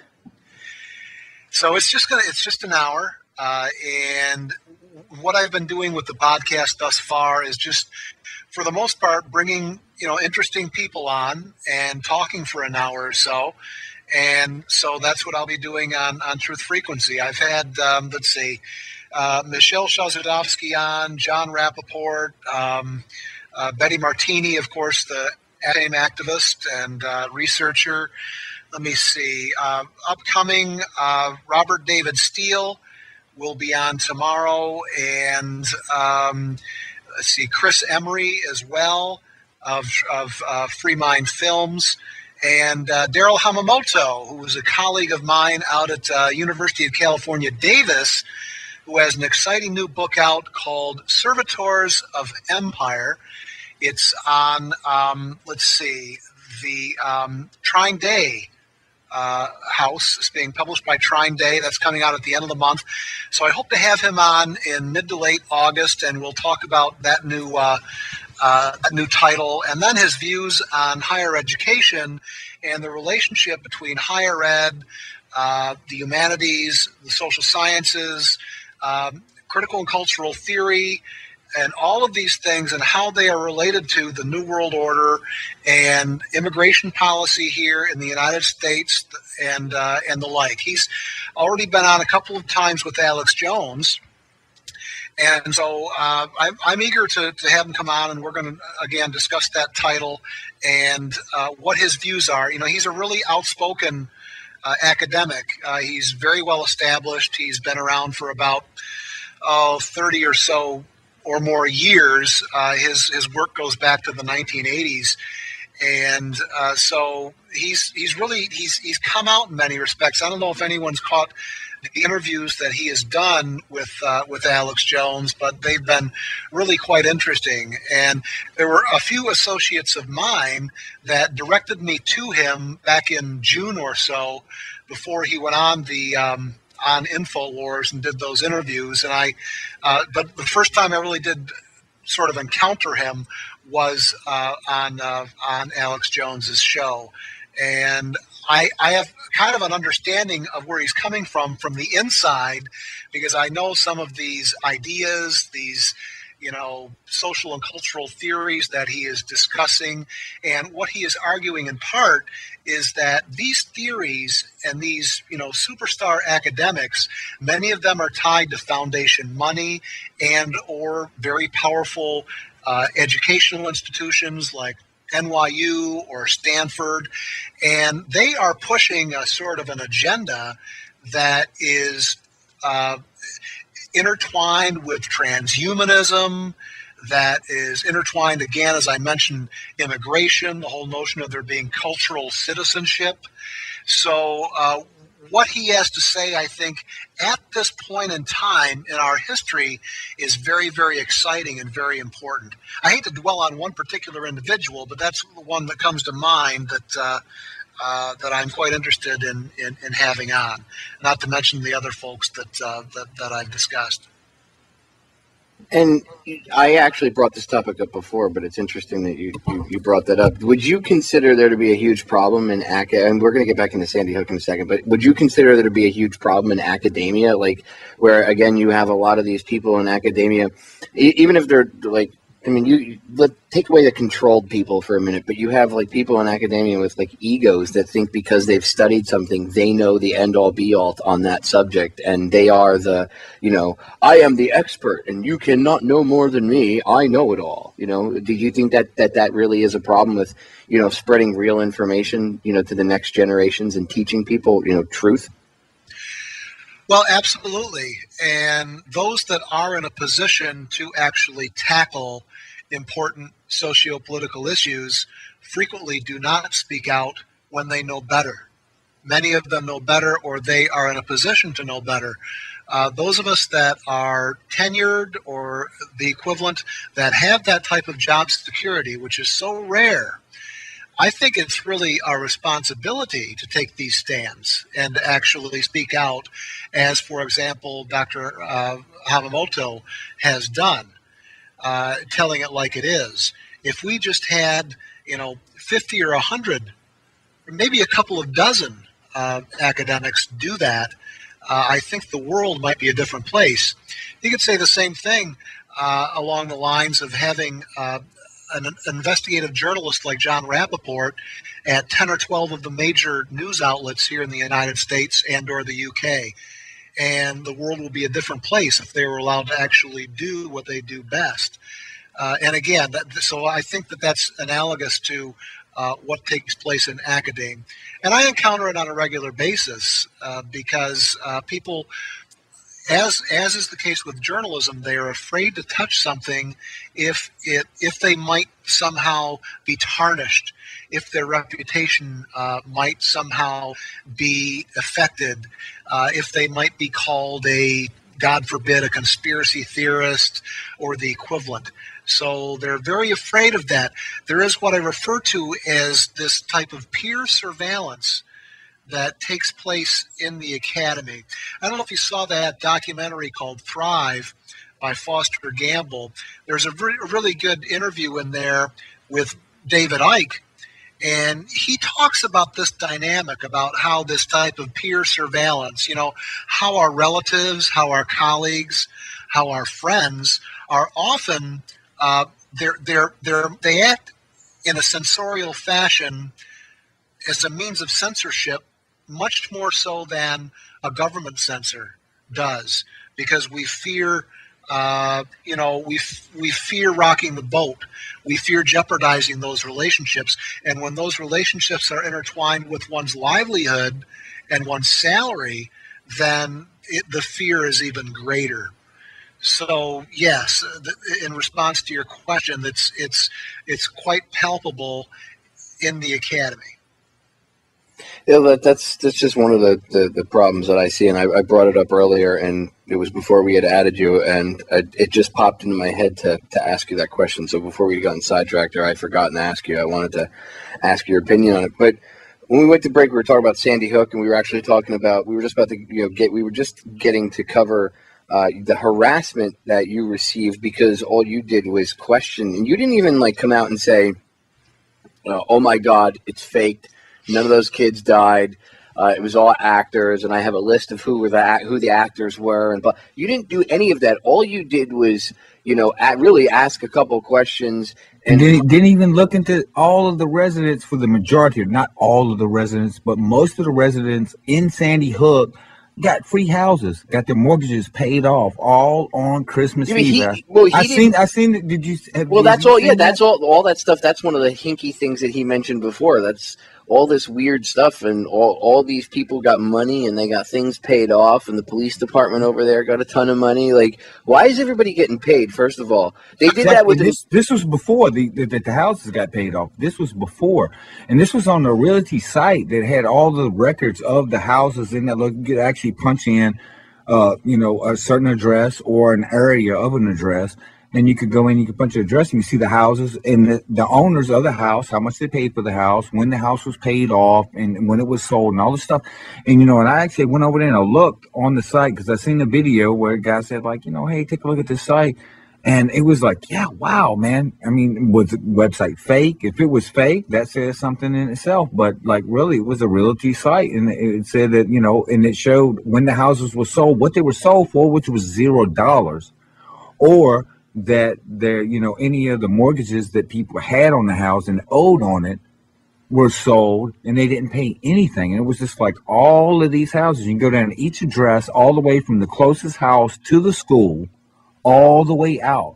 And that's got to set off some spider senses on people. Like, if you really look at it and go like, wow, man, no, look at this. Here's a realty site, and even if you look at it openly and say, even if this was fake, that says something.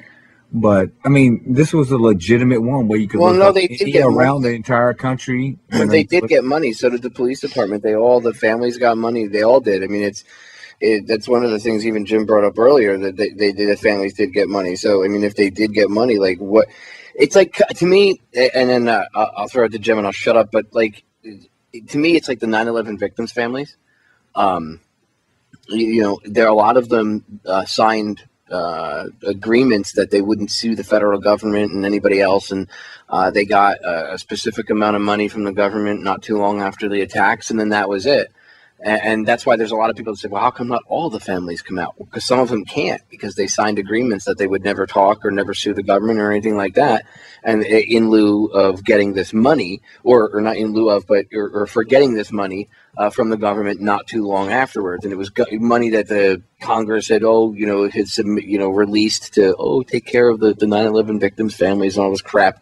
But in order to get it, you had to sign legal documents that you'd never sue and all this other stuff. So, I mean, there could be that too, but why would you have to make these people sign a document if it was just some random school shooting event? If there wasn't something hinky going on, why do you have to go to these extra 10 or 15 steps to do any of this? And Jim, you didn't even ask any of this stuff at the time when you got harassed. You had just kind of postulated what's going on, and then they started messing with you, and you got Anderson Cooper and his team over by your house, trying to goad you into a fight, making you look like an idiot. But they're gone, they're off the subject, and yet here you are still cruising along, years later, and you're still, throwing out these big red flags. So let's cover really quick, if you want, what Ken brought up. I mean, what do you know about the payments, or anybody making money, the police department?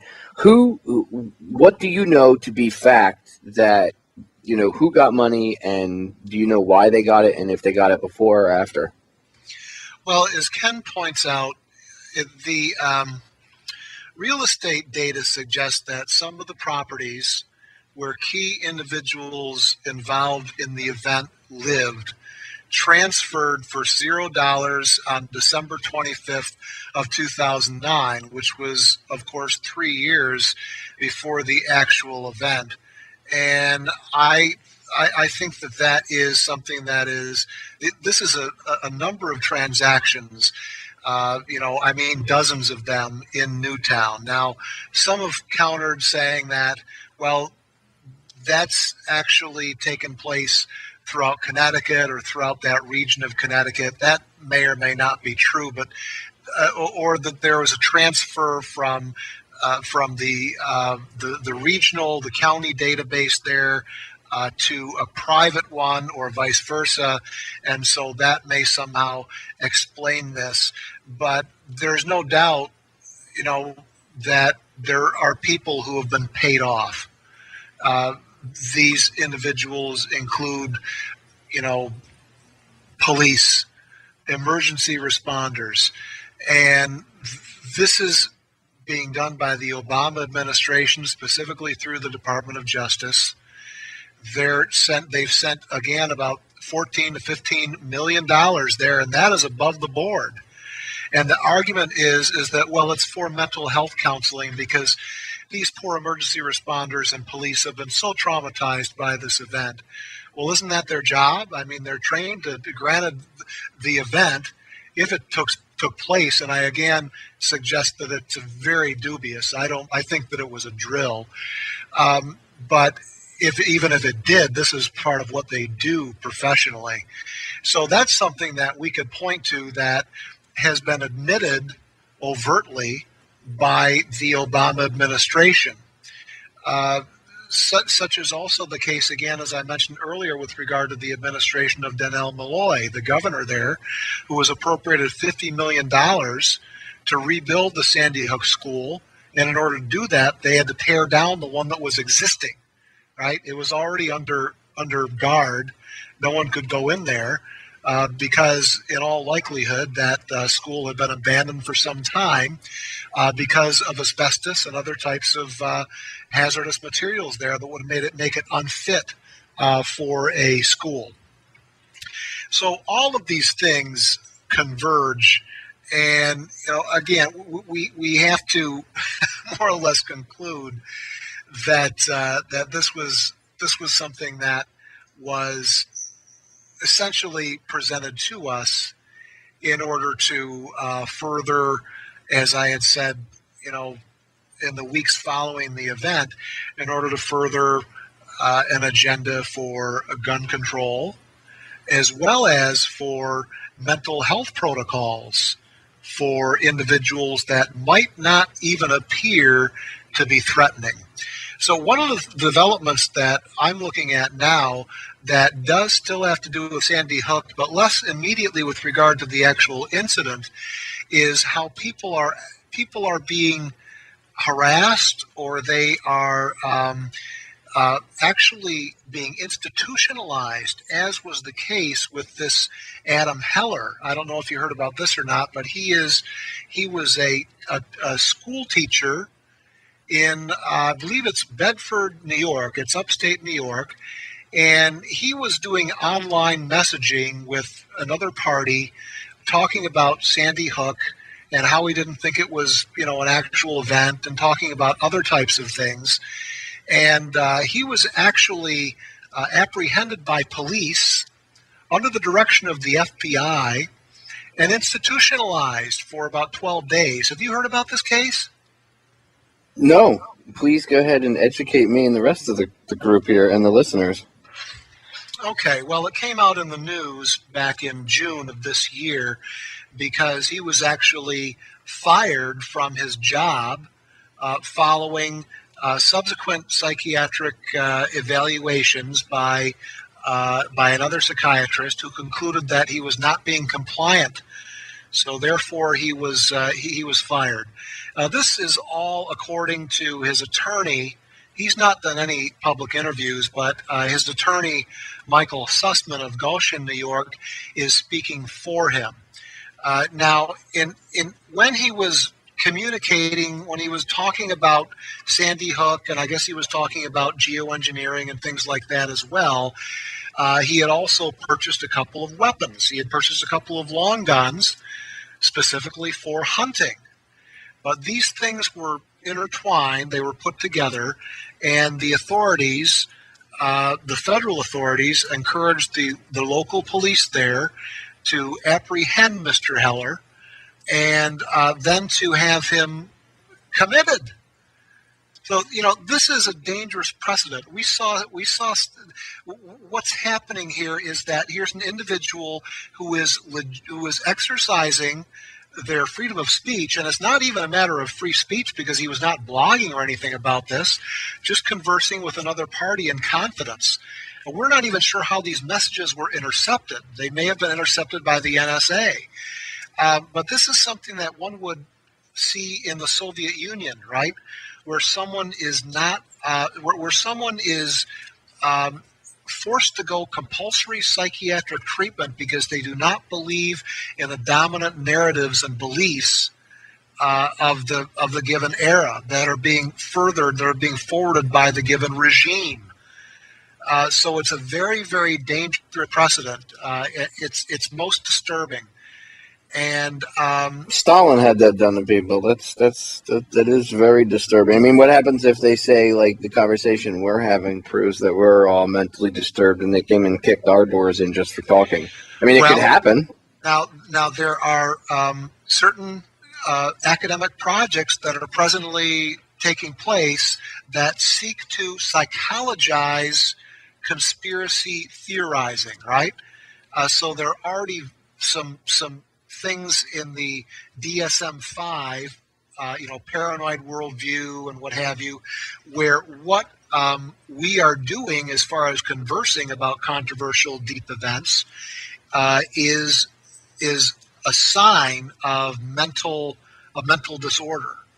And I think that we could very well be a terror attack or the equivalent away from this being more widespread. But yes, there's a project, for example, in the UK, where there are a group of psychologists, social scientists at Cambridge University who are furthering this very type of agenda in terms of conspiracy theory. Now think about that. These are social scientists. Now how do they go about doing this? Well, they have to think themselves in a very ahistorical way, right? We have to scuttle aside. We have to dismiss facts. We have to dismiss evidence in lieu of what the state provides for us in terms of a dominant narrative. And this is the case with not only with I would contend with Sandy Hook, but there are a plethora of deep events that go all the way back to JFK that people do not question, and that's one of the reasons that we are so divorced from our history, and we are at such a dangerous precipice today, right? But this is something that they want to I think to make concrete, to make something along the lines of state policy. And so it's very, very dangerous. There's also, I don't know if you heard about this blogger that was arrested a couple of days ago in the UK for questioning the particular murder of the British Army officer back, I believe, in May of 2013. He put something on his blog, and he was visited by the police. This was just 2 days ago. Someone sent me a link. And they were going to arrest him, I believe, based upon conspiracy to commit harassment. I mean, it was a really ridiculous charge. And they wanted his computers as well, because he's a very well-known blogger. The thing was, I think he was claiming that the London beheading or attempted beheading was a hoax. Yes. But the thing was, I actually think they've probably targeted him because he's been pointing out a lot of the high-level paedophilia in this country. Yeah. So I think that's probably why he was on their radar more than most. Oh, I don't doubt that at all. Yeah, that's a very good point. So this guy was like, one of us basically over there. And it's Chris Spivey, that's his name, Popeye. He got arrested by name sounds familiar. 20 police at 2 a.m. in the morning. They raided his house. He's been claiming that the whole thing in Woolwich was a hoax. Whether it is or it isn't is irrelevant. If we don't speak up for him, how long is it until they come chapping at our door at 2 in the morning? Right. Yeah, William Spivey. And what's the charge again? Well, he was actually claiming that the whole Lee Rigby Woolwich beheading attack was a hoax from start to finish. He's saying it was all crisis actors. Lee Rigby didn't actually exist. And it was all set up by the British government to foment the anti-Islamic kind of trend that's going on in the world right now. And what were the charges, though, that were leveled against him by the Queen, or her Majesty's Royal Police, or whatever the frig they call them over there? Some kind of harassment, I believe. He has a post up today. It's Chris Spivey, CHRIS spivey.org. That's his blog. Just, like, and anything that goes on in the UK, they're going to bring here next, just so you guys know. I mean, wow. I didn't even know about that, but it doesn't surprise me. I mean, it really doesn't surprise me anymore. It's sad to say, but it just doesn't surprise me anymore. They want to scare people. I think it's to the point where they're so scared of people thinking outside the box and realizing that they're irrelevant that now they're just using straight up bully tactics to keep everybody in line. And again, that's first they ignore you, which they did. Then they laugh at you, which they did. Then they fight you, which is where we are now. Then you win. So we're at step 3 on our way to step 4. The thing is, I've actually gone to the article there. It's unclear why he's been arrested. Basically, that was the original story. There was no line from the police why they lifted him. He's a terrorist. He's aiding bin Laden. He was naming high-level pedophiles. Oh, see, that's the problem. You can't be doing that. You can engage in the pedophilia. You can smuggle drugs, smuggle arms, start but wars, you make him murder. Look ridiculous by tagging him in with air quotes conspiracy theorists. Oh, well, of course. Well, and then you hear the media when they say conspiracy theories. They talk about like myths and folklore. And they mix and folklore in with quote-unquote conspiracy theories or the paranormal and aliens and stuff, and they go, you see, it's a conspiracy. No, people get charged with conspiracy all the time. I got to cut us off, though, because we only have like about a minute left. Well, to totally demonize him, just quickly, they mentioned David Icke halfway down. Of course. And, I mean, either way, Ike's not perfect, but, like, still... But you know what that means. You're a tinfoil hat wearer. Tinfoil hatchery reptilian guy. You must be, oh my God, he's a conspiracy theorist. Can't take him seriously. Well, my understanding is the UK is not the only country that has a problem with pedophilia. No, that would be pretty much all of them, but this one... Good old US of A has a huge problem with pedophilia in high-level places, a la Jerry Sandusky. I got to cut us off, guys. Ladies and gentlemen, thank you so much for tuning in for the past 5 hours. We salute you. We will catch you all again tomorrow night, uncensored, at 10 p.m. on Hangar 18, so make sure you tune in. And for the Down the Rabbit Hole listeners, I will catch you all again live Tuesday night